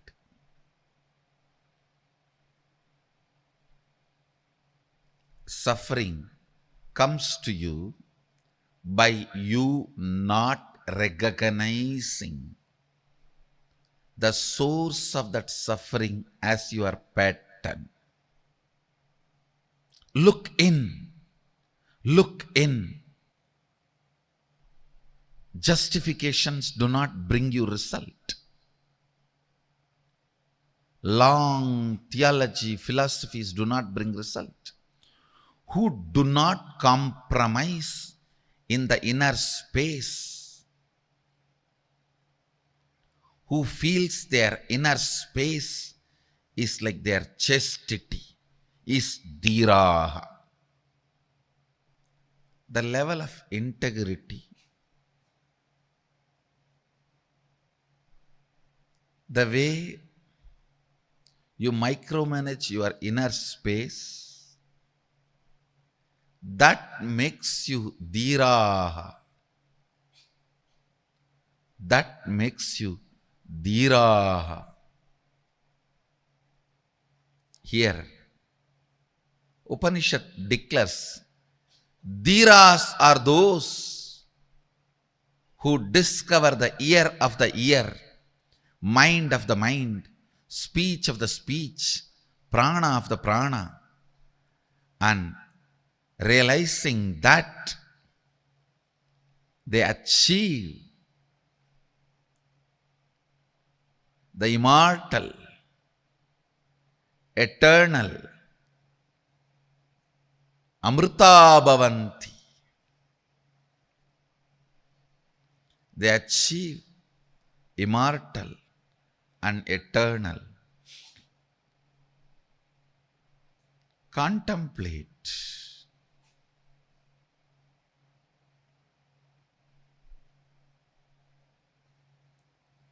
Where are the blind spots? Continuously look in. If you are not able to attend the morning yoga, the blind spot is somewhere else. Somewhere else you are deeply cherishing the second thought current, some other thought current. Unless you penetrate into that thought current, you are not going to free yourself. You are not going to liberate yourself. Your anger, your discomfort, your vengeance. Unless you look into that and break,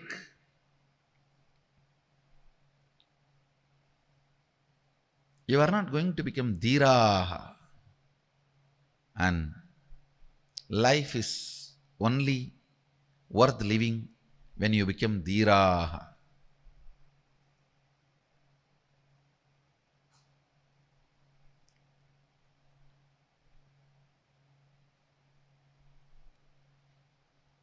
Shrotrasya shrotram manaso manoyat vachoha vacham savu pranasya pranaha chakchush chakchuhu atimushya dhiraha pretya smallokat amrita bhavanti. Go on micromanaging your inner space. Go on micromanaging. The moment you diagnose the thought current, thought pattern, immediately the pattern will melt. The moment you diagnose, if it is not melting, That thought current is not a real problem. Still, you have not put your hands on the real problem, I tell you. Many times people, when they are not able to wake up in the early morning, they try to put more alarms, more cold water, sleep early. All that does not work. The gastric and stomach ulcer need to be healed because the problem is there. Putting more alarms, putting more cold water on yourself, putting more people to call you, sleeping early, nothing will work. Till you put your hand on the right problem. With everything, with every situation, with every problem, putting your hand on the right thought current. The moment you put your hand on the right thought current, the problem dissolves, problem disappears.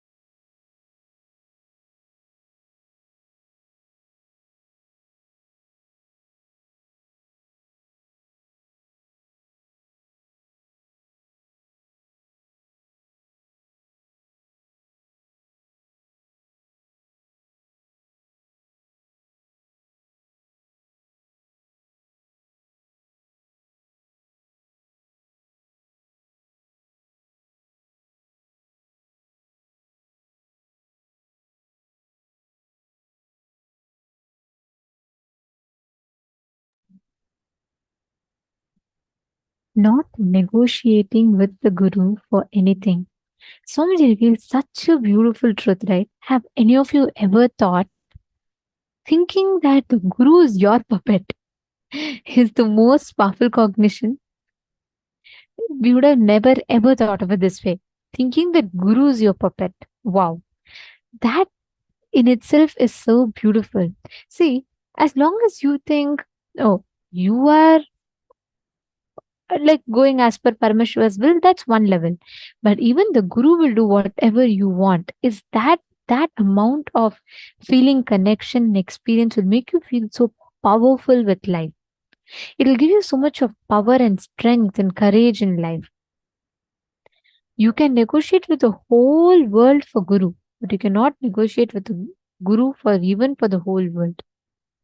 Because Guru is one of the most powerful, most auspicious happening in life, who takes us from the form to formlessness. He leads us from our normal life, from all the delusions that we live in, to liberation, to enlightenment. Guru in itself is a very, very beautiful happening. And now Swamiji explained to all of us about how not negotiating with the Guru will open higher dimensions to you. When you decide to do Tyaga, this I always share and I'm going to share it once more. There's this one incident that happened when I was about when in the year 2016. There was a project that Swamiji had given called the Nithyananda Sadashiva Sena, which is one group of us going to different place, like we'll be going to different places in Tamil Nadu, and we used to heal people, and our team used to travel. So one group of us had been there, and Swamiji blessed us and he sent us. All of you should listen to this; it's a very beautiful one. There was only one thing that Swamiji said when we left. Swamiji blessed us with all the blessings, and he said, "Wherever you guys are going, make sure you have the Atma Murti with you." We were like, "Okay, sure." And we didn't understand, but the moment Swamiji said, we just went with it. And we all went to Chennai and we all started the thing. And what happened? There were we all used to go as different teams, right? There were 3 teams first. There was this one group alone which was extremely sincere about that Guru work. They would not remove the Atma Murti from the car no matter what happened. Even while washing the car, they wouldn't remove. And this group was so sincere with it, they will keep it always. And all the rest of us, we did follow it, of course. We didn't not do it, but the sincerity or the extent with which we did was, it was not we became casual saying, okay, if it's just nearby, why keep it and all of that. You all should listen to the way I learned this, and it was a very powerful lesson for me. I can never forget. This team that was keeping the Atma Murti very sincerely, they were so sincere with it, even when they washed the car, they would not remove the Atma Murti out. So one day, what happened? This team had been to a visit, they went to one place to do healing, and on their way back, they were coming through a slope, okay, downhill, and their car lost the brake wire connection. 7 of them went into the car, and the car was coming in high speed, and the car lost all the brake wire connections. It was not working. Brake was not working. And the car at high speed came and rammed into a standing truck. It was so bad that the entire front portion of the car was completely crumbled. It was a very bad accident. And 7 of them inside the car, and we didn't know this. And about 10 minutes or so, we got a call from one of the person inside the car. But to our surprise, she was laughing. Laughing meaning she was in bliss. She was in joy. We first heard what happened. We were freaking out. Oh my God, are you all fine? 7 of you in the car in such a bad accident. She even sent us the pictures. She said such a beautiful thing. They all had the Atma Murti. This car I'm talking about is the very same car that used to keep the Atma Murti. Even for washing the car, they used to not remove the Atma Murti. So what happened was, this team, they said, the 7 of them, when they were sitting in the car, and the car, rammed into the van, the Atma Murti flew to the front. It was in the back seat. The Atmamurti, just came and fell on the front, and it broke in exact 7 pieces. It's not a coincidence. There were exactly 7 people inside the car. The Atmamurti broke in 7 pieces, and that was in the last back seat.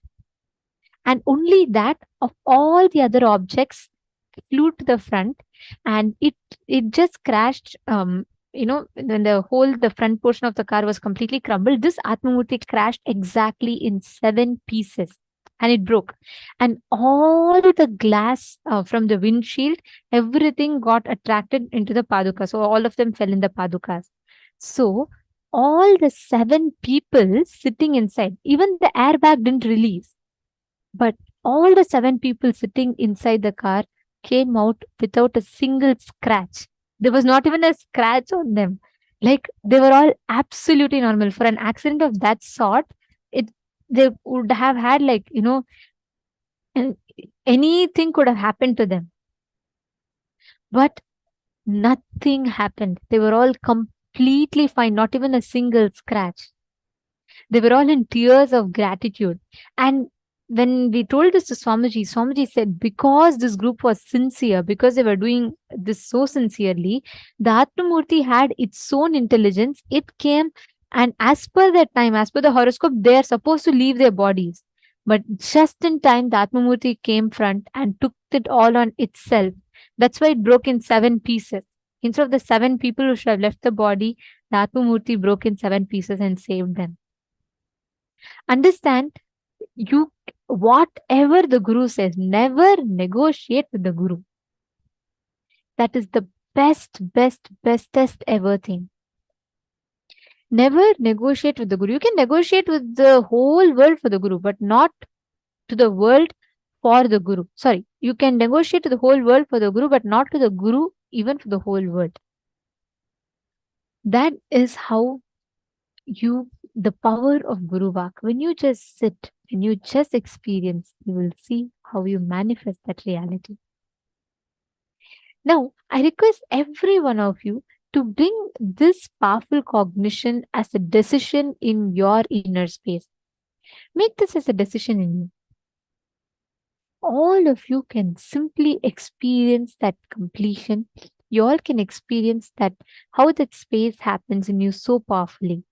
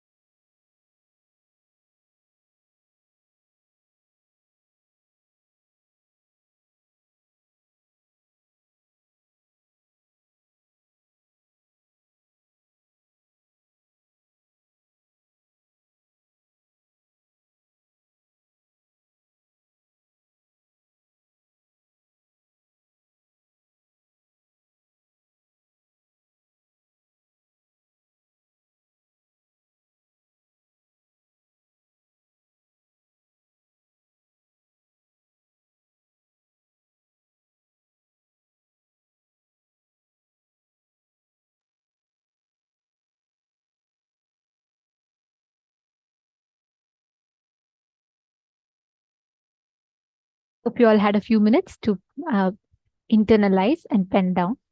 Now, we're all going to be entering into the next segment. See, whenever you experience the space of simple integrity, understand the greatest of power manifestation starts happening in you. When you experience simple integrity, when you experience simple obedience and simple integrity, the biggest of breakthroughs start happening in your inner space.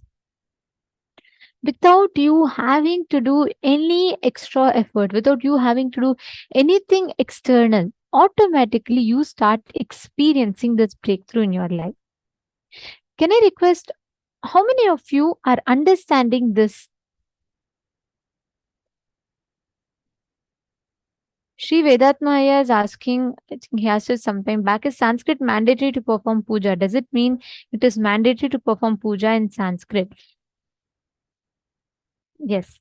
So Sanskrit is, I would not say it is mandatory, but all Sanskrit is the base language on which all these scriptures are written. So Sanskrit is such a unique language that the shlokas, the mantras, the phonetics, just by chanting it, it awakens the brain, the non-mechanical parts of your brain to reproduce the certain experience that you are trying to gain through that puja. That is why Sanskrit is important here. Okay, great. Now, can I request all of you here to connect to a partner? Come on. Can I request every one of you here? Ma Pramila Maski, Ma Susan, you and Ma Krista can connect. Ma Krista Hateman, you and Ma Susan Soledar can connect. Can you all acknowledge in the chat once you're all connecting? Ma Susan Soledar and Ma Krista Hateman can connect. Ma Pramila Maski and Ma Jayanti. Come on. Can I request every one of you to post in the chat and connect to a partner, please? Ma Diana Spillav. Ma Nitya Prasadini. Come on, everyone, please connect. Ma Ananda Shankari. You all can connect to a partner. You're going to be manifesting a very, very cool power. Okay. You're going to be manifesting the power of being able to identify or describe the details about a place with a partner. So the partner can give you any place. You're going to scan, you're going to identify what exact place it is, and you're going to identify the details about that place. Come on. I request every one of you to connect to your partner.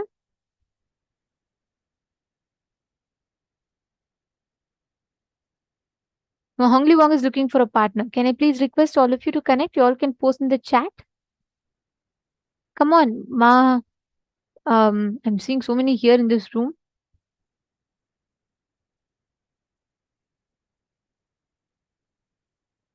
Ma Angel, Ma Alizu, Ma Juanita. Ma Juanita, you can connect. Ma Wigsu.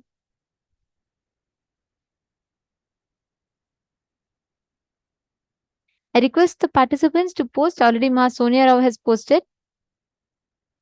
Ma Donna. Ma Donna, maybe you can connect with Ma Sonia Rao. Ma Donna and Ma Sonia Rao can manifest.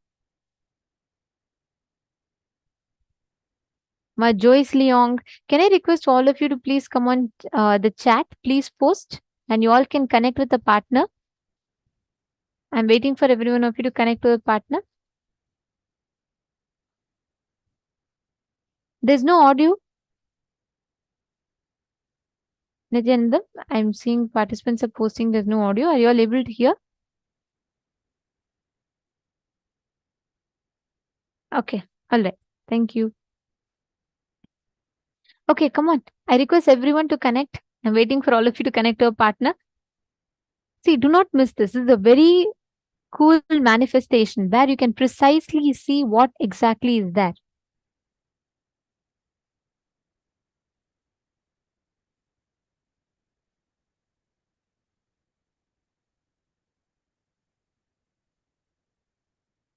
Yes. Ma Sonia Rao, you're asking me to scan your brass Shivalinga. Okay, interesting. I'll do that, Ma. Let's manifest. Okay. So you don't tell me anything about it, like its appearance or anything. I'll scan and describe the details to you. Of course, you've already told it's a brass Shivalingam, but I'll try scanning if there are any specific details, and I'll scan and tell you where exactly it is. Okay. All right, Ma. Okay. So this is interesting. So as all of you scan, I request every one of you to manifest along. I am also going to be scanning and identifying that. I'm also going to be scanning and identifying the exact place where Masunya Rao's lingam is. Okay. So let's start this manifestation. All of you can do it along with me.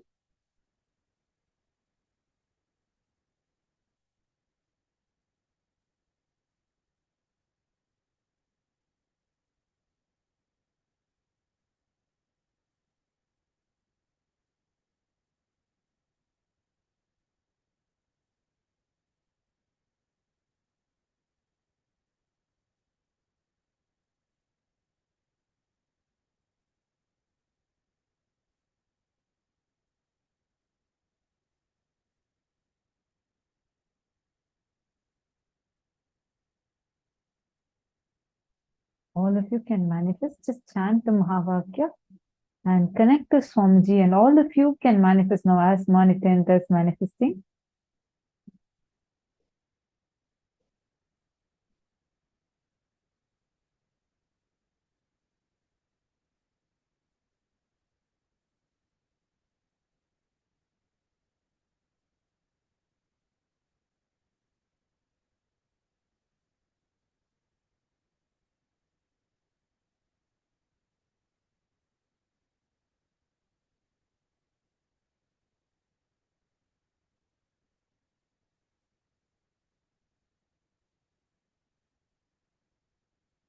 Chant the Mahavakya. Okay. Masunya Rao, the first thing that I saw the moment I scanned is firstly, I'll just tell you some identification of the lingam that I'm seeing. So it's like a typical lingam, but on the, like, there's a tilak kind of a drawing in the center. Like I couldn't see the precise design, but I could see something like, like flat lines, and not exactly like a pattai to be precise, but there's some like a line, and then there's some elevation, and the design continues like that. One thing I saw, Ma, in your living room, there's a tall table, living room, or in your, like, in one of the walkways before the bedroom, there's a tall table kind of a thing, which has a glass door. And I saw at the point of time when the lingam was there, there was a red color cloth on which the lingam was kept just on top of the table. Actually, in the table, I see a brown book. I see like some books or some items kept, and it has a glass door kind of a thing. I'm seeing a table with a glass door, and I'm seeing some items kept in that. On top of it, last was that lingam was there with a red color cloth. Okay. Currently, this lingam there is a single door cupboard kind of a place that I'm seeing, wall attached.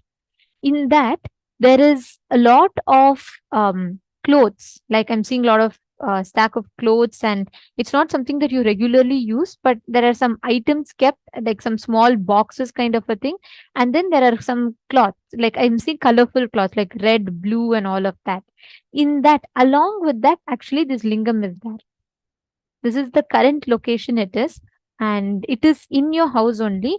And it is the main place. It is like the main thing I saw is it's a single door cupboard. It's not like two sides openable.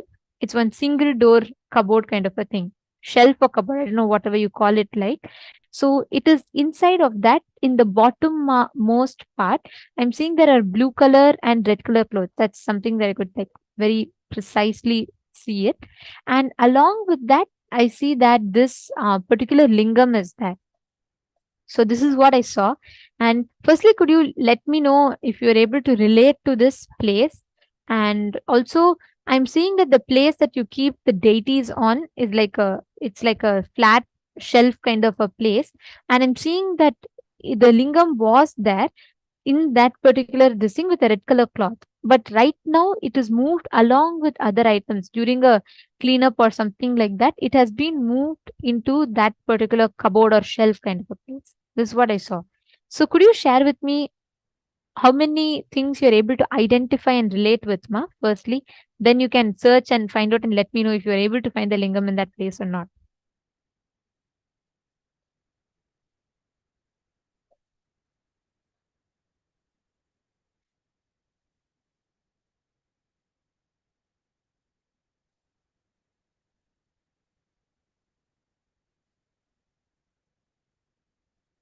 Go ahead, put whatever doubts you have, you post it.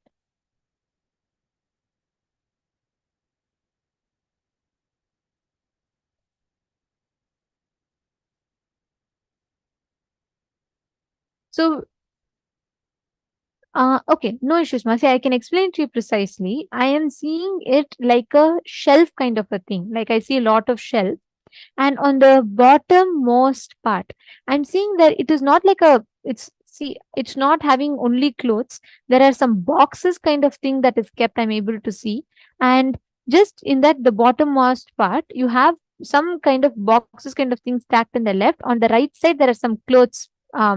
Just like some pieces of cloth, I would say, red and blue color. Along with that, this is there. And it is one door. It's not like two door. Okay, that detail I didn't scan. You're asking if it's in your mom's room. I didn't scan in that particular detail. But is there a place like where you have the cupboard? Yes, one glass door. That's right. That's as I had explained that. So that's the place it is in.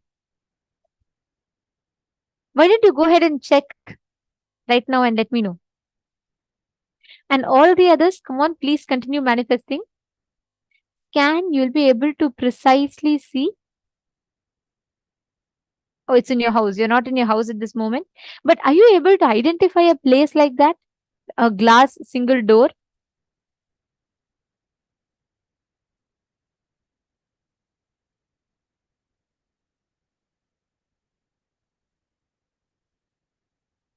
Okay, you're in your house. Okay. Let me know. Why don't you check and let me know?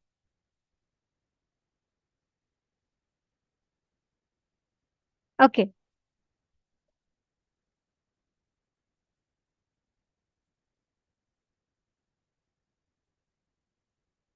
Thank you, ma. Actually, if you could check now, I can scan more and tell me. It's always fun doing this, and you will be able to precisely identify as well. So, of course, if you want to go after this session, that's totally fine. You can let me know tomorrow also. I can scan more for you. And all the others, I request every one of you to connect to a partner, manifest with them, have them give you any one place that you want, and you can scan and identify it. Come on, every one of you are going to manifest this exact same power with your partners. You're going to precisely find out what exactly are the details, how it appears, what are there, everything. Please start the manifestation.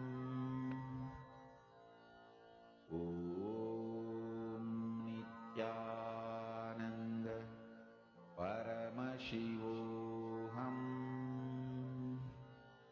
Om Nithyananda Paramashivoham Om Nithyananda Paramashivoham